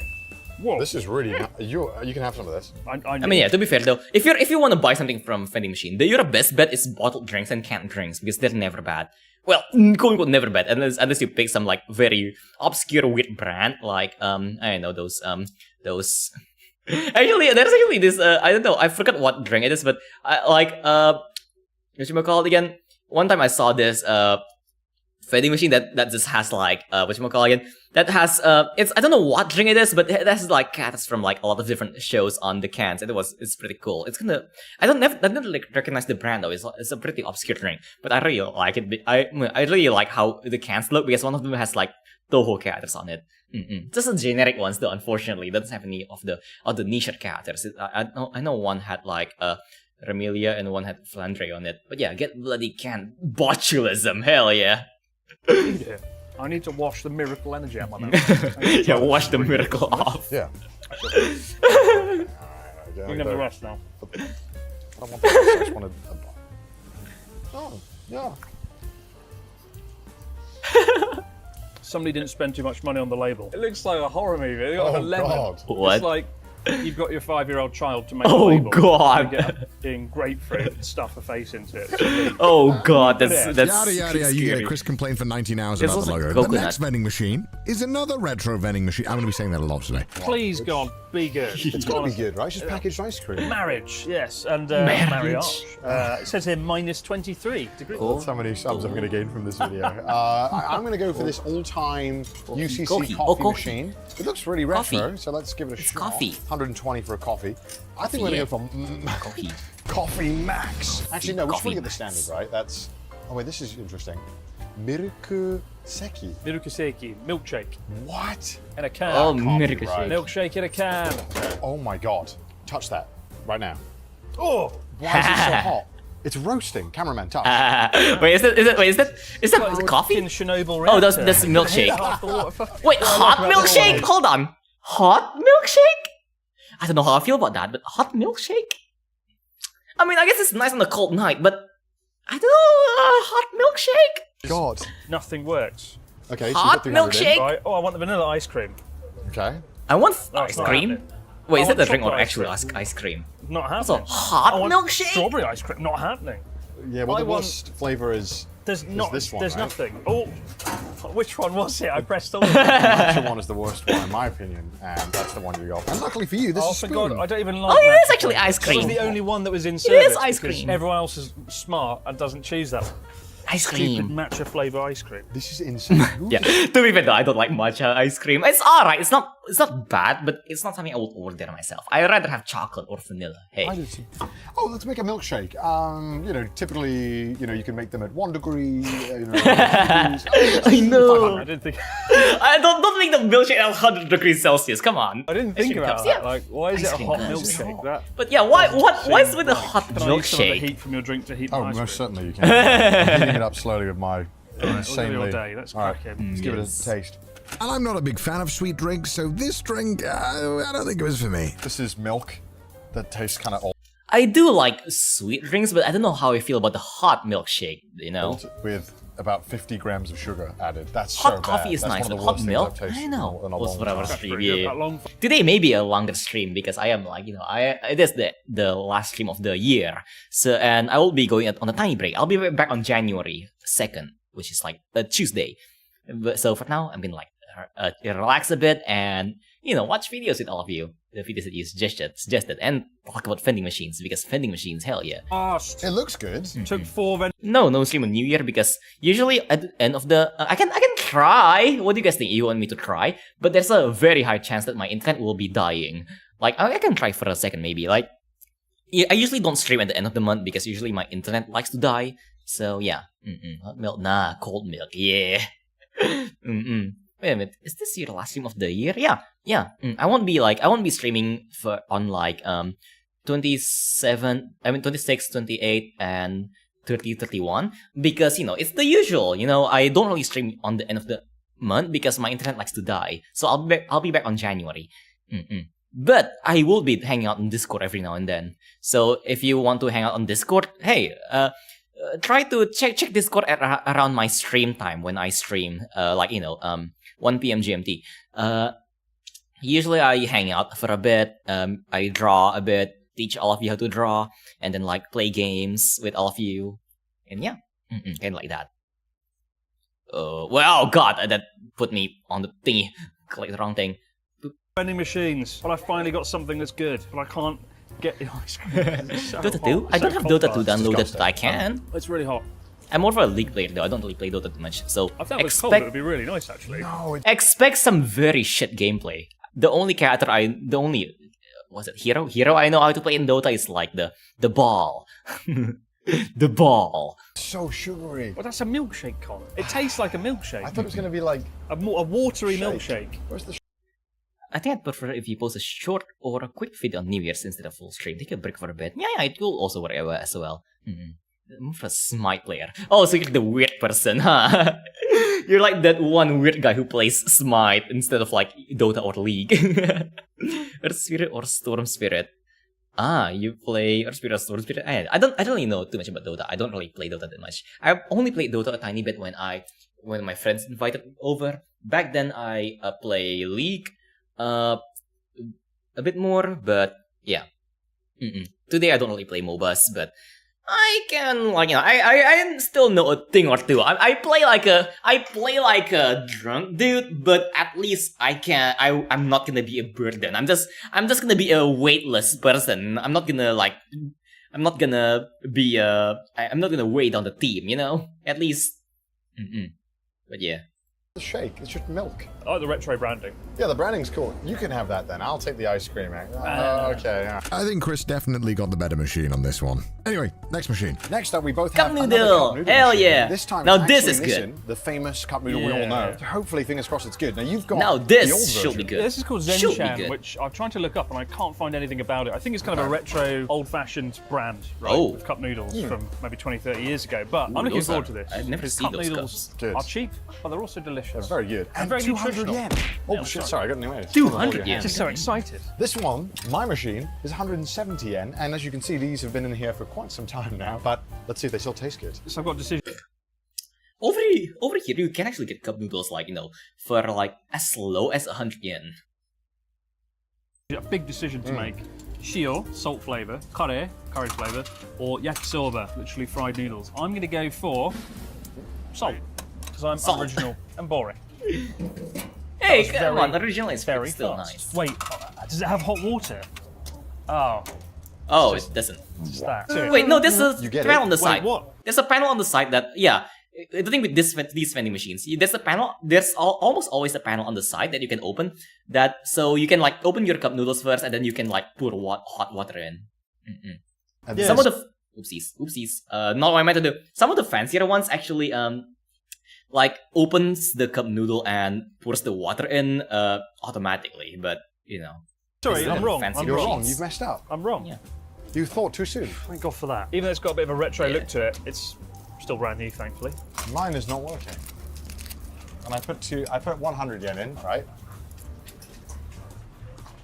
takes it, no problem, nothing down there. I put the second one in, and I'll try a different coin just to mix things up. Don't know if you want to film one in.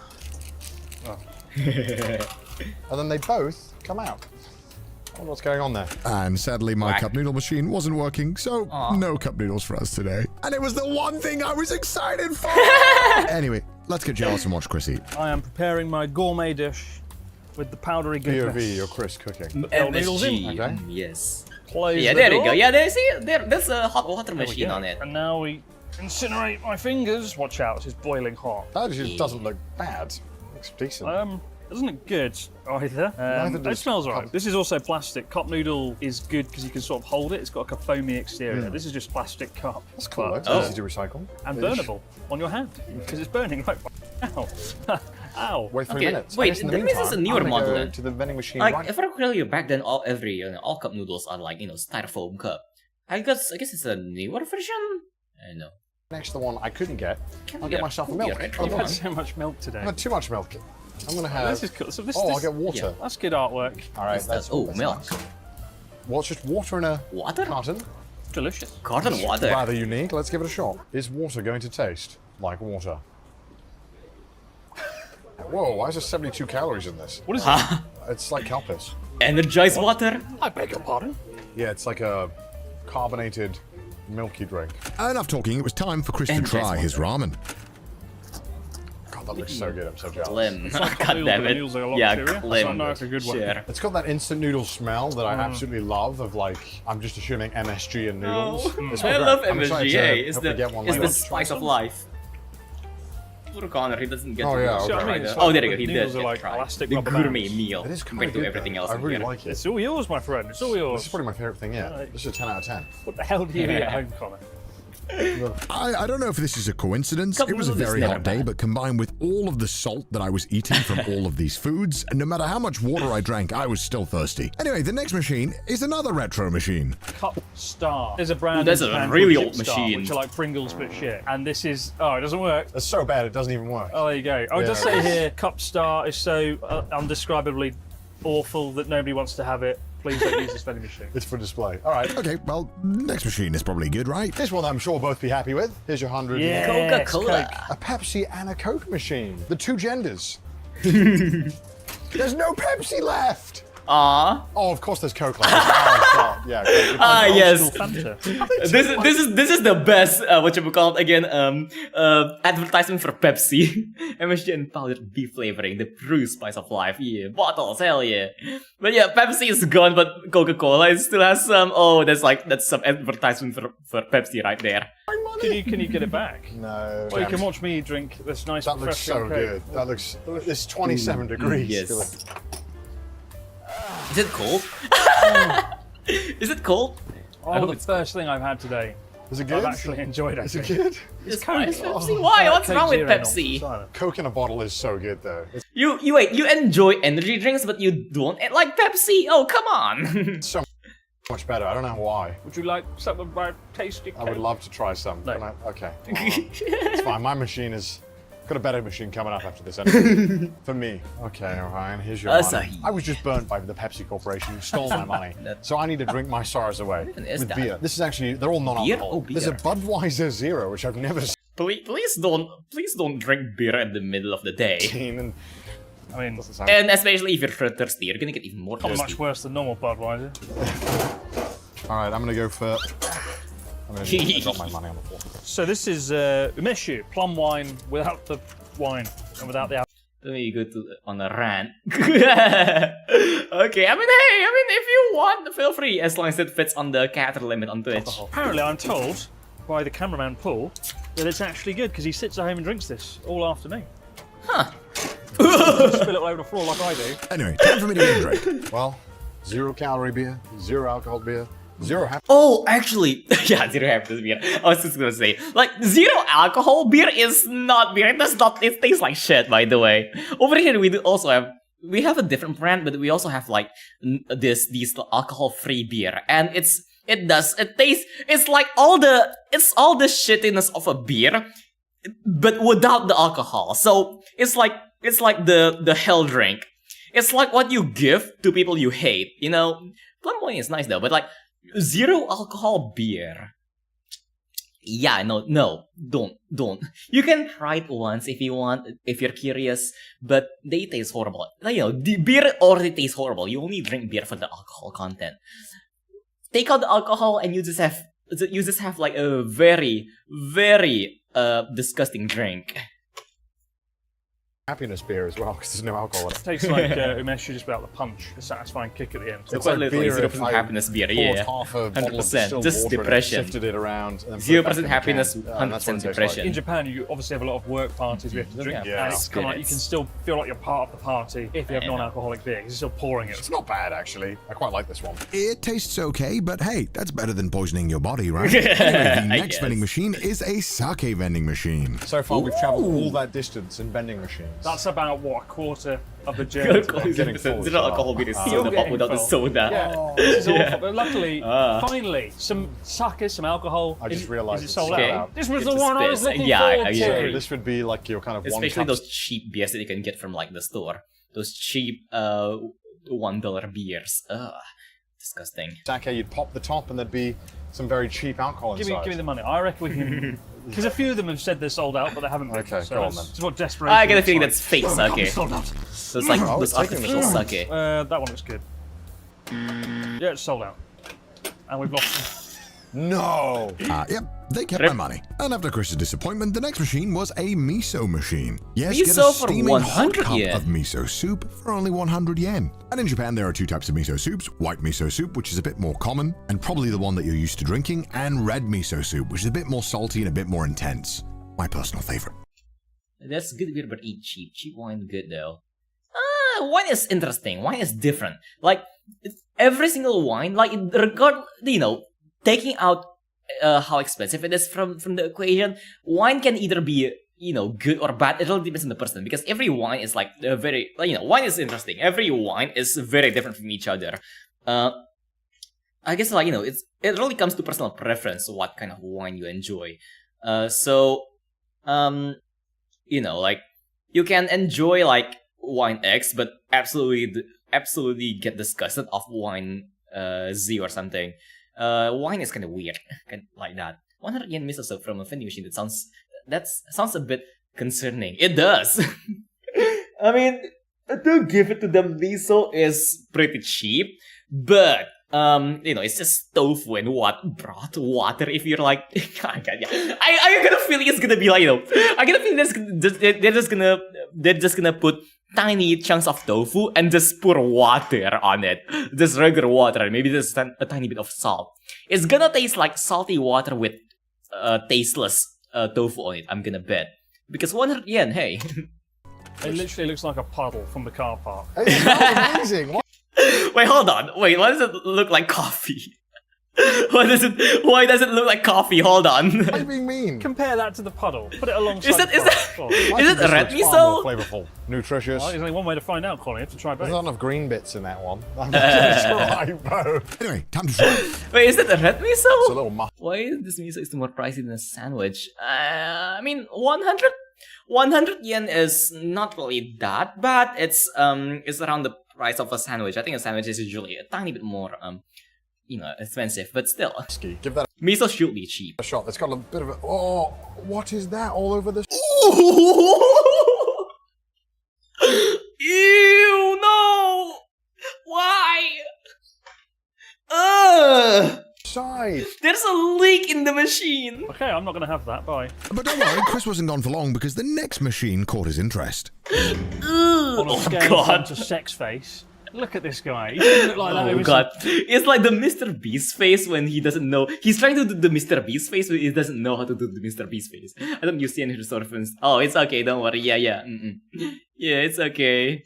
Curry. That's how good this curry is. Curry? Make you do that face. I'm about to find out. It's it's that's pretty pricey. They better be. It's a very low effort Mr. This Beast is one of the most face. retro-looking machines yet. I do like the packet. Yeah. The kind of old show. This face is scary as hell, though. Which one do I go for now? Oh, spicy. It's got to be spicy, right? So yeah, you're sweet or spicy. Oh, does it come with rice? Spicy. Whoa, that's pretty cool. Look at What that. the heck? Look at the packaging. Why is the face different? I want to see that scary face on the packaging. Oh, I got to pour cool. the curry in. Okay, let's. Oh my god, we have like Very no room to do this. So we have to add the curry ourselves. I chose a very dangerous... I mean, yeah, no shit, you add your curry yourself. Like, imagine like putting the curry combining with the rice. That's gonna be disgusting by the time it's gonna come out. Like those things has been there at least since the morning. So if you mix the curry with the rice, by the time someone comes to buy it, the rice will be all will absorb a lot of the curry and become this, like, it's gonna become this very, you know, thick rice, if you know what I mean. Thick, big grains of rice. It's gonna be very yucky. If you ever left curry to on the dining table for the day, you know what I'm talking about. White. Oh, it looks decent. Very yucky. That's it. That looks... What does the curry... The curry looks very light. What curry is that? It looks decent. You love curry. I've never heard you eat a curry and go, that wasn't good. I'm a big fan of curry, and the best thing about curry, especially Japanese curry, it's really hard to pick up. But this does have a weird sort of colour to it that I've not really seen Yeah, before. exactly. It has a weird colour. Yeah, I'm trying to mix it around so I can get a even... It's like the color of fresh diarrhea. Oh god, I am sorry if I just ruined curry for everyone, but it kind of looks like the color of fresh diarrhea, especially after you ate a bit of corn. You know, that kind of diarrhea. You don't even have the chunks that you usually see on diarrhea. Diarrhea, god damn it. Well, yo, how's David? Why did you come while I was talking about diarrhea? Hi, my dumbest thought that since I already had made a mistake by watching also Raymo on Christmas Eve, I thought that I as well just continue and watch Raymo today, so I did. Anyway, yummy curry, yeah. Oh god, why did I use that specific wording to describe it? Thankfully, like regular curry, the one that has a darker color, does not usually look like diarrhea. Even though you can't really kind of make it look like diarrhea if you make the color a bit lighter, but you know, usually diarrhea doesn't get that. The coloring of diarrhea usually doesn't get that heavy. So yeah, this one does look a lot like diarrhea. Codes. I have a bad case of diarrhea. I have a bad case of diarrhea. It's pretty much. Does it have like the flavour of normal Japanese curry, katsu curry? Yeah, a little muted and not much going on. It's like Kokoichi curry if you turn the flavor dial from 10 to 4. I mean, that's to be expected. But the next machine is a shaved ice machine. Actually, hold on. How expensive was the curry earlier? I didn't really see. Chris was very happy about it. I feel like the birthday boy. Yeah. Like, when I have this, it's like a children's birthday extravaganza. What? This is nice. Oh god. Oh, hold up. There's the ice. Hold up. Oh, what? Where's the Did flavor? it flush the thing first? Flavoring. No flavoring on it. It's just ice. There's no flavoring on it. Why did it not put any flavor on? It's just ice. There's a dab of strawberry. All right. Well, how's the ice? Ice, Connor. Ice. It's ice with a dab of strawberry. Curry was 400 yen. I mean, it's not bad, but you know, I feel like we could have gotten something better for cheaper on some different places. Yeah. Oh, also, goddamn. Oh, typical again. That's just a tiny drop of syrup on it. Ugh. What a disappointing machine. No wonder it's only 150 yen. A zero-out machine for the ice cream thing, as it was just a failure. Next up, we have another noodle machine. And there's udon or soba. I think the udon looks pretty good. If it comes out like that, I'll be pretty happy. I don't think it will, because this has all just been disappointment and lies towards this point. If you want good noodles from vending machine, there's always the cup noodle vending machine. So let's try it. 350 yen, not a bad price. Oh, it's cooking, it's cooking. This is a huge vending machine, so it must be these things preparing have up a MSG, you know? delicious meal. Yeah, this bowl looks much better than the other bowl. Oh, look at that. It's night and day from the other machine. Yeah. Let's give this one a It shot. doesn't look that bad. It's probably gonna be a tiny bit stale though. It's alright. If I had this first, I would think it's okay. But after having the one prior, I feel like this is God himself has came down and given us some Michelin star glory. I mean, yeah, compared to the others, probably pretty good. It does look and smell good. And this was... One day, if I ever, you know, if I ever get some fortune, can do something, you know, do some nicer content, you know, content that's a bit more higher budget. Hey, I'll come over to this place and you know, and give you a tour of the place, like do an IRL stream. By far the tastiest dish from a vending machine we'd had today, easily a 9 out of 10.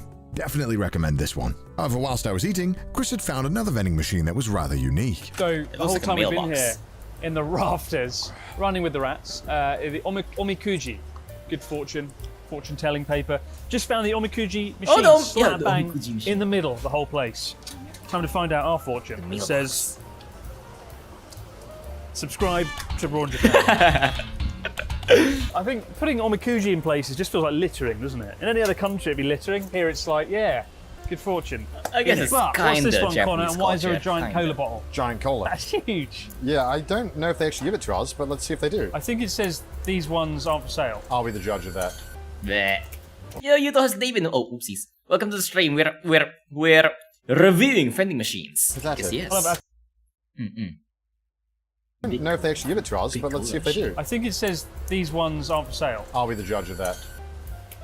Well, I tell you. Damn it. Well, I don't want normal code. It's pathetic. I'll have Aquarius. Oh. Get Fanta. No, you won't. Get the Fanta. Not on my money, you won't. No. Not on my mind. And of course, 50 years later of two British men complaining, we finally got our food. The only thing that's going to be murdered is me by this food. Look at it, they've got like kebabs, they've got taiyaki, they've got charhan. I will not trust this vending machine at all. Like, I mean, the previous noodle vending machine I also won't trust, but honestly, hear me out. I won't trust a vending machine that has a picture of the food on a plate. I will trust it a bit more if the picture of the food is like on a tiny cup or something, a tiny bowl. But if it's on a plate like this, I will not trust it at all. And I will never trust a vending machine that dispenses kebab. They've got just a straight up atrocity. They have takoyaki, they have fried rice, ginger pork. I take my Mr. Burger at the time, hey. Do you ever think they've maybe tried to go a bit too far with how many things they've There's too much, there's too much. Let's go for spicy fried rice. Oh, it's cooking. It takes. Okay, at least the pictures on the buttons are a bit more realistic, I guess you can say. Just having vending machines all around me. Yeah, same. Seconds. Well, while we wait, 100 seconds. Give me the money. I am starting to regret coming to this one. Get a hot dog. I can't get a hot dog from this. Don't get a hot dog! I tried getting a hot dog from a vending machine once. Once. It was horrible. The sausage tasted raw. I don't know why. It has the consistency of a cooked sausage, but it's ice cold. It's disgusting. It's like I don't know how I feel about it. It feels like biting into a dick.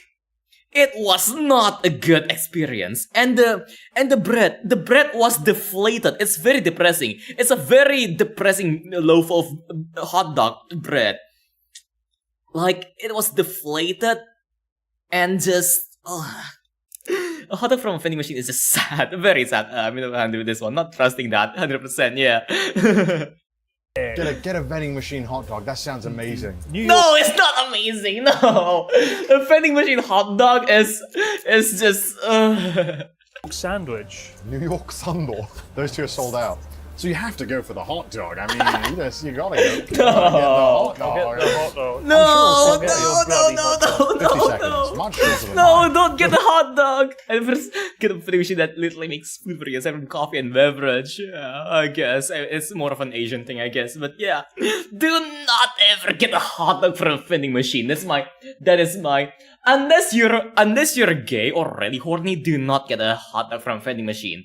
It's so bland.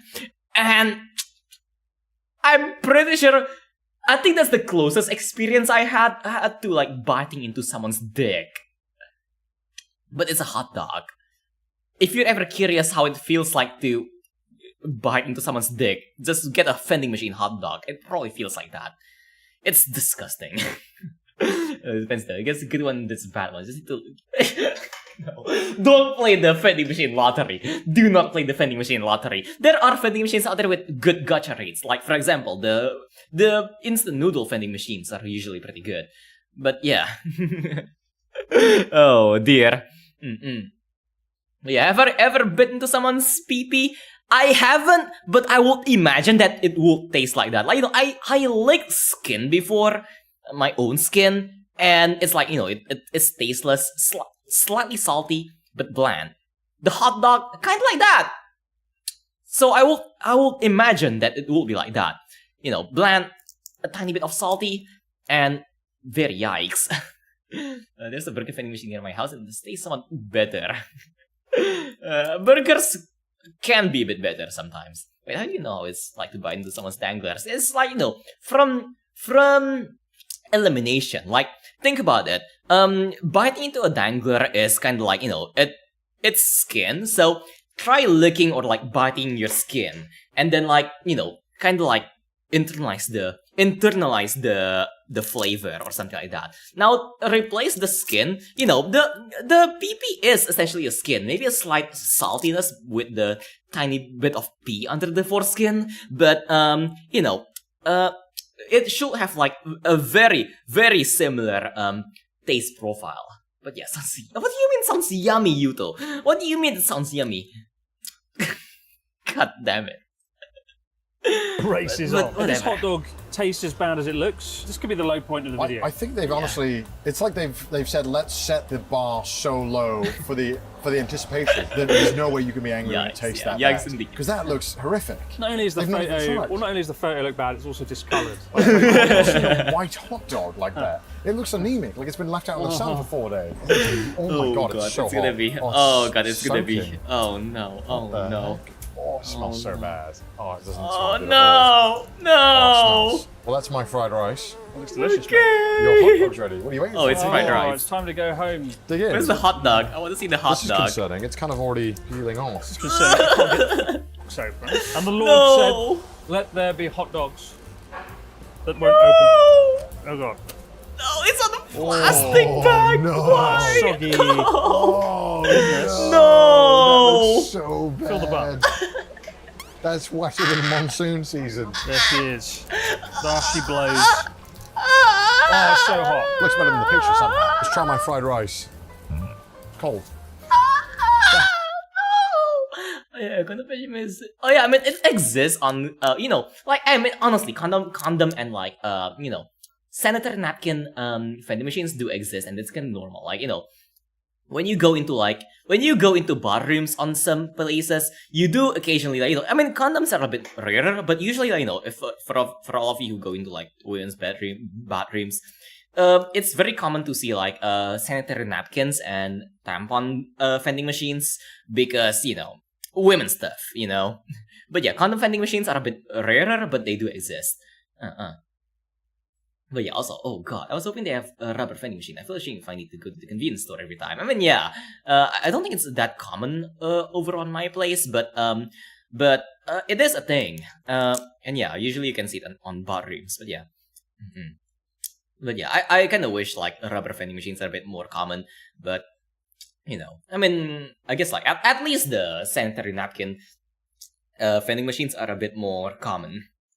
They're not as common nowadays. I don't really see them that much nowadays, but back then they're pretty common. Actually cold. Yeah. Oh. It doesn't taste good. It's like, yeah, it's a microwave, I think, because it's cold in the middle. Oh god. The bread is like chewy. The bread's chewy. No! Please, no! The Wrigley's chewing gum. Oh my god. No! Is it good? The hot dog's alright, but the bread, Connor. Oh god. This is a 1 out of 10. I would not eat this. It's cold in the middle. How is it hot dog? Yes. No. Horrible. No. No. If you fired like a shotgun round into this bread, it would absorb like everything. But of course, Chris was going to be very happy with the next Oh, machine because God. I It's found a probably vending machine cardboard. that offered It's probably fried cardboard. chicken. We were in business. Now, Chris, I know you've already eaten a lot. I still but won't think you'll trust make an this. exception for Hey, this machine. Fried I chicken. will not. I still Any will other not place, I'd trust be like, this yeah, let's go. fried After chicken. what I just had. I will Honestly, not who trust eats- this. I've seen rubber vending machines in bathrooms. They usually also dispense tissues. Cool. That hot dog. Never really seen a tissue vending machine myself, personally. There's someone in the world, you know, that's their favourite thing. They come here, they're like, oh, I need that microwave hot dog. And I for need food it. Such a poisoning. guilty pleasure. Yeah, you get They exist out there. salmonella. That's something that scares me. Like, we're really near a Lawson. I mean, you know, like, you know, jokes aside, fun fact, vending machine food does not have risk of salmonella, mostly because here's the thing. Most vending machine food, they're actually cooked before they put into the vending machine. When you dispense them, they just reheat the food and then just dispense them with, you know, these kind of vending machines. Like, you know, for example, fried rice vending machine. Someone cooks the fried rice first, puts it in tiny containers, and then they put in the vending machines. And then when someone orders it, it reheats the fried rice and then dispenses it. It works like that. So you don't need to worry about getting salmonella. But still, it's kind of disgusting sometimes. Which is like fresh, grilled. But to be fair though, all of these are like the really old vending machines. If you go a bit into the city, you will get the better vending machines. Once you start seeing the vending machines that accept RFID, you are getting like some good stuff, decent stuff at least. Like again, watch Dance Bacon. Why would you come here and be like, yeah, I'll get the plastic elastic hot dog? No, don't get the rubber hot dog. I don't get it. I don't understand who would come here for that. 80 seconds until glorious fried chicken. Okay, that's what we're calling it. It's a depression meal. But whilst we wait for that to cook, Chris needed a drink. In the meantime, let's get a drink at this vending machine. Oh god, this is like the energy drink die. Have you had this real gold? Yeah, it's pretty good. I've never had it, really? It's good shit. This one's really good. Okay, I'm gonna go for the Apache. Alright. Oh my god! Oh! Why is it blue? Look at it. It's like radioactive blue. Blue? The sweet taste of Mega. That's detergent. He just drank detergent. Just ramune. Oh, alright. That's pretty decent. Oh, ramune. Yeah, that's good. It's like that's bubblegum. detergent. Unless the machine or the product itself is compromised, they are usually pretty safe for consumption. Yeah. Unless there's a leak inside. Even if there's a leak inside, usually the food is wrapped pretty well. But yeah. Whether actually good or not is another question. Yeah, drank Windex. Yes, Windex. Great for the family. I miss that. You make me homesick. Yeah. I mean, hey, like I'll take you home sometimes. I had to get Spicari sweat. It's so hot, and I feel formidably dehydrated. Are we still waiting for this? Wait, where did he get the Pocari? Where did he get that? Hold on, they didn't. They never like gotcha for did the Pocari gotcha? Oh, it's just ramune. Oh, all right. That's pretty decent. Smells good. Yeah, that's good. It's like bubblegum. I had to get Spicari sweat. It's so hot. Where did they get the Pocari? Are we still waiting for this chicken? Yeah. This freshly prepared, battered karaage chicken. This one actually has some good food in it, right? Takoyaki, fried octopus balls, French fries. But the thing, I still won't trust it though. I guess takoyaki can be a bit like alright, but actually no. Like here's the thing with takoyaki. Once you left it out for quite a while, it gets rubbery, and I don't like that. It's again like the rubbery bread. That the same happens for takoyaki, and those cheap vending machine takoyakis, usually like they usually only contain it's usually either only the dough, or if they're generous, sometimes they contain like a tiny piece of octopus. But most of the time, you can actually occasionally find like the very cursed takoyaki that has like for example cheese instead of them. I mean, it's kind of alright, but I don't want the rubbery ones. But yeah, I think they bought it with them. Huh. The thing is, you're looking at this and you're thinking, okay, some interesting food. And then you look down the gap between the vending and you just see just a literal pile of just crap. And it doesn't make you want to eat what's in this. So maybe don't look down there, unless you're feeling a little bit bold, a little bit daring. The wait is finally over, dear viewers. Oh god, not another dreaded box. Is my fried chicken ready? Yeah, there you go. Yes. Box. Tuck in, mate. Tuck in. A mystery box. It smells good, but... Like Yaki machine does not sound good. Yeah, it's not. Trust me, it's not. Think about this. Someone made takoyaki in the morning, and then put it in a box, and then put it in the vending machine. 5 hours later, you come across the vending machine, the takoyaki is reheated by the machine, and then it's dispensed for you. Think about how disgusting that will be. Gonna be very rubbery. Like, when was it battered? It's certainly not fresh. Another soggy no, you can have that. Look at how wet the karaage is. Actually, honestly, that's not that bad. Honestly, I'll give it to them. This one, not the worst. Honestly, looks edible. This looks edible. Maybe a bit wet, maybe a bit like moist. I think it's because when they put it in the plastic, they didn't like air it first, so it does have the steam doesn't have a chance to like evaporate out, so it is like a bit moist. But honestly, not the worst. Honestly, doesn't look that bad. I personally will. I can't even think of pure imagination. Yeah, for takoyaki, very yikes. But this one, honestly, doesn't look that bad. It should be crispy, but it's not. I mean, I don't think, honestly, like, for things like this, I don't think you want it to be crispy. You want it to be a bit more on the savory side, kind of like those, you know those, salted egg chicken, kind of like that. You want it to be like salty, savory, and not actually crispy. Is it as delicious as it looks? We were going to share this one, but I think I'm going to let you take the lead. Why? Viva Las Vegas, spin the wheel of fortune, Is it get Vegas? the milkshake coffee. Or is it a vending machine? I don't know what this is. Who knows? Let's go to the next machine. He's given up on that one. But next it was time Is this for a coffee classic machine, by snack the way? that was hard to mess up. Popcorn. Read the vending machine next time. But it's time for more food. Popcorn. Let's go Yeah, for we the got classic. salt, barbecue, and chocolate. Popcorn? Wait, no, this is butter, but this is barbecue in English. Oh yeah, butter flavor. You know, personally, I think popcorn will be nice. Like, I think popcorn is a good vending machine thing. Like, you know, it's a good item that you can put in a vending machine, because popcorn is like, here's the thing, it's easy to store, it's very small, and it inflates. Like, but I think the only downside is that it'll be take a bit some time to actually dispense, because of popcorn. But you know, it's not that bad. Like, the vending machine can drop the paper bag that's filled with popcorn down into like a compartment, and then the compartment can be a microwave, and it's gonna pop the popcorn there and dispense it. I think a popcorn vending machine would actually work. This one I trust personally. I would trust this popcorn vending machine. I think we should go for butter barbecue. Let's do it. No, I will God, go for there's a bee in the salted. machine. Whoa! Oh my God. It's not stopping. What if it just comes out on the popcorn? La creature. Oh, look how... How do they get in there? Don't know. That does look like a weird hornet.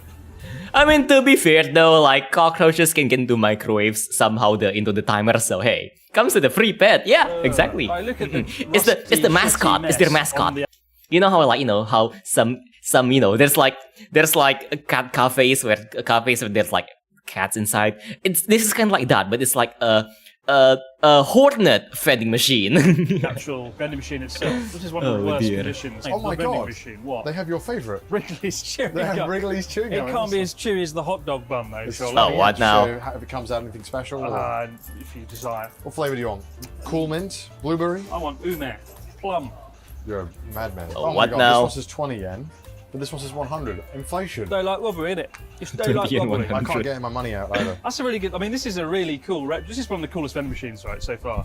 It does Very look retro, nice, but and the fact that you know, prices very are ingrained retro. in like metal Very into old. there shows you the optimistic perspective of the 60s when they didn't realise inflation was a thing. Maybe they didn't think it'd be around 40, 50 years. But no chewing gum for anyone. Connor doesn't have enough 10 yen coins. I don't have enough. Shit. How many bits? Popcorn. Oh, it's Yeah, leaking see, something. it The works. taste of Popcorn vending machine works. Don't mind if I do. Oh, it's hot. The smell is intense. Try. I'm a big fan of popcorn, so let's see. Yeah, it needs a bit more flavouring. A lot more flavouring. It's fine. I mean, to be fair, they didn't shake it. If you get popcorn, please shake it first. It's just fine.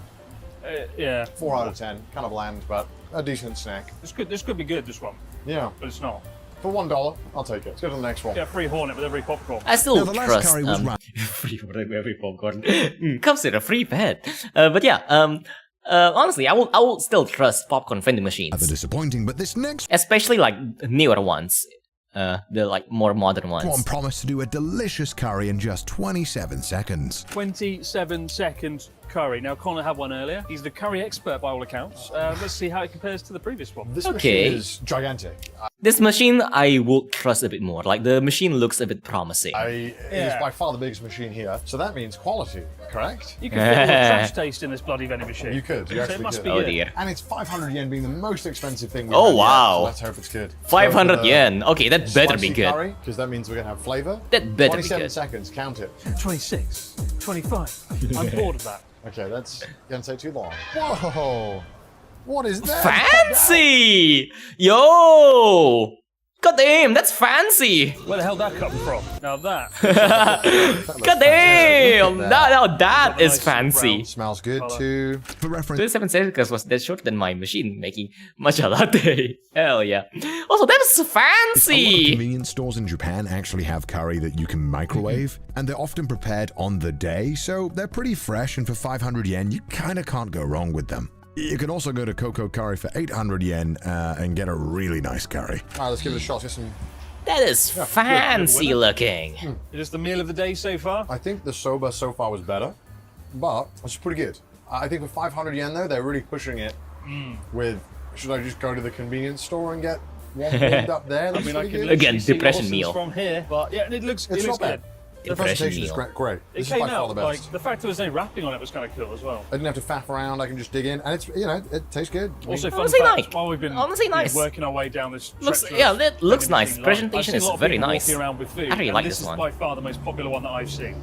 So I think this is the go-to vending machine for this whole stretch. I can't believe how Plastic far bowl we've dual come. molded. Look at this. It's not dual molded. I think the machine somehow I don't know actually how they. I'm pretty sure inside the bowls should be stacked, because if not, it's gonna take a lot of space. But they put the rice on and then put the curry on top of it. It's not dual molded. Yes. Look how far we've come. We've still got. It looks I fancy don't though. think It we're halfway, looks but I'm really really nice. excited. We've still got a few vending machines to go, but there's a gourmet one at the end. But the food costs 1,000 yen. Oh. And there's a very serious looking chef on the front. Okay. So it must be good. What are you going for? I don't know what this is, and that scares me. Is your money? Find out. This is Looks ochazuke, like- I don't know. which is What is kind that? of like rice porridge, and we can't get it. Porridge? What a terrible shame. Kind of like rice, and it comes in a Oh, soup. wait. I No, don't it can't like be it. porridge. I think Charlotte does. It's pretty common to have when you're sick in Japan. You're under the weather. It's quite light. Is but it still has porridge? some energy. I don't They know. give it a lot in I can't hospitals read as well kanji. if you're sick. And it's awful. And it is hospital food, but I would not eat it. Enough of that. Next vending machine. Chris was devastated that he couldn't get his ochazuke. So sad. I found him, Ochazuke. conveniently enough, right next to the Never other actually machine. tried any of those. Kitsune udon. Kids Cat there and means green fox, with Dalo. and they Very say nice. fox udon because the tofu looks like a fox tail. Oh. Same sort of colour. Let's Let's dive dive in. in. It's working, so It hopefully. may or may not be working. It's working. I feel it coming. Why is I mean, if the mold 27? itself is molded into because of plastic. Oh, even Lego doesn't do that. Oh, okay. Oh, I thought you meant the thingy. Yeah, that is fancy. I don't know though. I need to take a closer look. If I ever come to this place, hey, if I ever get big, I'll do it. I'll book a flight to Japan and show you around, do an IRL stream. Maybe do something do something just a bit chill. Maybe even maybe even a longer stream where it's just cruise around Japan, walk around and show you around, and do the things that you want me to do. Check out the vending machines, check out some of the stores and stuff like that. Yeah. He's trying to eat my leg through the funny shoes. Very nice. Let the cat eat you. Yeah, 4 hours. Seconds, the magic number for food. In I a feel vending like it might be a lucky number. Could be wrong. Maybe the vending machine's made by the same company, and that's their thing. That was quick. There it is. That looks. While we were talking, the kids in that a sober. looks interesting. Ow! Ow! Ow! Ow! Ow! Ow! Ow! That's how you get the food out. So there's your foxtail aburage. That does not look like a foxtail. That looks like just any regular cheap tofu. A little clump together, which is so yeah. Let the cat. The cat is your boss now. it's a bit Let the worrying. cat. We all know do that udon noodles are hard to fuck. assert its dominance. Did they f them up? What a weird musk. Like you said earlier, Musk. a musky Yeah, taste. maybe that's because it's just been in the machine that's kind of been at a certain temperature for so long. But Preservatives or something. yeah, they often taste not the best. How's the broth? Is the broth okay at least? Give it a sip. Let us know.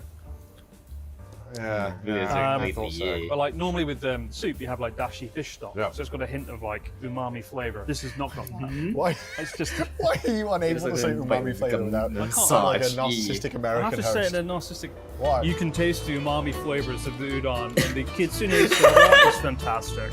This is truly a dish for the ages. Go and eat I'm your gonna kitsune go and udon. throw it in the crowd. But it was time for something Truly more a dish, I have indeed. found possibly one of the coolest 7 looking Up! machines so far. It's a retro-style American machine because it's using 10 cents, and you can turn the knob to what you want That's before actually you want it, pretty which is cool. kind of interesting because more often than not, you put the money in and then decide. So what we're going to do is let's go for ginger ale, and I think it comes out in a bottle, which I'm very excited about.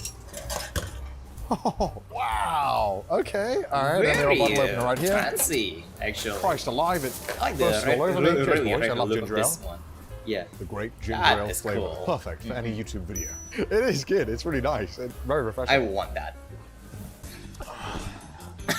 I love ginger ale. I'm glad somebody's having fun. Oh, you use this machine? Yeah, it's really good. I'll use the fun one without me. All right, do you want to have a go? No. No, I don't. This is cool. Like, this is really good. Like, That's hella I was cool, though. thinking earlier, like, most vending machines are kind of boring, standard. There's something kind of unique about this. I will admit, though, it's kind of painful because it's really stiff and these ridges, like, go into your fingers. It is like possibly, It's a really old design. possibly nearly 100 years old. I mean, the fact that it's still here working. But it's better than the touchscreen ones. I hate touchscreen vending machines. Yikes. Come on, where's my buttons? Ugh. Moving from a button phone to like a touchscreen phone already hurts a lot. Ugh. Working. 10 cents. Don't they Yeah, away my 10 vending cents machines Cool, as though. well? If I was going to, like, take one vending machine home with me, this would be the one. Well, we haven't had the gourmet food one yet, so We haven't. you might want to take that one home. Put the gourmet food in this one. Combination of great food, great vending machine. This is fantastic. I've drank all of this. It's fantastic. Wait, I just realized, hold on, is it the new Pepsi logo? I'm surprised they have the new Pepsi. Wait, when is this video made actually? When is this video done? Because this Pepsi logo right here is like the new Pepsi logo. So either whatchamacallit again? Or either the new one or the really old one. So either there's like a really old Pepsi machine, or it's like a newer one, or like maybe like they changed the banner paper thingamajig behind it. Is it the really old Pepsi logo or the new Pepsi logo? I don't really know. Food in this one. Combination of great food, great vending machine. This is fantastic. I've drank all of this. It's fantastic. It's Canada That's Dry, touchscreen Connor. for you. Just a normal drink, mate. Yeah, but it's in a bottle. It's in a bottle. It's in a bottle, It's yeah. special. Let's go to the next one. So Chris was complaining that I got the cool retro machine. So here's one right next to it, conveniently enough. Enjoy. Pepsi. So we've got all the drinks to choose from. Oh, it's not Ribbed Pepsi. ginger ale, orange juice. I'm going to go for mid-tier cider. Quite like lemonade. What the Whoa! f*** is that? Jesus. Oh Been god. let out of prison. Inmate Chris Broad. Collect your Matsuya cider. I like the fact there's a bottle opener. Yeah. That's really cool. That's like the lowest tech thing that's impressed me. Oh yeah, by the way, if you make a vending machine that dispenses glass bottles, have a bottle opener next to it. I know earlier one of the dudes got to a vending machine that doesn't have that dispenses bottles with bottle caps but does not have a bottle cap opener. That's just bad design. Come on. Are you going to make a cooking stream someday? I kind of wanna, but I think I want to be in a personal space, in my own place first before I want to do something like a cooking stream. Look at someone doing pill IRL. Oh god, I could make pill, but I'd rather make a very I want to remake my mystery concoction, the very cursed concoction. Hey, yeah. Wonderful. Nothing says refreshing like standing next to a main road with every car in the world passing by. The heat and the dust coming off the highway, Very kind of ruining the refreshing. atmosphere a little bit, not gonna lie. Yes. What I will say though is, at night, Who will you say is the nicest creator you've ever met? Honestly, probably Areko. Areko is very wholesome. Hell, nice. He doesn't even swear anymore nowadays. He's so nice. Definitely the nicest creator. Oh no, not the party drink. Yeah. I survived it once and I'm gonna survive it twice, okay? this place will look incredible. Yeah. I lit up all the vending machines right, and I think this one would take the cake. The old original OG cup noodle vending machine. I couldn't get my cup noodles earlier, so now I'm gonna rectify that. The place is also open 24 hours. Everyone loves cup so noodles. if you are here at 2 a.m., go ahead. If you come to Japan for your 2-week holiday, what better place to come than the vending machine rat sunrise tire park? We have a traditional cup noodle. You've all had it. All right, well, Again, it's a perfectly made. Wait, is this one of the fancy ones? Is this the fancy ones? But yeah, like what you call again? Yeah, it's like the kind of place that you go to when you're really just you're tired. You just want something to eat so you can finish your trip. So yeah, hold on. Is this the fancy ones? The one that we talked about last time that fills up the cup when it's dispensed? Let me check that. Let me The see vending machine rat sunrise tire park. We have a traditional cup noodle. You've all had it. All right, well there we No? go. Okay, I guess it's not. Perfectly made cup noodles. Snake. Oh my God, there's a gecko. It was a rat. Just saw this big tail, this huge tail on my foot. Geckos are cute though. I like geckos. Did you know that if you cut off their tail, they cut off their own tails sometimes? Why would they do that? Why they do it? Nature facts with Chris. Wonderful. I'm so sick of MSG and noodles. Genuinely thought that was a rat. Well, I'm never gonna get sick of MSG and noodles. Hey. Original cup noodles. I love it when they're still kind of crunchy. I don't know why. I really like that. So I like eating it kind of like it's like this, where it's a little hard still. Cup noodles invented by Takeshi Cup. I'm glad you asked, Chris, because instant ramen noodles were invented by Motofuku Ando in 1958. After successfully making instant noodles, he went on to make the Nissin Company, which is the company that runs the cup noodle brand that we all know and love today. Millions of people around the country eat cup noodles every single day. And I'm one of them. However, it was time for Chris's most anticipated Oh yeah, this is the one. The gourmet vending machine. Hell Michelin yeah. star, Have you ever heard about Stephen Tries? No idea what that is. In Japan, Tabelog is like the food the rating website that everyone's obsessed with. The fact it's Tabelog #1 is a very good sign indeed. What are you going for, Connor? Ramen. Are you ready? Michelin star. Ramen. There it is. That was weirdly quick. I have to take it home and make it. Oh dear. Oh. Not so good. Very gourmet. It's all frozen, I think. Are you kidding? That was it. I was expecting. That's kind of sad. Not a lump of rubbish with some very. Here's the thing though, if you come to a vending machine place like this, you're just there, you're not there expecting something good, you know? You're just there to get a quick meal for like $2 or something. So you can finish your trip down Colorado or something, I don't know. You don't want to buy something that's frozen because you're not there to cook, you're just there to like fill up your tummy before you get to a proper meal. Or maybe that's why that vending machine is there. Like, you know, like you get like the tiny meal from the other first to just fill up your tummy a bit, and then you get like this gourmet meal to bring home and then cook. I don't know. I might be the only one that think MSG in Asian food is healthier than without it. Is it? I don't know. I mean, honestly, MSG I eat it a lot, so and I'm fine. So I don't think it's healthy, but I don't think it's bad. I guess. I mean, anything in excess is bad. But I think MSG is like. You know, overhated. It's people think it's like super unhealthy, but it's not that unhealthy. But yeah. Very arrogant looking chef on it. Well, that was a waste of $10. Surely this one you can eat. I think they're all frozen. No. No. Chris was adamant that this one wasn't frozen. Good frozen pack though. That's #1 because it's frozen. You can take it home and actually cook it properly. At least you can put it in your tummy. Hey, kid, you want some ramen? Under your clothes. Ramen on the block. Oh. It's a frozen pork bun.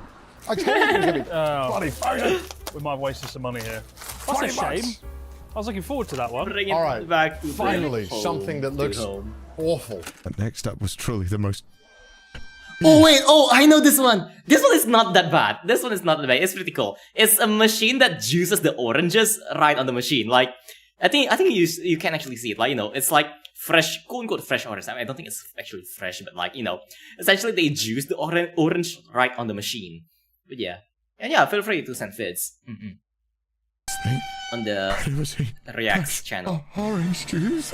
Orange juice. Why is it oranges? Why couldn't it be? Yeah, I know this one. This is the vending machine that juices the oranges right on the thingy magic. What do you mean feel the juice? Oh dude, unless you're drowning entire packets straight in one go. MSG is free to say. It's not gonna whatchamacallit again? It's not gonna it passed the Asian FDA anyway. So hey, Asian food is high in water, especially cooked rice, so it needs some sodium to balance it. That's how I think. Maybe, I don't know.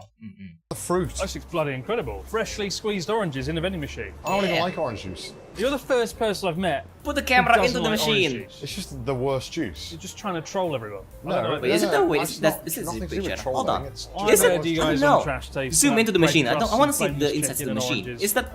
Is it actually like? I don't know. Oh, it is. Yeah, it is. Yeah, see, I told you. It's the thing that juices the oranges. Wow, look at this. Very fresh. Wow. Yeah, those machines. Damn it, they didn't show the entire process though. They didn't show the entire process. Like hope. The only thing I don't really like about this is it's like, you know, it's warm. It's not cold. I think orange juice is best served cold. But yeah, you're welcome, Frosty Clip. As Damon, we're looking at vending machines. Apple juice versus orange juice. Apple juice, 100%. I'm 100% an apple guy. After a horrible. Yeah. What, we've maybe like 2 hours eating from every god awful vending machine, and now. Yeah. Divine. Is that actually good? Yeah. Be converted. Be converted. Oh, there's pulp in it. To the magic of orange juice. I think it's not that bad. How can you not like that? I just feel that like is good. Okay, that's did fine. that thing warm? It's a There bit. we go. He's Whack, you know? His conversion has begun. So he's been I'm an converted. apple guy All this myself, nonsense. personally. Oh, I can't eat the oranges. Oh, no. Oh, fuck. I'll spill it all over my JoJo top. This is for the cameraman. I don't want it. What? Are you going to drink it? It's for the cameraman. They need something. So the whole gourmet thing that Shout was out to the keeping us cameraman. going and making us go through all Something that I know. food was a lie, and we just go make it ourselves. Yeah. But the orange juice was good. As it says here, 100% egal Haji Kedder. Whilst Chris was busy ranting about why I should like orange juice, he spotted a amasake machine. I'm just going to skip over this because it tastes like ass. Trust me, don't buy this one. But it was time to venture inside. Oh, the sodium, the shits, the horror. I feel pretty rough, to be honest. I love It is sodium. quite nicely People just ventilated, love though, this drink Fallout orange juice style if you give me- shelter yeah. corridor. And some of the vending machines down here are really unique, right? Like this one here. Baseball roulette. Oh, how does that work? Very nice Let's looking. try it. Let's try and get a home run. Very nice looking. Tomato juice. Tomato juice. Oh. He's going to catch it. Oh. I don't know what's happening. Okay. Maybe you get a free mango? drink. Oh, yeah. If you Personally, get I a like home saying run, you mango. get one Personally, free I like drink. it mango. says. Mango makes my tummy I upset. don't understand baseball. I'm British. I don't know what that means. I'm sure it's good though. Unfortunately, I don't know what a home run is, and I didn't get one. Do you want a tomato? No, I think you can have the tomato juice. But it's not uncommon for some vending machines in Japan to have like a Tomato chance juice to is win not another drink. bad. Yeah, there's still a but- very popular machine around where it's like lottery. You get a drink and then it goes like mango 777. I'm not actually a big fan I of know, mango yeah, juice you know it's personally, happening but because there'll be yeah. a lot of beeping. Well, I feel like I didn't know that was a damn. thing. I was out with I'm the Charlotte outlier and I today. paid for it, it started beeping. And I thought I'd broken it. I started Tomato beeping, juice. she was like, Yeah, "No, here's we're the gonna win a thing. free Honestly, drink," I and then we prefer, didn't. I would much prefer tomato juice than mango juice. Mango juice just potato boy. Potato boy. Mango juice just makes my tummy upset. Let's try it. Which one do you want? None of them. Well, decide. So why do you sound like Bane all of a sudden? You must decide. You must decide. Your cookies are waiting for you, sir. Oh, that doesn't look bad. Doesn't look bad. It's just like a box of cookies. I'm not eating that now. I'll not try one. It looks like you on the box. Look at I that. didn't share that much hair. Crashing this plane with no survivors. You know, I know, I am weird. we're being called I'm potato a Vtuber, boy. There's what not do you any think? Potatoes in the machine, but let's see if the cookie's any good. That's fine. No potato. That's depressed. very depressing. Crisps in It it. should be called Cookie Boy. Yeah. Why isn't there potatoes in it? Stupid. Wait, there's no potatoes in There's that? not a food vending machine, but I don't quite understand how it works. I think we have to put some stuff in boiling. Oh, this is to go home. I love down the side here. There's just about 100 tyres. Let there be no doubt. Sunrise. Yes, yeah. frame Am I apart, Asian? right? Yeah. There's so many tyres. What's the story? I of don't this? think You I have to hide it. I narrate just it, but, don't. like, I don't hide the fact that I'm Asian, but I do don't really talk too much about where I'm from exactly. Where in Asia I'm from.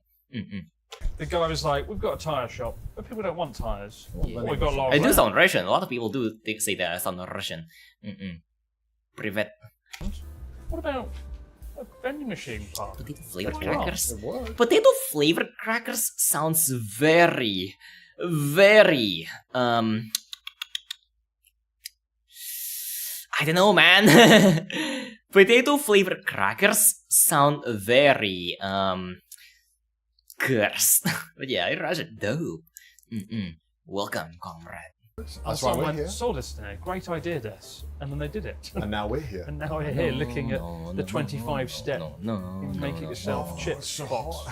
And after all that food, I wanted to get myself a souvenir. So we just saw a kid come over and buy some toys out of this one. This is the toy vending machine. You get everything from a This one's kind of cool though. I like this one. To Potato a car, flavored to a potato. noisy chicken. Maybe. What do you want, Connor? Ooh, This one some looks great cool. choices I like here. this Yeah, one. the GT car looks fantastic. I'm gonna get something. All right, I've decided what I want. Let's go. Are you getting the handcuffs? I want the Yes. car. Oh my god! Look at Handcuffs? I worry that they're quite far back on the rolling Yeah. thing, though. Come on, come on. I worry they're not gonna get it. Come on. Yay! Yay! It reminds me of the UK Handcuffs? where you just don't know if you're going to get it or not.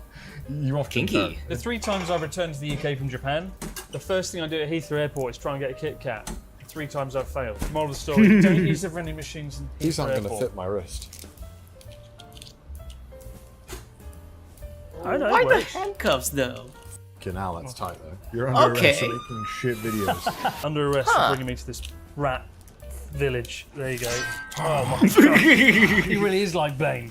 But next up was the rustiest vending machine in all of Japan. So this is one of my favourite vending machines. A bit of an old school Mitsubishi battery vending machine. I've only seen it like once before in the wild of like North Japan. Bit of a niche one though. Who gets their batteries? I personally never encountered a battery vending machine. Back in the 80s, 70s. But that would make you had sense, a lot of honestly. appliances that did require batteries. I guess like it's because nowadays we don't really use batteries that much. Nowadays everything is just plug in. Do any of you have any appliances that you still use these batteries? Like, you know, like for example, like Xbox controllers still use batteries for some reason. I don't know. I think the only thing that uses batteries that I have is let me actually check. Do I actually have anything that uses batteries? Which my drawer? No. No, actually, unless you count my calculator, which I never charge because they never run out of battery. I don't think I have anything that really uses batteries. Oh, actually, the clock. I only use my battery for the clock, the AC remote. What else do I use batteries for actually? I don't think I use my batteries for much. Remote, yeah, I guess. A remote still use batteries. And that's pretty much it. Not if you thought I have a picture of our almighty ruler. I don't really have much, just because I don't keep pictures of people. Okay, it's weird. But yeah. She loved toys for children. Then it was probably pretty helpful. But nowadays, not so much. Anyway, let's get some. This is by far the rustiest machine here as well. And ironically, it's probably more delicious than half the noodles I've eaten today. Yeah, I'd rather eat that than something earlier on. That's just a pair of AA batteries. Bon appetit. So nice. Eat it. No, eat it. I guess I just spent $1 on that. Eat it. Next machine.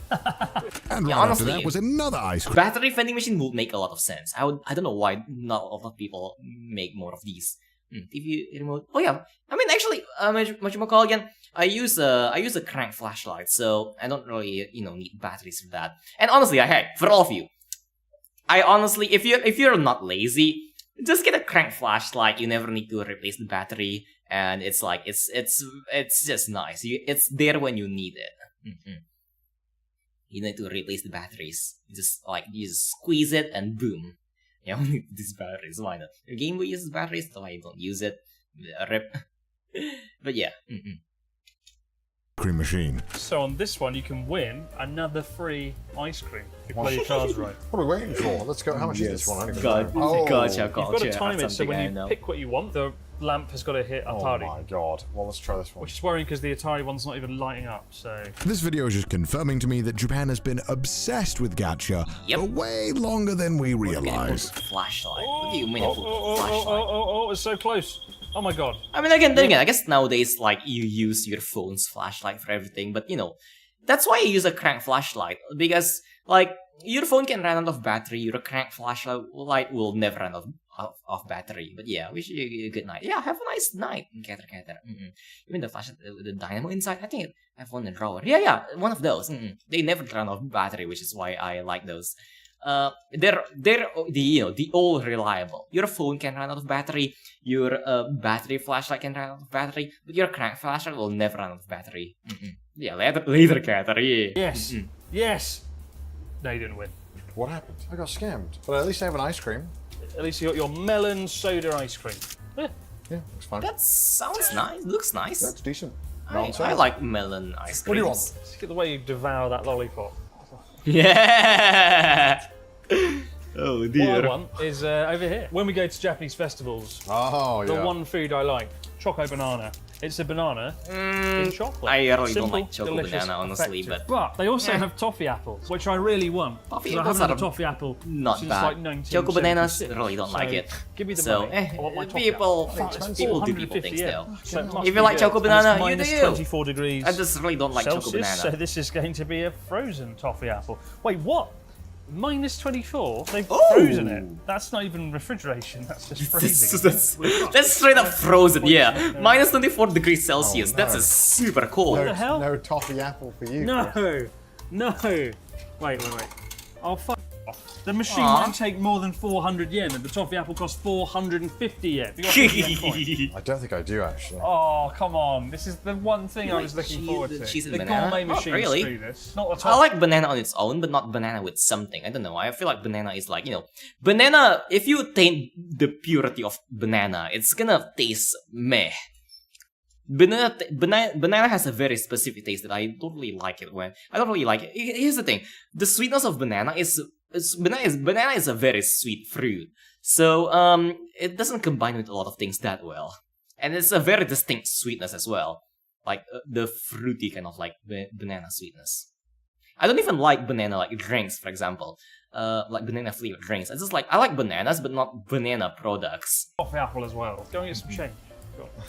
I'll wait here. I need that toffee apple, I need it. And after running Chris's errands, I returned with the money. Let me smoke it up a little quick. What's that? Oh, sweets. It's like hanging out with Natsuki all over again. Figure 20. Yes! Toffee apple, here I come. Here we go. Yes. Oh, God. Yes. Apple. Yeah. Toffee apple. Oh my God, it's freezing. No. Ladies and gentlemen, man is surprised when freezer is cold. Oh my God. You could I could club someone to death with this. Hit it against this. It's going to sound. It seems that Chris had made a vital mistake. You can't eat the apple until it's heated up a little bit. This is like the bag they use in Goodfellas to suffocate people. I mean, I honestly rather have like a frozen apple though than something that's like, hot. It's very cold. Like refrigerate it. I like it, don't freeze hey. it. I like Seriously, don't make cold it that cold. apples. A chocolate banana probably isn't much better. It's probably because it's fruit, right? And if you were putting it in the fridge, they'd have to change it out every few days. Or if it's frozen, they could probably leave it in there for a few weeks. Yeah. And lastly, we found an extremely interesting machine, a Kodak vending machine. Yes, treasure your memories with an instant camera, which you can also purchase instantly. Another gambling, another normal vending machine, Kodak. another normal vending machine, another coffee machine. What's this? Oh, this is cool. Never seen this We one. can get Okay. Camera. Camera vending machine. That's What whack. better way to treasure this experience than a It's Kodak definitely instant whack. camera from 1996. Because Chris wanted that bloody thing of 100 yen. Why would you Do have need 100 this yen? at this? At all? At 2023, I don't think you will need something like that. I think this is more of a more of a novelty thing, more of a fun thing, a toy for your for your son or daughter or something. Or wait, how expensive it is though? I don't know. Yeah. Oh. It's there, Kodak film. It's nice, but do you really need Kodak nowadays? It's 2023. That's digital. But yeah, either it's a nice trinket to have, but I don't think it's like profitable to film photography is very much still alive. Really now, huh? Interesting. I guess I'm just not in the circle of in the photography circle, so I don't really know too much about how alive film photography is. Like, do people still develop their film manually and shit? Cause goddamn, that will be very funky. Do you 100 yen? What's wrong? I'm 100 yen short. You Fear gotta... not, Sea Dog voice Oh, actor. How much is this? That's 10 yen shit. Oh my God. Oh no. How much We need is 100 this? yen, Chris. Please tell me you have 100 yen. You got... No. Okay, wait, hold on. That's Let's... 70 yen. We can do this. Okay. Why have you not got 100 yen? We've... Oh, there you go. Yeah. We have gone through, by the way, over $100 so far. Oh God. And 90 vending machines. It's called a fun saver. That's what we're having right now. I want to save the fun. I want to save the fun forever. That was 1,800 yen, so about $14. Yeah, do you still develop the film manually? Fun. Out of curiosity. Let's try it though. I need a pickaxe to get to the Or apple. the technology is It's just ridiculous. better nowadays. Yes. Yeah. Oh my. Oh my God, this brings God back damn. my childhood memories. Get a photo of me with my You guys got lollipop. dedication. Hold the flash. All right, here it is. Okay, you ready? Gonna get blinded? Smile. There we go. The memories will last a lifetime. I'll selfie. Selfies. The OG selfie. Like the 90s all over again. Amazing. How much film This is does like a true these crime cameras thing. have? And the body was laid out there. The suspect was beaten to death with a frozen toffee apple. This is how every single detective thing opens up, right? It does, yeah. They're like, Yes. another murder, huh? What do you think happened? I don't know, it's because the same MO as the last killer we got in the same crime scene last week, exact same spot, exact... Oh, seriously? Huh. That's interesting. I kind of want to look a bit into it now. Developing film is actually a really fun process, especially going into like the darn to print photos, but for color film it's done automatically because you can't do that by hand. Okay. Because the chemicals are very toxic. Alright. Interesting. I don't really know enough about photography to do much comments, but interesting. I kind of want to look a bit into it now. Same victim, murdered twice in the same week. Can you believe it? Gee golly gosh, gee willikers. It's unbelievable. Feel sorry for the poor bastard. You did it to him. That's fun. Save her. And with that, our review of Japan's vending machine amusement park was complete. Right, well, it's I had not a an great amusement time park, at it's a tire car shop. Did you? Yeah, it was fantastic. Rat Sunshine Tire Shop. Meals. What was the worst meal by far? I think either the burger or the hot dog are very flavoured. The hot dog, definitely. The burger feels like it shouldn't be that bad. The hot dog, it just looks very suspicious. Just I do not trust that hot dog. Squeezy and rubbery. I have to disagree. That ramen, that pork you gave me. That was ghastly. Was war crimes. That might was be actually war crimes. You're eating rats. On the upside, Rats the soda sunshine. that I got down there was actually really good and was pretty affordable. On the fresh orange juice, that gets my vote. That was probably my favourite thing. That's the most modern-looking piece of crap I've ever seen in my life. That's no sunrise tire park. Okay? But anyway, thanks so much for watching. I'm going to go Definitely home and take some more pictures of very it. whack By the time you're name, watching but this in 2 very years, nice. We'll still be working on this apple. I'm getting there, I'm getting there. But in the meantime, don't forget to subscribe to both our channels, and we'll see you on the next Wacky And that Weekend. apple will be very Remember nice. when Just Wacky like- Weekend was good and we went to places? It's summer. I'm not going outside for more than 2 sometime, hours, you know? Chris. Goodbye. This is going to take so long to eat. So long. Yeah. Very nice. Very fending. Such machines. This is yeah, it is a kind of memorable name. It's a bit of a mouthful to be like that memorable, you know. It's memorable, but it's also a bit of a mouthful to really remember. Like, you know, like Rat Sunrise Tire Park. God damn, there's a lot of names. Yeah. Okay, what's hallucigenia? What else? Hallucigenia. Belonging to this organism were first scientifically described by the man who initially located the Burgess Shale deposit, Charles Doolittle Walcott. Oh yeah, have a nice day. 1911. Good night, loser. Yeah, I'm probably gonna sleep soon as well. Maybe I'll like go for like maybe 15 more minutes, maybe half an hour. But I'm gonna also like wrap it up soon. I just want to like, you know, maybe get through this. Walcott published a paper naming and describing a whole load of what he thought were annelid worms from the formation, and included within it was an animal he named as Canadia sparsa. The genus Canadia is actually still valid. I and know is what the indeed an Canadia annelid, is, but I don't a know what segmented Canadia worm related sparsa to is. polychaete bristleworms. But the species C. sparsa was eventually realised to be something else entirely. It wasn't until 1977 that it was at last So it's a understood that different the fossils genus? referred to the species were very Funny unique and couldn't ancient possibly be included within this genus anymore. Paleontologist Simon Conway Morris therefore named the animal Hallucigenia sparsa, recognising the bizarre morphology of this creature and attempting the first proper interpretation of its unique anatomy, as well as creating a whole new family for the species. Conway Morris considered Hallucigenia to have supported its body on 7 pairs of spines, using these structures to move across the sea floor. Along its back, he also identified a single row of tentacles with bifurcating tips running down. Like you don't see like creatures with like that walks with these kind of spines. Like the closest, I think the closest relative would be like millipedes and centipedes, but they're still really different because those are not like spines on them. At least I don't think so. I don't know. Correct me if I'm wrong. I'm not a biologist, but yeah. Learning my kryptonite. Down the center of the organism, as Here well we as go, play the 12 Days of Christmas. Oh yeah, sure. Yeah. Okay. I'm gonna quickly go through that because it's a bit up here. What's this? 12 Days of Christmas. Janie Dickinson. 5 hours. Let's go. Oh, it's only 3 minutes. On the first day of Christmas. What?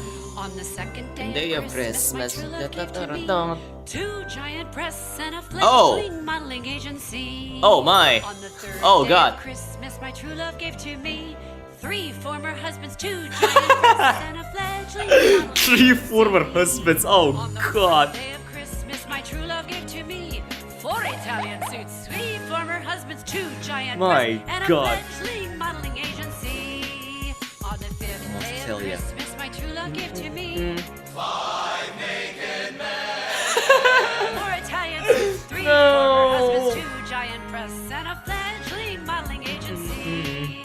On the 6th day of Christmas, my true love gave to me 6 paparazzi, 5 naked men. My 4 Italian God. suits, 3 former husbands, 2 giant breasts, and a fledgling modeling agency. On the 7th day of Christmas, my true love gave to me, ouch, 7 doctors injecting 6 paparazzi. Oh God, 5 not butter- Botox. ugly men.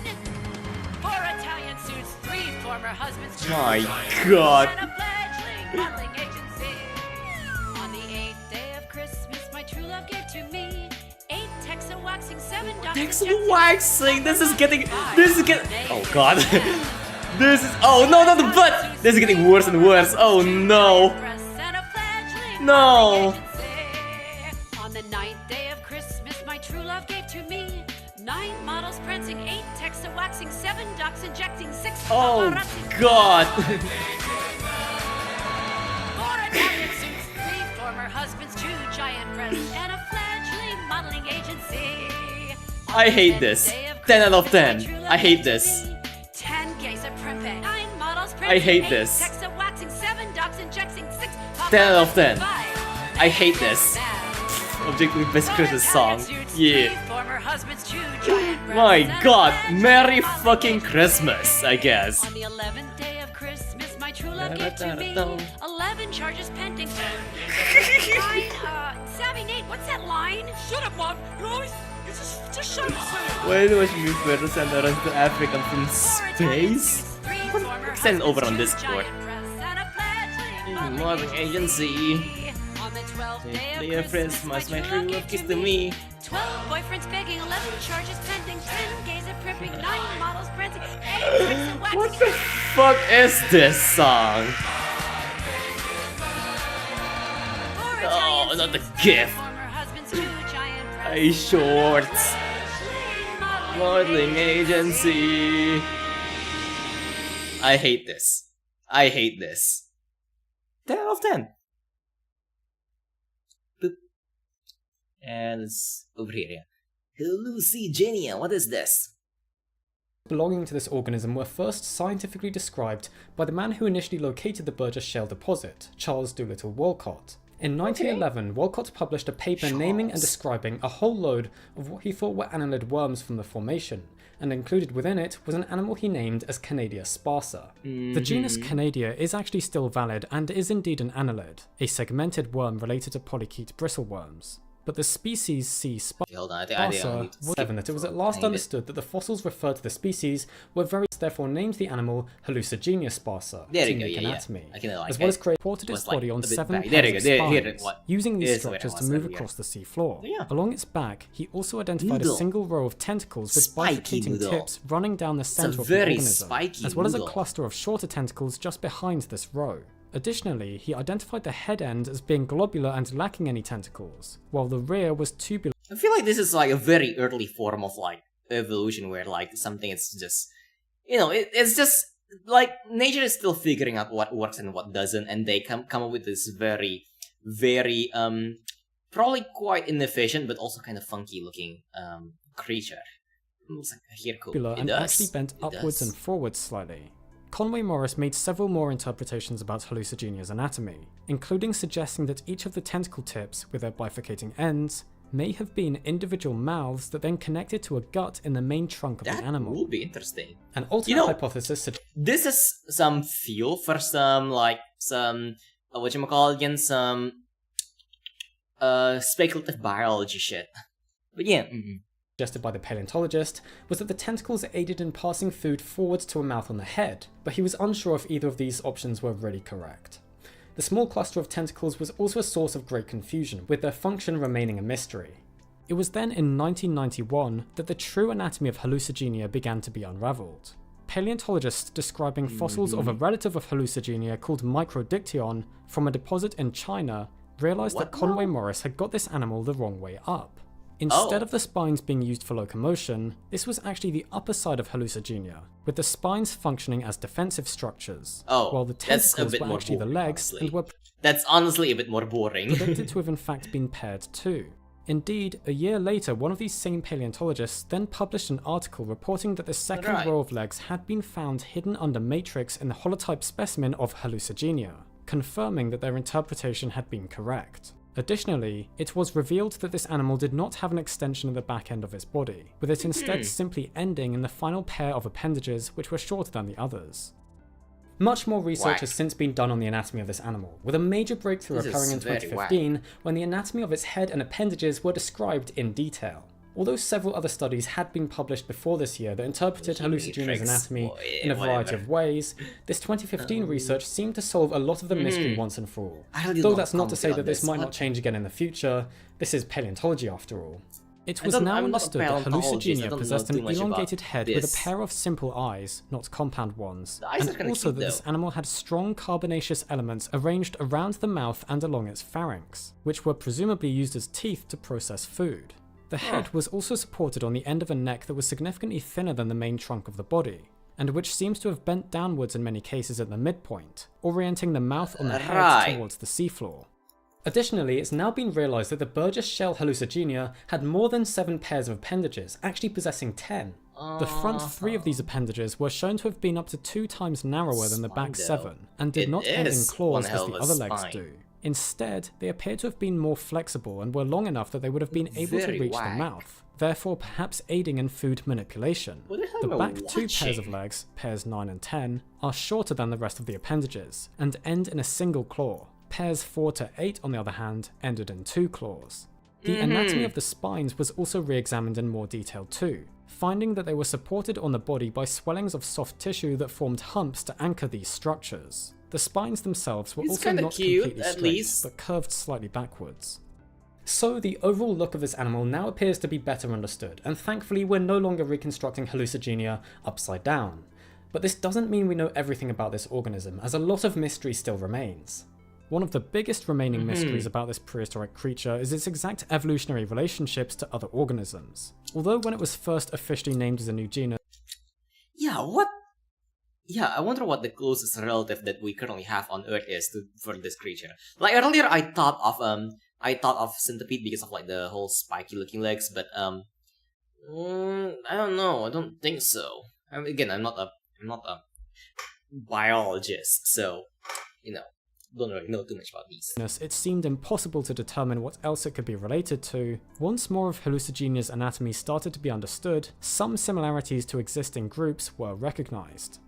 Hallucigenia is included in an informal grouping known as the Lobopodians, the classification and usage of which differs a lot between studies. No idea what that but essentially they're any kind of worm-like arthropod relative with short leg structures called lobopods. Lobopodians are generally accepted to be members of Panarthropoda, a large grouping that unites the arthropods, the tardigrades, and the onychophorans, the velvet worms. So Hallucigenia is therefore a member of the Panarthropods too, but which of these subgroupings is it most closely related to? Well, a lot of studies have found some good evidence in support of Hallucigenia being a member of the stem group Onychophora. A stem group just means that it is more basal than the last common ancestor of all currently living members of this group, the descendants of which comprise the crown group. But under this classification, Hallucigenia would be considered an onychophoran, a velvet worm. The main evidence in support of this classification can be found in the claws of Hallucigenia. These are composed in a very complex way, being formed from many stacked components of hard structures called sclerites. These stacked sclerites were shown to also be how living onychophoran claws and jaws are constructed, with a study finding this to be a homologous relationship, meaning Hallucigenia was very closely related to the velvet worms. However, some other recent studies have made the argument that such similarities with living onychophorans are simply indications that these features are shared basal characteristics between all panarthropods. I am so and that there is no evidence for such a close relationship with velvet worms. Instead, Hallucigenia and its relatives are recovered as the sister group to all other crown group panarthropods. Okay, also, I think that's enough. God damn, that's a lot of stuff. Like, watch the others. It's quite a lot. Like, there's 3 more videos. Let's try 0 yen? Ooh. There's definitely a catch though. Let's just go through some. Stephen Christ, what's this thing? Never heard of Stephen Price. The most controversial group in the UK. You might guess XL Bullies, Turkish Barbers, or the Sidemen when playing Countdown. But you'd be wrong. A few months ago, 2 YouTubers claimed to have stopped Just Stop Oil. But lo and behold, they're still blocking roads, spraying buildings, and disrupting more events those than the oil Queen's death. protesters. Fly high, babe. But do they need to be stopped? I'll be infiltrating their inner circle to find out what's really going on. Oh, hell yeah. Give me the news, Doc. I can see a lamp. So can I, you perv. So what makes me qualified to speak about climate change? Well, I've been recycling jokes for 6 years, and I've stopped using oil when cooking, as my partner claimed I was too heavy for missionary. Someone who I am coming face to face with is India and Guy. They may be non-violent, but my questions will certainly be hard-hitting. Just Stop Oil. Not even a please? Well, we're not asking for it. This is something that has to happen. So you're demanding change like an aggressive hobo? This might be why people haven't warmed to you. Ditto. We want to be heard, not liked. That's the difference between us and politicians. Okay then. Let's imagine I'm someone who knows nothing about climate change. Done. What would you say if I thought global warming was a good thing? How can it possibly be a good thing? Some things are better when they're warm, you know, like Weetabix or a hand job. Are you serious? Oh yeah, big time. Drizzle a little bit of honey on top and you're in heaven, you know. I often have one before bed, makes me feel cosy. Well, global warming... Weetabix, that is. What I'd say to you is people think global warming is probably for the future, but it's killing people right now.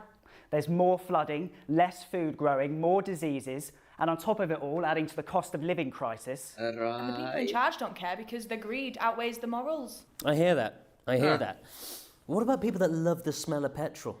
Are you really going to snatch that away from them? I vibe with it on a personal level though. Is that the problem? I vibe with the petrol smell. I'm one of those people. You know, the first I'm like one of those people who likes smelling petrol. Like after I fill my gas, I take a dip, sniff into my gas tank. Like a pair of big orange Labradors. Well, what's your solution? Gandhi. He was a peaceful protester. Yeah, maybe swap your vandals for some sandals. My shoes are made with 100% recycled materials. And they just stepped all over my wordplay. I think this is pretty peaceful. Don't you? Yeah, I do. Right, interview's over, you've had your fun, bugger off. I can't move. Oh, we'll see about that. What do you want me to do? Pop me out! Well, you don't mind when my hands are cold. For a man so concerned about the environment, he certainly produced a lot of dangerous gases. On this channel, we're all about balance. Right. So I'm off to debate with Simon Baxter. A man who thinks climate change is a complete myth.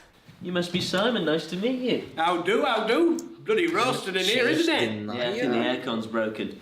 You know, I've just had a meeting with 2 members of Just Stop Oil. Not those hippie knobheads blocking up the road. Stopping good honest people getting to their job. I know what you mean. A few weeks ago I was driving home and there was someone in high-vis lining the road. I just lost it, you know. Pushed them out the way with my car. Just Stop Oil. Well, that's what I thought. Turns out a lollipop lady had had a stroke. But I understand your frustration. What are you for complaining for? Everyone loves it when it's warmer. I don't know, Simon. Some things can be too hot. Like what? Well, a McDonald's apple pie or a bath. I suppose. I remember sharing one with my granddad.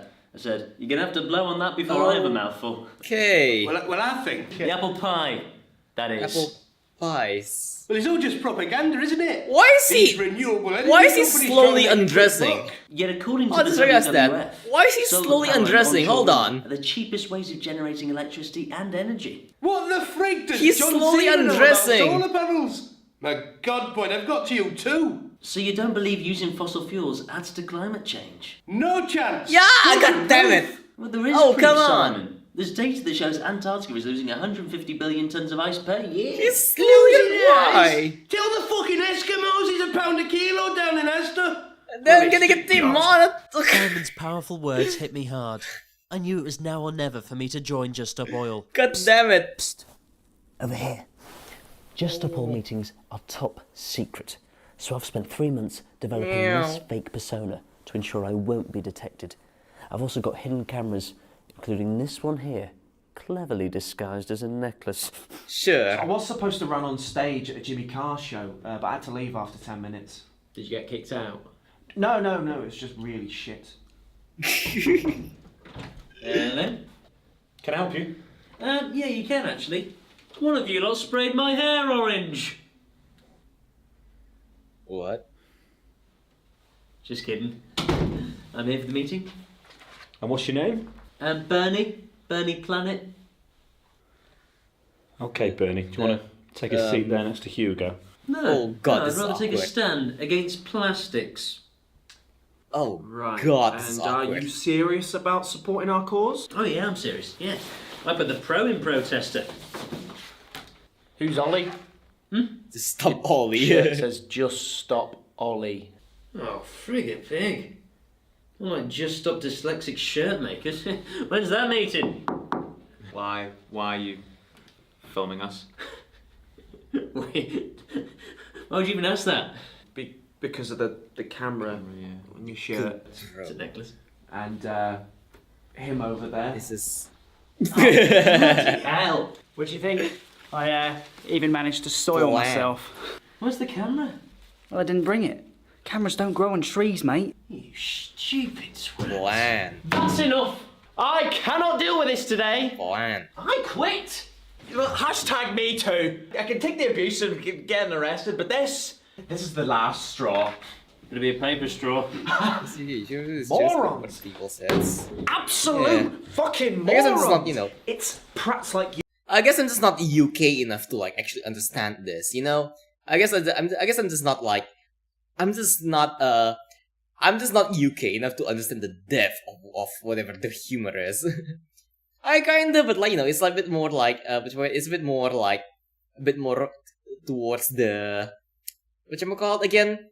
The kind of humor that you really need to think about. Yeah, like, for me, the humor that I usually consume is more towards the more relaxed one, like slapstick humor. So, you know, it's the Office vibe. Yeah, kind of like that, you know? Like, I guess, like, you know, it's because you need to actually really pay attention a lot for a humor like that. I don't know, maybe it's because of, like, the humor that I usually consume is a bit more, you know, either, like, one, slapstick, or two, absurdist humor, you know? Like, for example, like, the type of humor that I absolutely enjoy, things like, you know, for example, do you guys know the movie Kung Fu Hustle? Kind of like that. Like, whatchamacallit again, I don't know if I can show some clips because I'm definitely gonna get copyrighted. But if any of you haven't watched Kung Fu Hustle yet, watch it. It's beautiful. Oh dear. But yeah, I'm gonna check this before I leave though, because yeah, I think this is the last video I'm gonna watch before I wrap it up because I've been streaming for a while, like 5 hours and a half. Yeah. Giving away the sauce for 0 yen. What's the catch? I want to know what the catch is. Let me know the catch. What's the catch? Mountains. Mountains. Whoosh. Mountains. Look at mountains. Very mountainy. Very natural. Very cloudy. What is this? What are you trying to show me? Cool music though, but what are you trying to show me? Oh, you're packing trash or something, I don't know. There goes the car.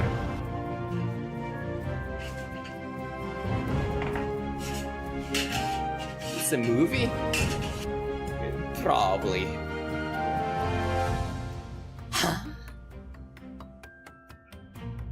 This is even whacker. Okay, this guy is moving. That's a very whack movie intro though, goddamn. It's a very whack intro. Very peculiar choice for an intro. How long is this? 9 minutes. I don't think I'm gonna watch the entire thing. What is this? I mean, wait. Can you explain? Explain what this is. Explain it. Okay, there you go. Welcome back to the Ryunohara channel. And this time we are not at Ryunohara. We are about 20 minutes away. We are still in the same village, Ryujinmura, the dragon god village in Wakayama, Japan. And I have news for you. I've gotten the house for free. This house. For 0 yen. And it's really 0 yen. It's for a reason. I'll tell you why in a bit. But there's even bigger news. You could own this building for free because I'm giving away this building. Come on inside and I'll tell you why. I will take it. Let me give you a quick house tour. House giveaway. Come in the Genkan, and I'm going to come into this house with my Very shoes on nice. Very. because it's very dirty right Very now. classic. And I've been cleaning it up for the last 3 weeks, so it's super dirty here. Dusty, although it doesn't look like it's dusty right now. So the first thing. Very classic. I like it. The living room is quite large. You can sit at quite a few people. There's a Japanese room over here. Like this is giving you goosebumps. Good thing. Quite a nice large Japanese room with a tokonoma. Yeah, and if you come around Yeah, here, but you again, have what's the up with the kitchen. room? Explain. The kitchen's pretty large. We removed some of the sinks over there because they were quite dirty, but this one's still alright.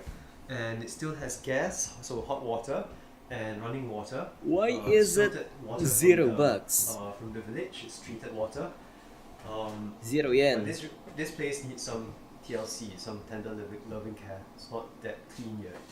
So that was the this is the kitchen, renovate and them. there's a toilet. Yeah, but they renovated it, right? They themselves renovated The it. vanity here. It's nice and big, so you have things like your cupboards. You can put things in here. Yeah, I know. Here's the thing. Like, I know some for some houses. Like, for example, like a long while ago, Leonardo did give me another video involving like a free house. But the free house is free because the owner just wants to get rid of it. Because if the owner keeps the house, they're going to pay tax and stuff like that, and pay for upkeep for the house. So they just like want to give it away so someone else can pay for the upkeep and for the tax and stuff like that. So and they don't use the house, so yeah, kind of like that. But you know, this one doesn't seem like a horrible house. Like the previous one's a horrible house. This one doesn't seem that horrible. I feel like it's a perfectly normal house. I wonder why it's like you know. Is it like one of those houses nobody wants? Cupboards everywhere up there, and also down here. Sorry. Yep, also down here. So it then leads you to a toilet. This looks decent. Here. Yeah. It's quite tight. I don't like the toilet though. I don't like how the toilet opens outwards to a very tight hallway. Yep, so it's a flushing toilet. There's water in there, but it leads to a hole in the ground. So it's a septic tank, which is cleared. Not a huge fan, but now and then. Not bad. It's not a filtration system. It's simply a hole in the ground. Not a huge fan of the septic tank. There's a changing room, and there are problems with this room. There's some roof leakage over here. It's quite bad, and I'll talk about all this maintenance stuff later. But just to give you an idea of the layout first, this is the bathroom. The bathroom still has hot water running, and there's even a washing machine here. I can smell this place. Working. It's all what's working. So this place is so homey, you can smell it. You to the outside on this side. Very cramped though. Either very cramped or very cramped or just the camera's working hard to FOV is kind of whack. For the first people who want to live here. So as you come back here, what's off with this house? I don't know. Floors what's off with the house? Here. It's just a very old house, you know. I don't think it's like necessarily off, but I wonder. The first bedroom, and there's a cupboard in here. Okay. And there's a sunroom. The person here used to have a dog, so the dog and I think a cat used to live here. There's a middle room which was used to store clothing and kimono. So there's a shelf here. And there's some termite damage over there. I'll talk about this later. Right. Then the main part of the house leads upstairs, but there's also a garage. So there's this semi-outdoor storage area. There's a roof up there. Although you can't see, it's too bright. There's a plastic roof up there. There's this garage area. We've kept lots of things we think I should can stay, smell this place. like records and all that. This is the parking area that you see. There's Or the some previous water room. leakage over here, as you can see from the ceiling. So far, this looks part like of the house, a may pretty need to normal be abandoned knocked house. down or repaired. But if you go upstairs,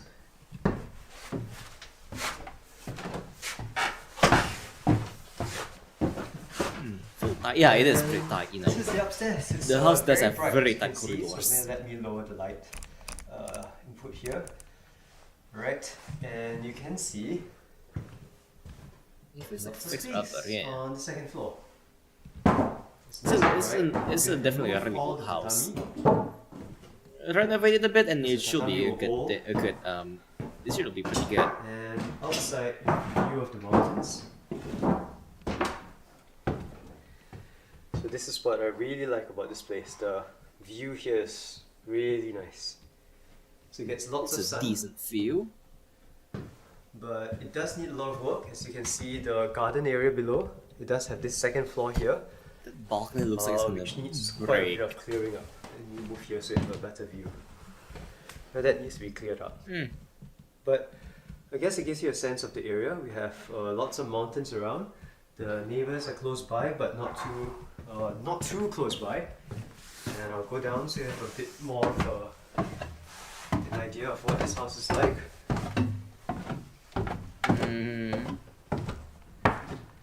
Yeah, we are back down again.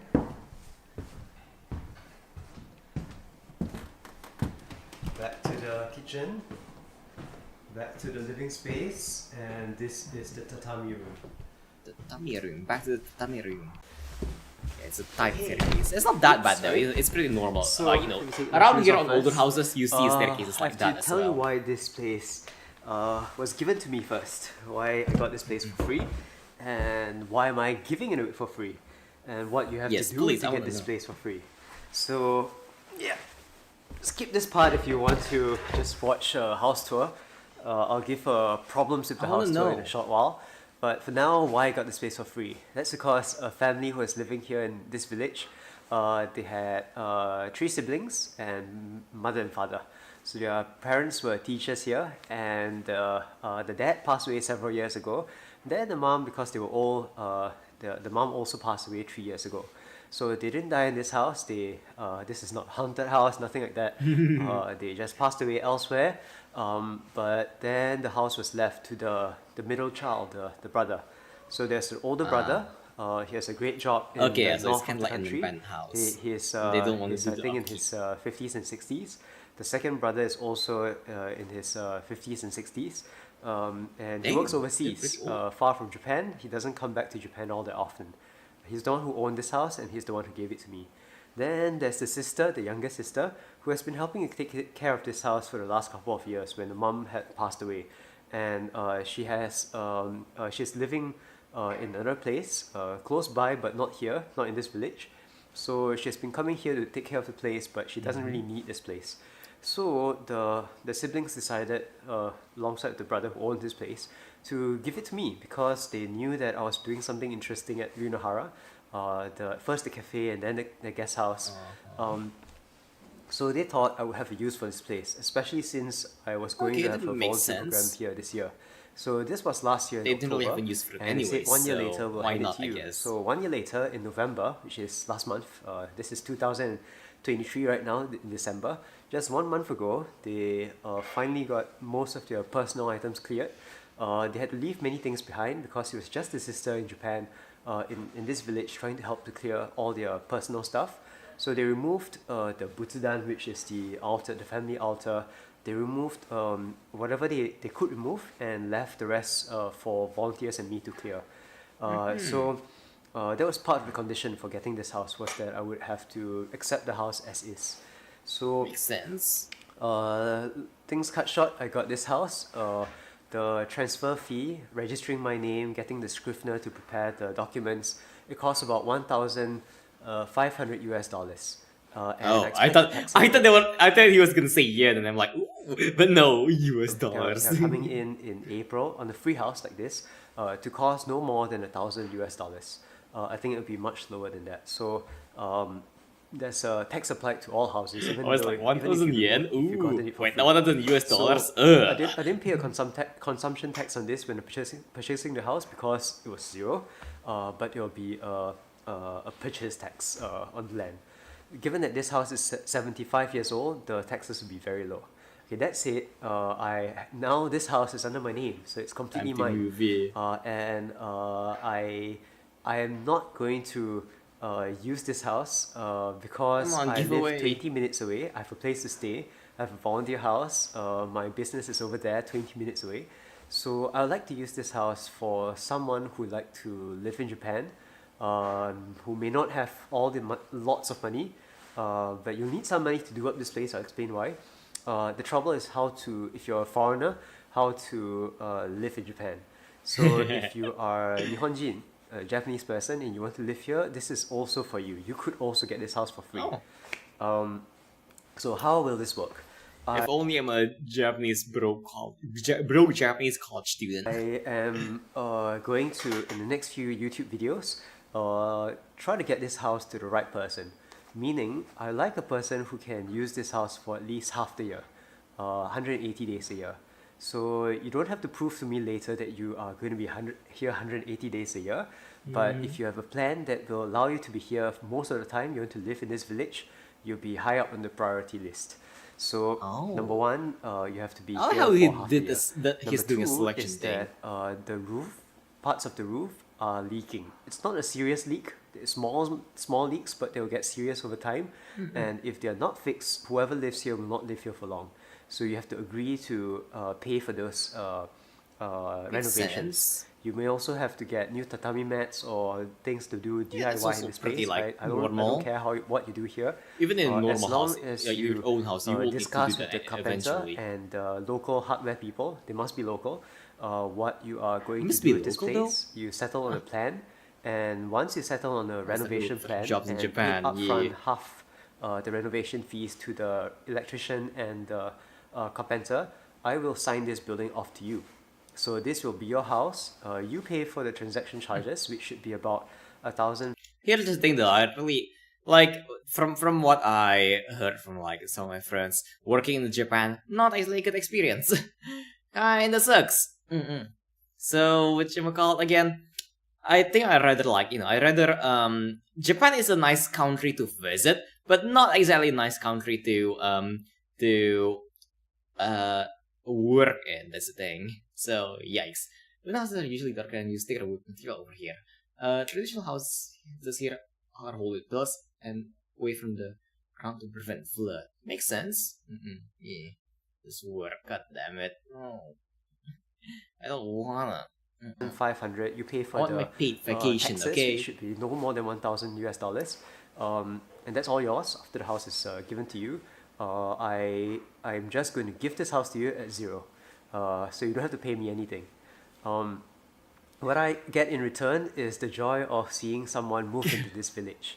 So it could be a Japanese person who's living elsewhere in Japan or living overseas and coming back. You could be a foreigner and you have to figure out your own visa status. If you're working here already, then great. If you're not, then how you want to get here, that's your own business. Okay, don't worry.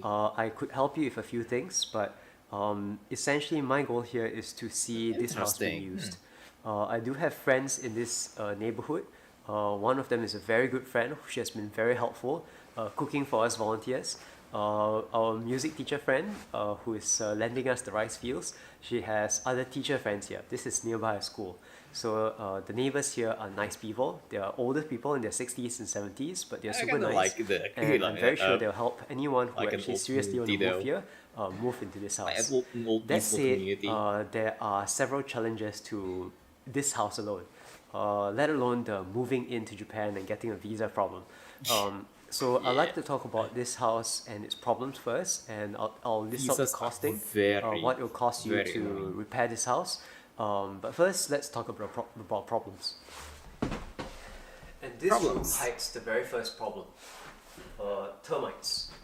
Termites. Oh, yeah. No, I am not moving here.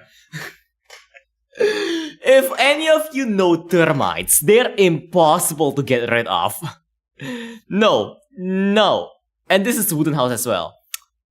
I am not dealing with termites. Nope. Pass. Hard pass.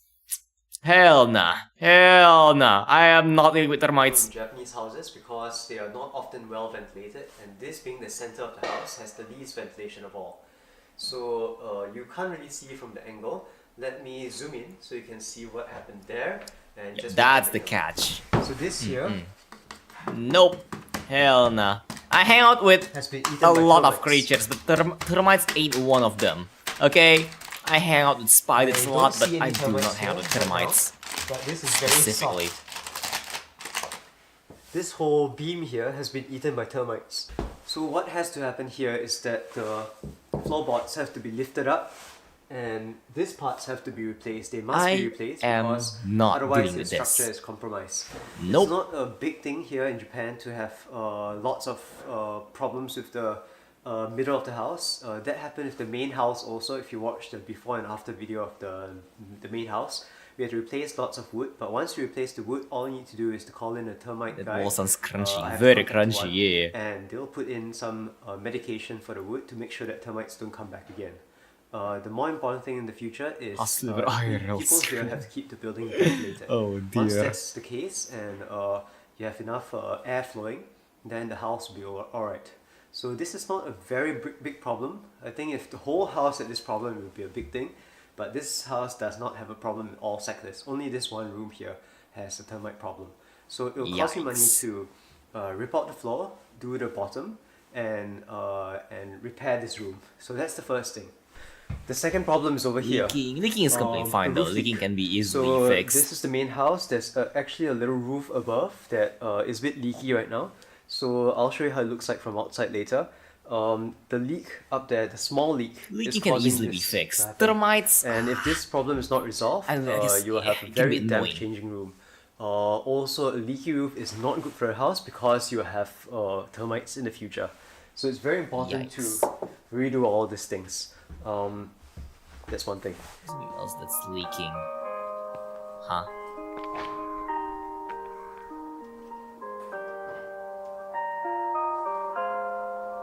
Oh no, the sun. Not the sun. No. That's the 3 o'clock alarm. Anyway, that's the outside of the house that you saw just now that was leaking. You can see that there's a bit of the house jutting out and the joint there is leaking. So there needs to be some work on the roof.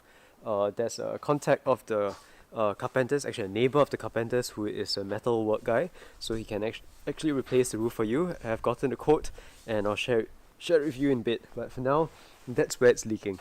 The other part of the house that's a roof problem is this part here. The garage. The garage is it's not termites, right? So it's not as important as the main part of the house where you live. But it does have a room right now, which I think would have to be gotten rid of to sort of repair the roof and all that. So it's up to you whether you want to dispose of this yourselves. You could, of course, hire a company and they could demolish it for you, but it costs a lot, like thousands of dollars. Or you could remove it yourself, which should be in the low hundreds. If you dispose this at the recycling center, less than a 10-minute drive away.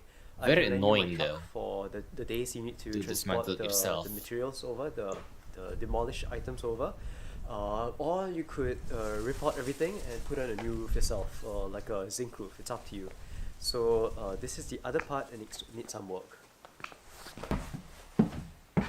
You are in the garage. This is the main house. There used to be a wall here, I think, many years ago, until they built an extension here and they knocked the wall out. So you can see the old boards of this house and the mud walls inside. Anyway, I'm not talking about this part because you could easily demolish this part. Or you could put it in a during drawer winter, that tiny track is going to be filled with a lot of different bugs. The main issue is here, the corridor. You can breed termites and make an impact with the world. Nah, termites already kind of took over the world. Termites and ants kind of already took over the world. We don't really need we don't really need to breed them. There's already like billions of them. So, and they breed faster without human intervention. It's the same problem with the room you saw earlier with the termites. There might be termite damage under here. We won't know until we knock a hole through and remove whatever that's there. So there's a very high risk that you have to replace these rooms. And I've asked the carpenter I've been working with, Nori-san, to give a quote for the kitchen, the living room, the corridor, and the inner rooms new flooring. So his quote will not include quotes for extensive damage. So if he needs to replace wood for the pillars and all that, it's separate days of work and separate costs. So it could be a couple $1,000s more than the quote that we'll receive, but it's an issue, but not a very big issue in my opinion, compared to the roof. The roof can also be fixed. Seriously? I really feel like the termites will be a much bigger issue than the roof. Then again, I don't really live in a wood house. What the problems of this house are. It's quite expensive. You do have to replace the floor. The second floor here has less problems. There is a small roof leak on the top, but I fix it by paying for roof tiles. The roof tiles cost me about 30,000 yen, which is about $250 or so, I think. And I'm going to absorb that cost if you really want to live here. So I'm not going to ask you for any money I spent on this house. Just for the record, the volunteers and I have been cleaning this place for 2 weeks now. And the labor cost of that, if you're paying a professional to do it, would cost you about $10,000 US to get rid of all the rubbish in this house. But we've done this for free, and I have gone to the recycling center more than 10 times with the truck, therefore costing me about 1,000. No, not so much. It cost me about 1,000 money. Sheesh. Time to go. You're welcome. It cost me about Silver has to get rid of the garbage. My God, that's expensive. Compared to $10,000 if you were paying a professional to do it, because they have to dispose of their garbage commercially. So what you saw just now, in the first part of this video, I won't say it's a scam. It's still like, here's the thing. It's still a good deal. Here's the thing. That it's still a good deal. You just need to like put a lot of work into it. Like I guess in a way, comparing this to like buying an actual place, you're also buying the convenience. If you're buying a place instead of like getting this one for free, we did it at a fraction of the cost for you for free. So anyway, going back to that, I have fixed the roof issues for the second floor by replacing about 20 roof tiles, and I've paid for the roofing guy to have a look. So the tile section of the second floor is fine. You need to replace the side roofs, the stuff on the side, because they are leaky. So I'll talk about that in a moment. For now, inside, there is some water damage to this floor. It's a veneer floor, so not completely real wood. Over there, you need to, I don't know, at least the dude's not obsessed about like hardwood floor like the previous guy. Layer of veneer. That's the easiest way to do things. Inside, yes, real hardwood. I don't care about hardwood. It's cool and all, but yeah. Hoshire is the cupboard. Does need new doors. We disposed of those doors because they were very flimsy after being used for 75 years. Yeah, that's gonna need some replacing. It's not gonna be an urgent thing, but yes, it will be nice too. I guess, if you're living alone, you can just like leave the top floor as is. Just repair the leaks and then you should be good. But, just not use it. But having it fixing it will be nice. I think it's a 6 months. They renovate houses like this, and they usually have something of them. Like they're physically haunted. There is like stigmatized properties are a thing on on Japan, but apparently this one is not. So much a concern. Nobody died here. More of the roofing that I'll talk about next. But speaking of stigmatized properties, that is a thing in Japan that you can buy for cheap. You can actually rent or like buy property where someone has died in. Usually, from regular deaths, natural causes to like things like suicide. And you can usually get those houses for a lot cheaper than usual houses, like the non-stigmatized properties. If any of you want, you can like try to find some, and hey, maybe I'll react to it at some point if you wanna like top one video about the stigmatized properties in here. But yeah, this is kind of my last video though for like this stream. So not gonna like get into like stigmatized properties. So, yeah, considering the termite infestation, can you hear earlier still referred to them as quote-unquote hardwood floors? Yeah, that's the real ghost. The real haunting in this house is termites. Ghosts are scary and all, but termites are scarier in my opinion. Yeah, like what is a ghost gonna do to you? Like possess you? Yeah, that's cool and all, but like termites. Oh my god, termites. Termites are like, I don't know, a representation of eternity. They just never go away. This is the outside the roof. I'm standing over the bathroom now, and just slightly below from us, like down there is the part of the roof that's leaky. Out here though, you can see that I prefer to part of the wall have a ghost as a roommate than have a termite infestation. Exactly. I would much rather have like a ghost roommate than a termite infestation. At least a ghost roommate won't fuck up my house, you know? Much MSG in there would too yummy. Painted over, as you can see. Natural MSG. This is the exterior of the building, and there's some corrosion here. That's what I think is leading to the leak in the roof down there. This part is new, but I think it also needs some work. So roof tile section is fine. Now it's just this part. I mean, honestly, as long as it doesn't leak.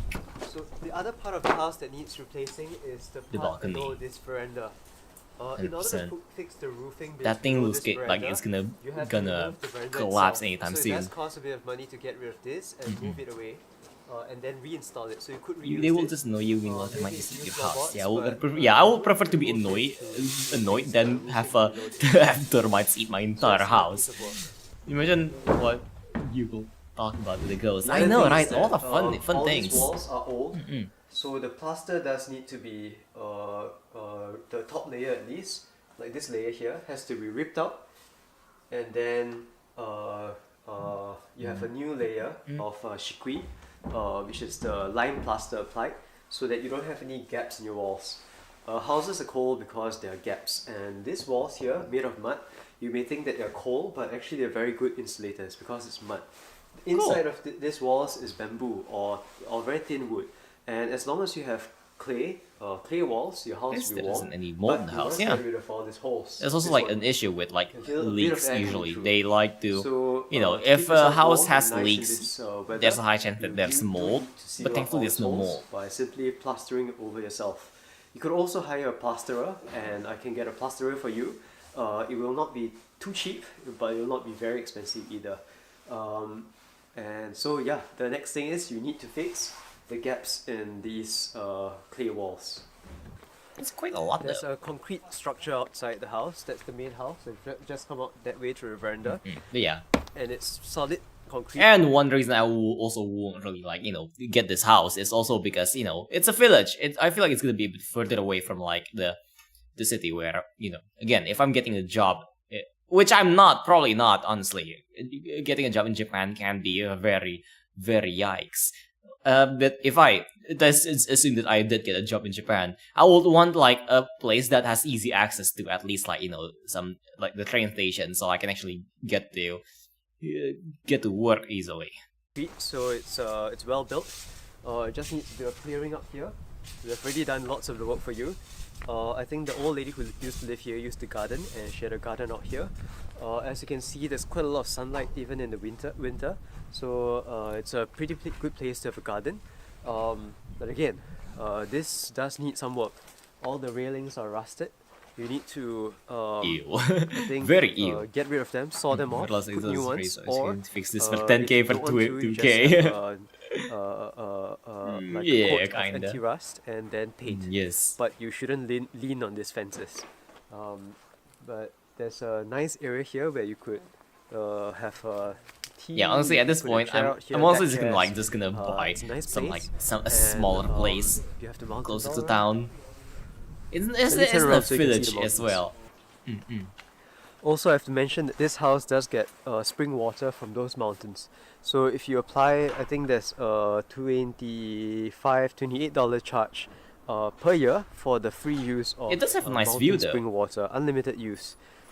It's one small tap, one tap coming out, but you could have a free source of water to garden your, water to water your garden, for about $30 a year.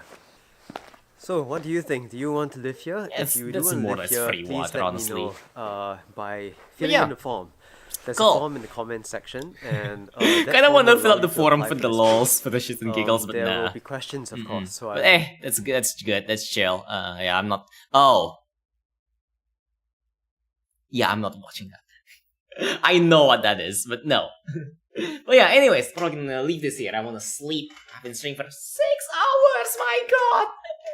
Oh, what have I used for garden? Yeah. But yeah, free water essentially. But yeah, anyways, we're streaming for 6 hours, so gonna sleep. I'll be back on January, but I might hop on Discord every now and then on, like, throughout the rest of December. You know what I'm gonna do you know what I'm gonna do, Batman? There's no laws against the Pokemon, Batman. Oh God. Anyways, bye bye everyone. I'm gonna go now. Have a nice day, and yeah. Remember to, remember to have fun, I guess, or be a nice person during Christmas. Be chill. Don't be an asshole. Thank you for the stream. Yeah, thanks for coming, everyone, as well. And yeah, thank you for tuning in. Thank you for 2023. And yeah. The world is a shit enough place. Let's not make it shittier, okay? But yeah, bye bye everyone. Have a nice day. Enjoy. Merry Christmas and Happy New Year, I guess. Yeah, Merry Christmas and Happy New Year. Enjoy your Christmas. Enjoy your New Year. Enjoy your life. See you in 2024. I'm your man. It's already 2023. It's already 2023. God damn it. It's gonna be 2024. I mean, I guess like if you join in on Discord, I will still meet you on 2023. But when I stream again, it will be 2024. Unless I decide to do the New Year stream, which I'm not sure because chances are my internet is gonna die. But who knows? But yeah, bye bye. Have a nice day. And yeah, I'm out. Sausage fingers. Yes.